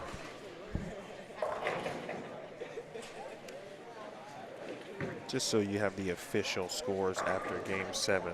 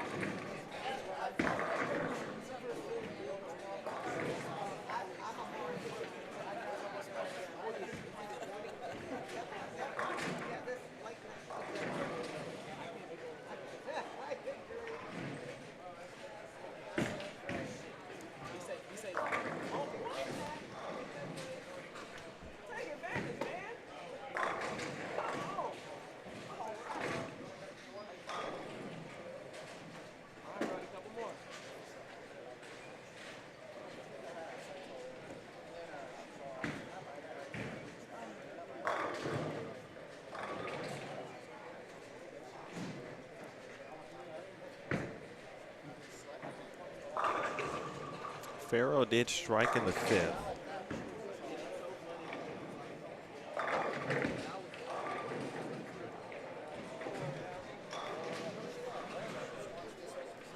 So after the early opening, he's thrown 3 out of the last 4.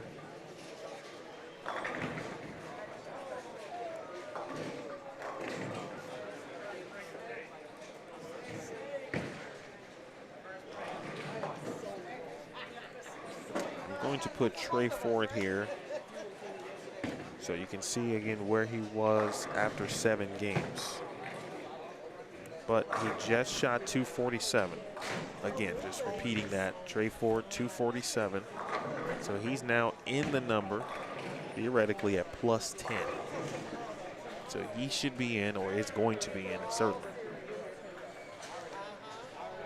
That would mean Morgan Moore, who was the number,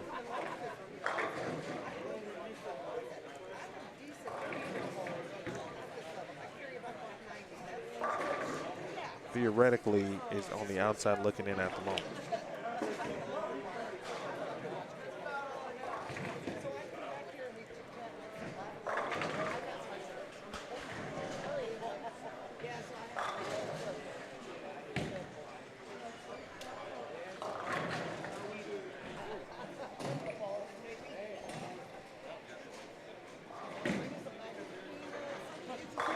Big shot there for Faro, huge double.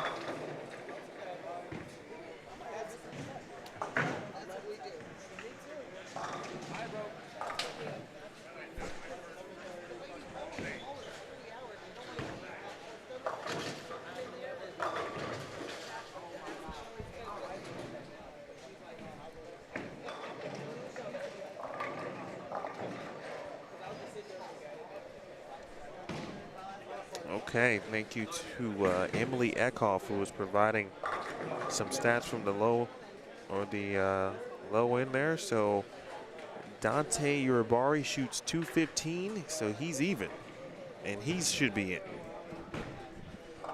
So that's two players right now who were outside of the cut entering this game and now have shot games that theoretically should get them in. Which means, again, that's got to be two players out. So the number continues to move up. And so now let's go to our final tally here. So we've moved past Michael Sager. Maybe not. There could be a tie at -10. I forgot about Anthony Lavery Spar.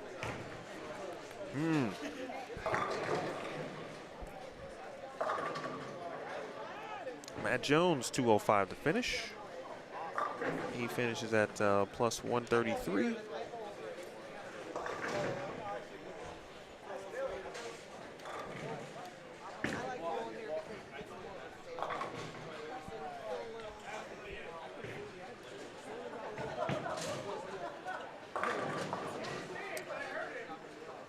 And it's going to end any specific chance. There's Cortez.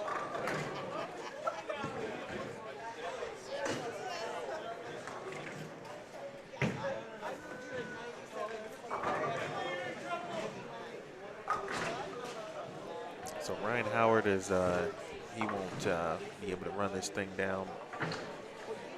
Morgan Moore still has 222 left. So let's keep that in mind too. Farrow for a triple. Through the nose, 3-6-10.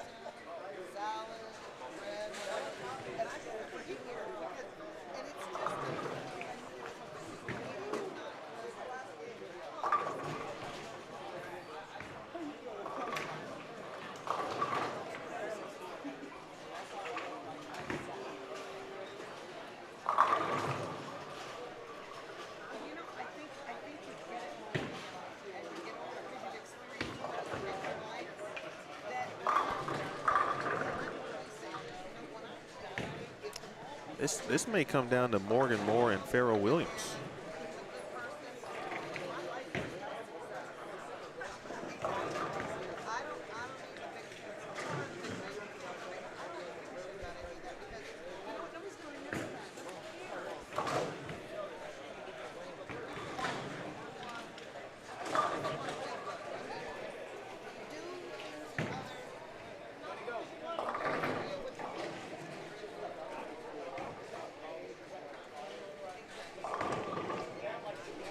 Thank you again, Emily. Giovanni, 203. That moves him to -13. That probably won't be enough at the moment. Again, Morgan Moore came into this game at -12 as the number. Since then, Trey Ford, who was 37 under, shot 247 to get to +10.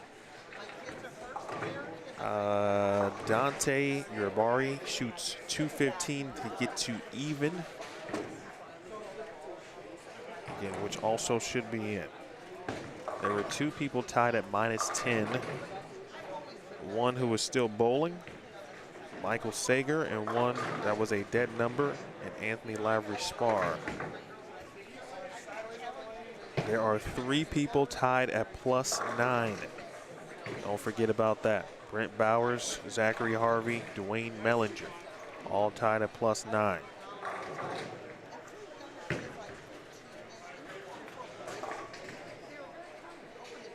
On this squad that we can pretty much pencil in, I'm just going to count numbers here. 1, 2, 3, 4. Longest nothing crazy happens with Mason Robinson. So 1, 2, 3, 4 players should be in right now. Carson Opello's at +17. He didn't bowl this squad. He bowled the previous squad. He's 21st on the all squad list of the first 4. So if we add those 4 players, that gets us to 25. Then you've got 3 players tied at +9. That gets us to 28. got, don't forget about Trey Ford. He's at plus 10, so that's essentially 29. Then we go down to even. That would be 30, which is Dante. And right now there's 2 spots left. It could be Faro. It could be Morgan. It could end up being Anthony Lavery Spar.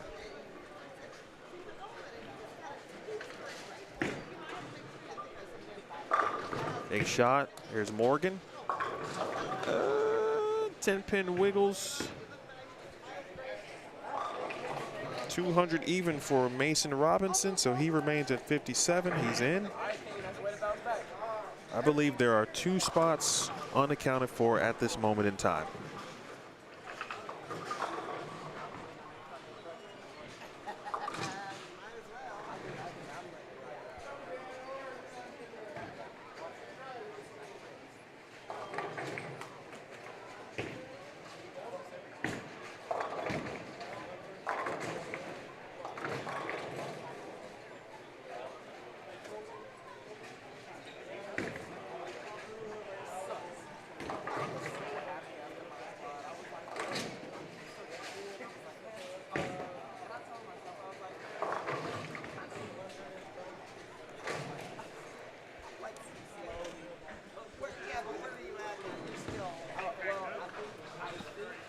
Morgan made the spare.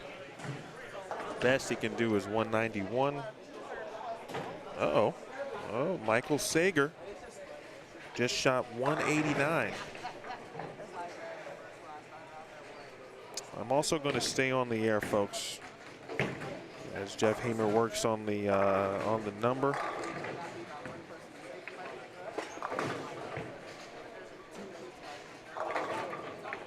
Shouldn't take him that long, of course, so we will remain on the air.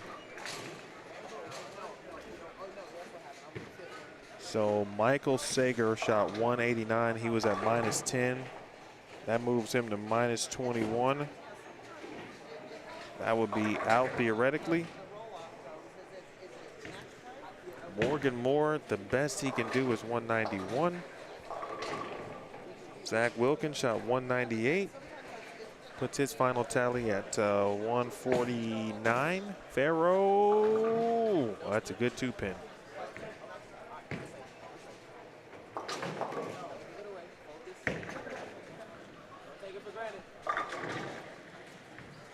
That's a good 2-pin. For our Cortez watchers, Cortez is going to finish with 220. 223 exact.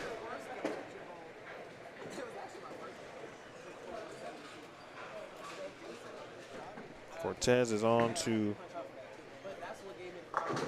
attempt to defend his crown.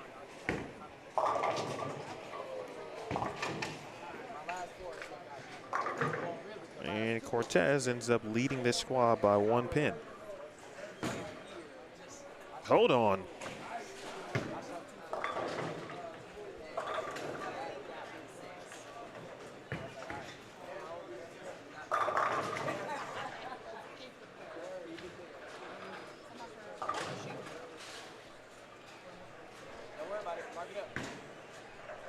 Oh boy. It's getting interesting. So now Morgan and Faro can shoot the same score. But of course Faro at minus 17, still with the inside track. He could finish at plus 8. At this point, if you finish plus, you're going to be in. Morgan cannot do that though. Already was at minus 12.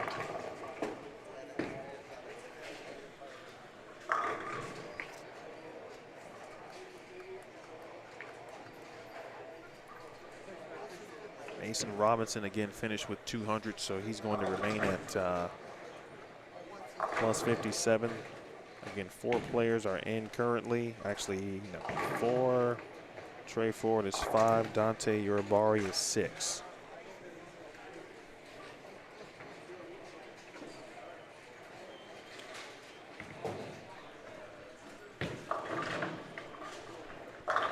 Morgan got one wide. Left side of your screen there, Mrs. Moore. And if he gets one, that's 180. That's going to be minus 32.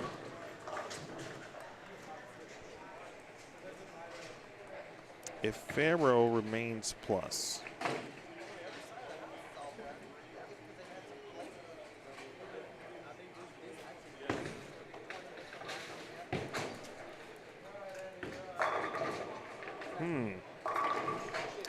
there is a chance that Anthony Lavery Spar could be the number.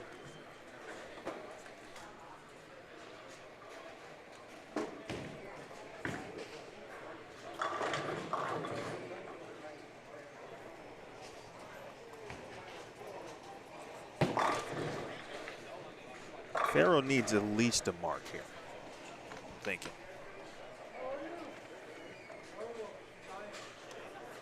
Like a mark is a must. Bang.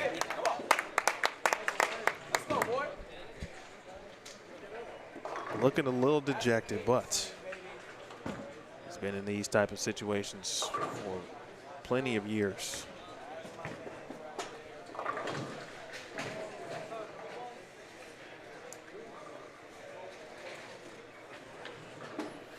Anthony Lavery Spar is either in the building or somewhere watching this. That was a big mark.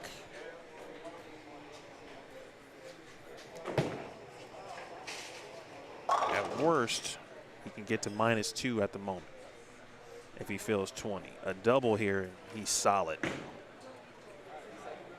Bang.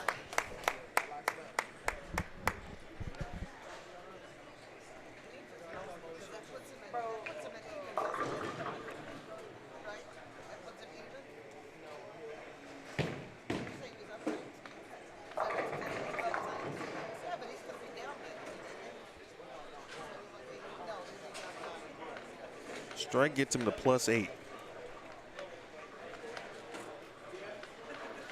There's still a few shots left down on 23 and 24.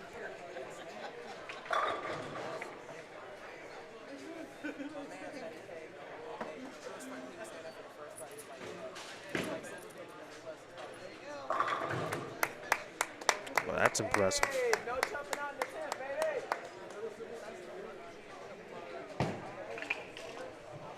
So he just gives back 9 as mentioned, so he will finish officially at +8.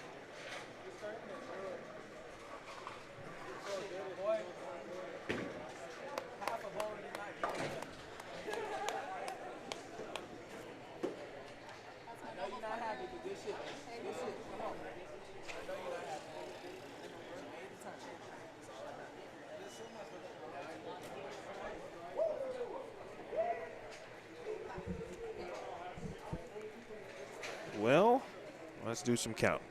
1, 2. I really, thanks to Emily Eckhoff too. She provided tons of scores from those who were finished on the low end. I appreciate her. So we've got, again, Zach's in, Matt is in, Cortez is in, Mason is in. Pharaoh at +8 is in. That's 5. Dante Urabari is even. That's 6. He should be in. Trey 4 +10. That's 7. All of them should be in. If you take that into consideration with 24 players, including the 3 that were +9 through the first 4 squads, that's 7. That's 7 players you would add there. You would add that +10 from Trey 4, the +8 for Pharaoh, the even for Dante, and of course the big numbers. And then that leaves Anthony Lavery Spar at -10. So if I'm right, Anthony is the number.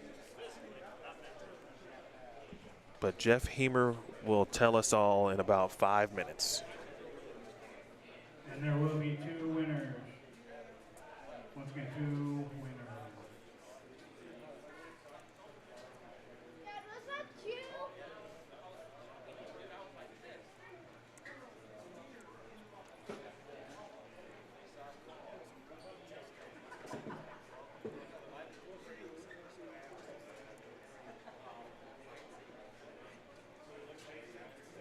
Again, official announcement is on its way.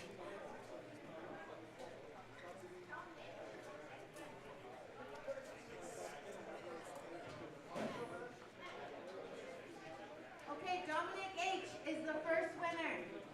And we've got a raffle winner as well. We've got some raffles going on. Mike Lee. He throws hammer in a second. That's right. If the number remains at -10, 78% of you are incorrect. Now y'all changing scores. I'm ending the poll right now. Okay, the second winner waited. We're going to do it one more time.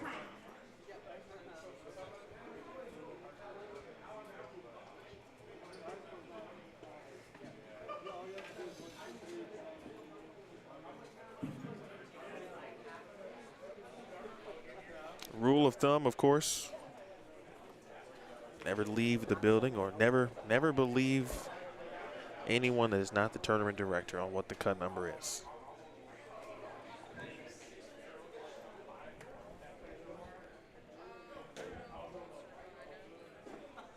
Okay, Dominic H. was the So first winner. we go back up to the top. Just let's look at the top portion. Michael Fitzgerald will be the #1 seed for double elimination match play tomorrow.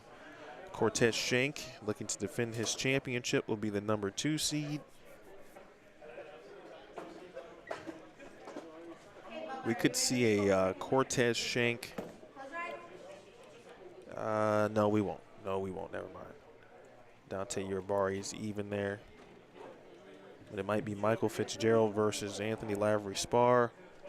Maybe. That's a 1. Could be a 32. David Jenkins. Woo! Are you still here? Again, so Fitzgerald, #1 seed. Okay, it was Dominic. Cortez Schenk, #2 seed.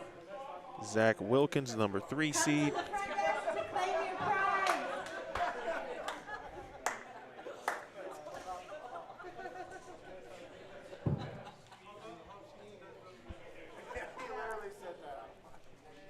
Okay, I'm going to give it 5 minutes. We're going to check the bar to see if Dom's still here. If he's not still here, we're going to pull one more ticket, okay? It's a bag. We're just at. Keep on going down the list, and then we would have Zach Wilkins, right, would be 3. Then Mario Quintero would be 4. Keen Williams would be the 5th seed.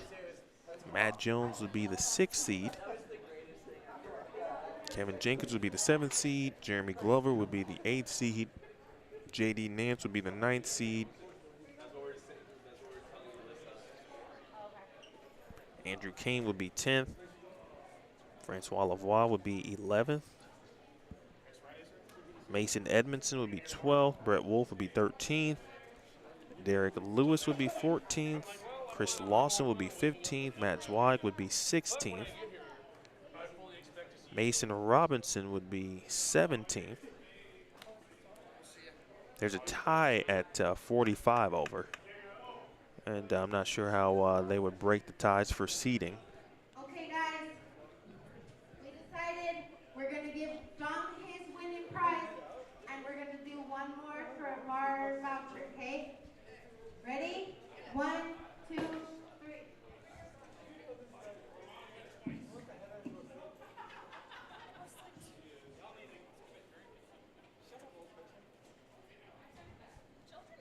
April Worker. Are you still in here? She's in the bar? Okay, she's in the bar. Thank you for all who participated in the drawing. We appreciate it.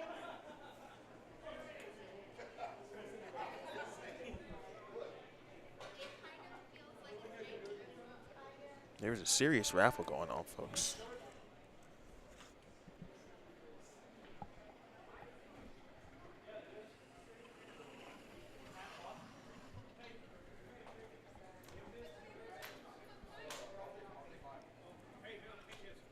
If you're hanging around,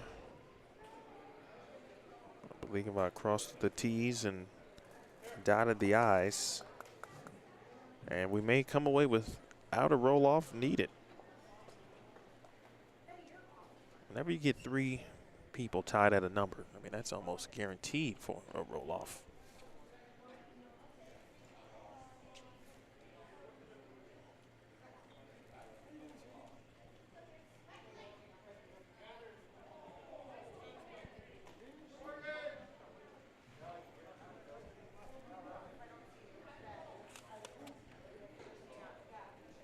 Morgan, come to the front desk. Morgan Moore. Morgan Lightskin. Morgan Moore. Stop. Want to go get Howard? Yes. Yes, let's go.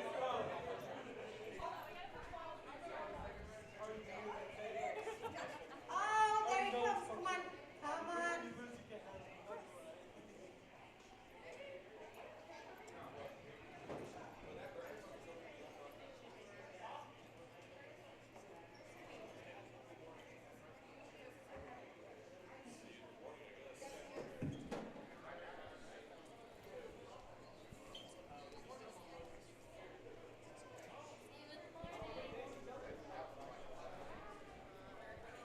Anthony Lavery Spar is in the building,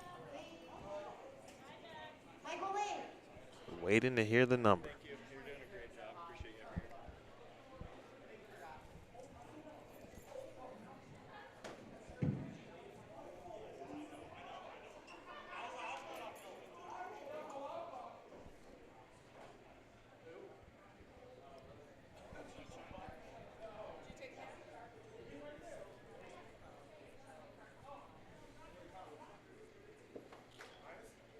Chubby Filipino man. Michael Lane.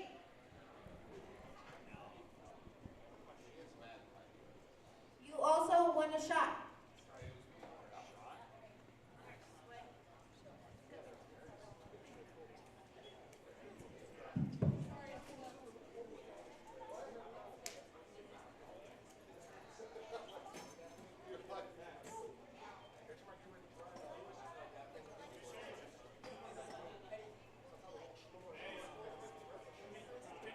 If you're hanging around, we're just waiting for the official announcement.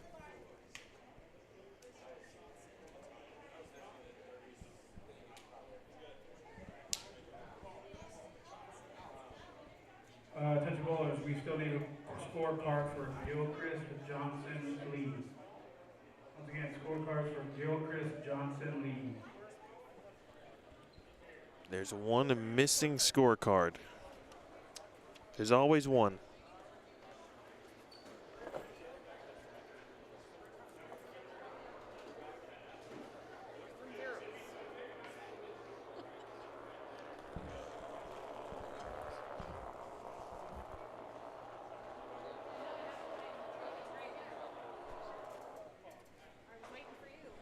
Well, you hear every noise in the book when there's no bowling going on.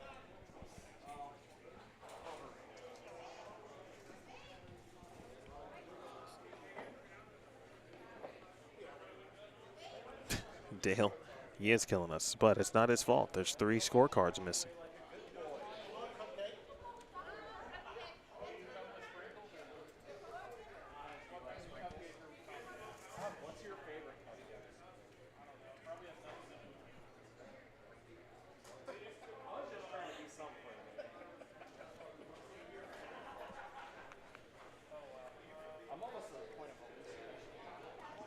Of the names mentioned, I don't believe either would play a role. Let me just make sure.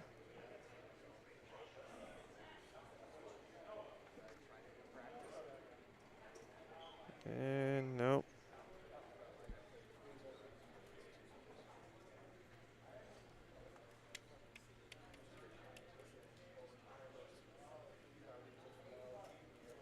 That's right, Michael Flanagan. We're still here. Can't go off the air without knowing the number.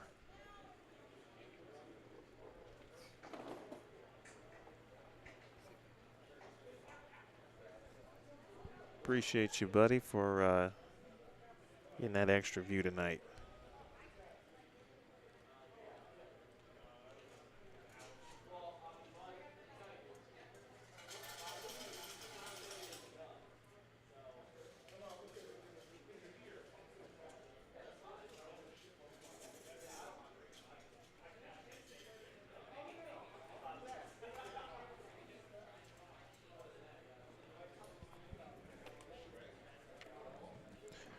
Mrs. Moore, Morgan gave it he gave it a good run tonight.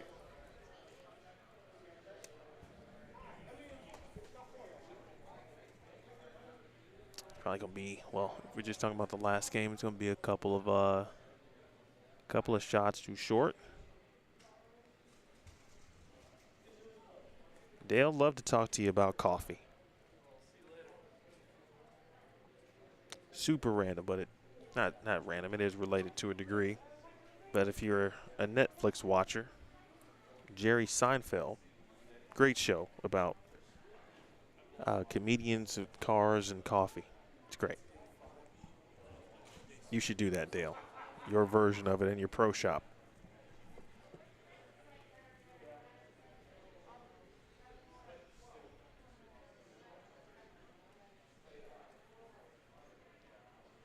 Mike, that's great.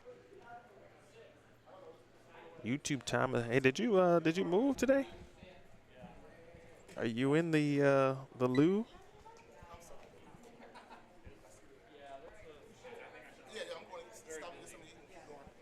You good, bro? Nice job. See you, buddy. Good bowling. Thanks, man.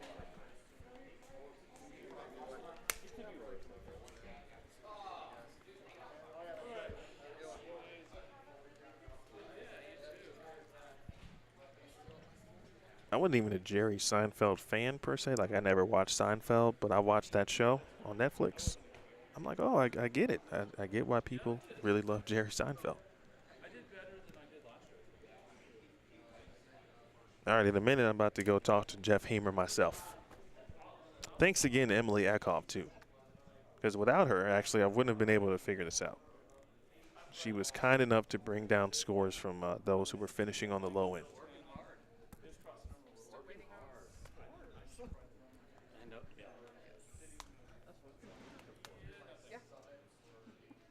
Well, he was missing a few scorecards. I know, just zeros.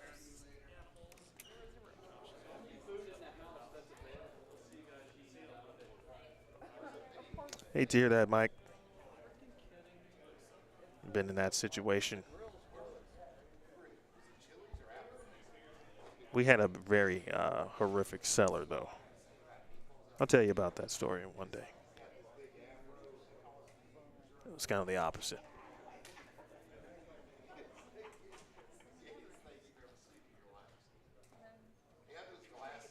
That's right, Dale. I'm telling you, Dale is built in for you. I don't even know if you like coffee. I feel like it would be one of those things where your last name's coffee, you develop a pro shop around it, and then you actually don't drink it.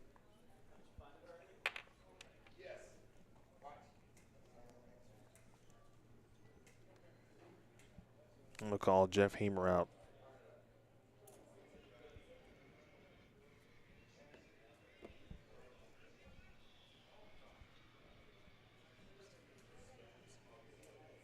I asked Jeff at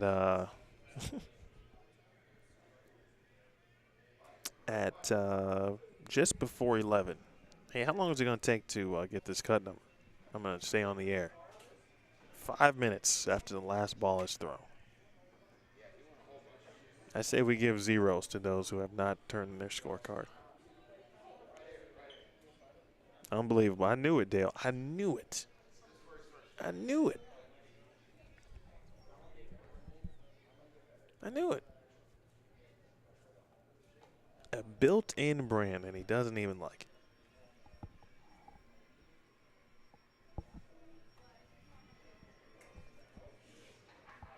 All of a sudden, I'm hearing the price is right. This is strange.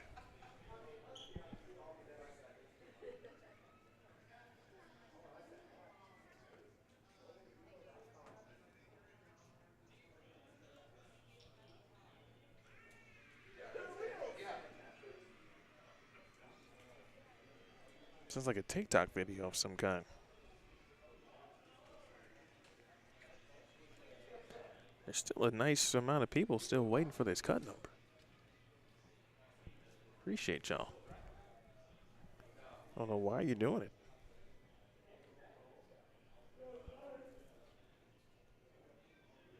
See if we can get a little close up on some of these champions while we wait.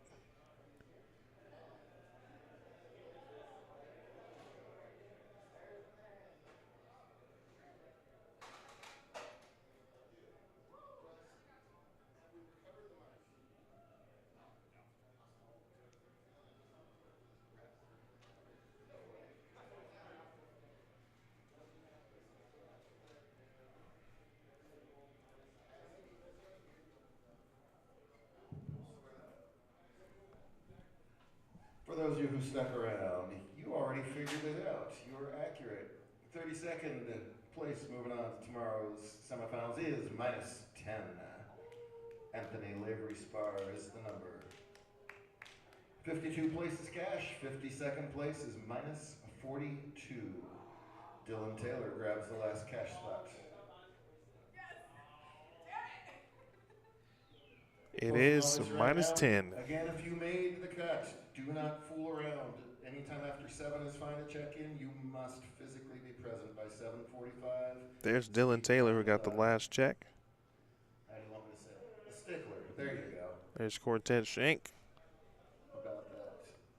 Don't And there's a space for the 2023 champion.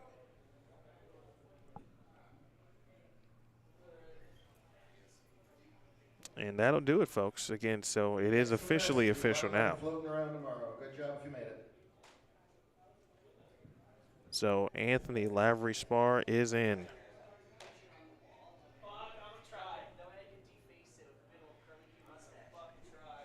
At -10.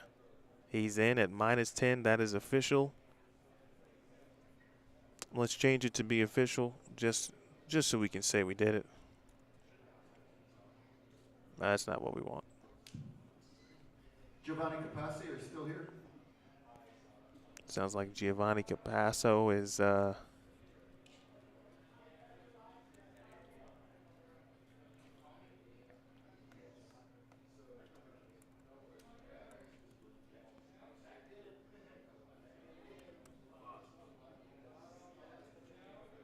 all right, there we go. There it is. It's official. Officially official. It's -10.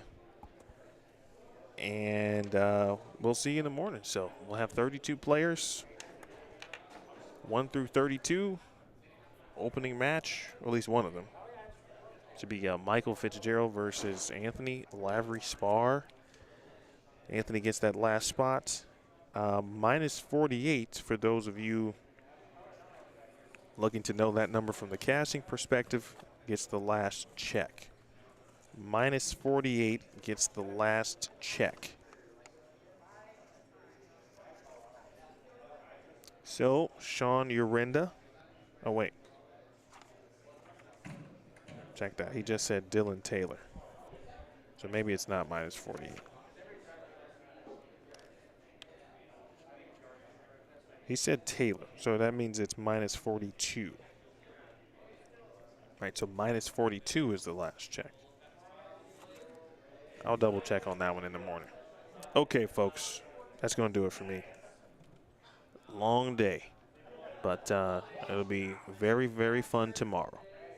Match play again at 8 a.m. Mountain, 9 a.m. Central, 10 a.m. Eastern, and if you are on the Pacific or in the Pacific time zone, that means 7 a.m. Pacific. So get your coffee, get your breakfast, and we'll watch some double elimination match play right here from Tenpins and more at Rio Rancho in New Mexico. I want to thank Michael Fitzgerald for he joined us for the first 4 games of this squad. Tyler Masterson, the previous squad, of course, Steve Mackey. I want to thank Emily Eckhoff for being gracious enough to grab some scores for me as well. Thanks to Jeff Hemer for his great work, Steve Mackey, Dana Miller-Mackey, and, of course, Mike Miller. We'll see all of you in the morning. Big thanks to all of the sponsors, of course, especially these main sponsors, Innovative Auto Solutions, Pabst Blue Ribbon, Peachtree, Principal, Shamrock, and T-Mobile. For all involved here, we say so long for now. We'll see you in the morning for double elimination match play. The 19th New Mexico Open. The champion will be crowned tomorrow. We'll find out who that is in just a few hours. This has been a presentation. Squad 5, New Mexico Open. You watched it live and only on Bowl Stream TV. Have a good night, folks.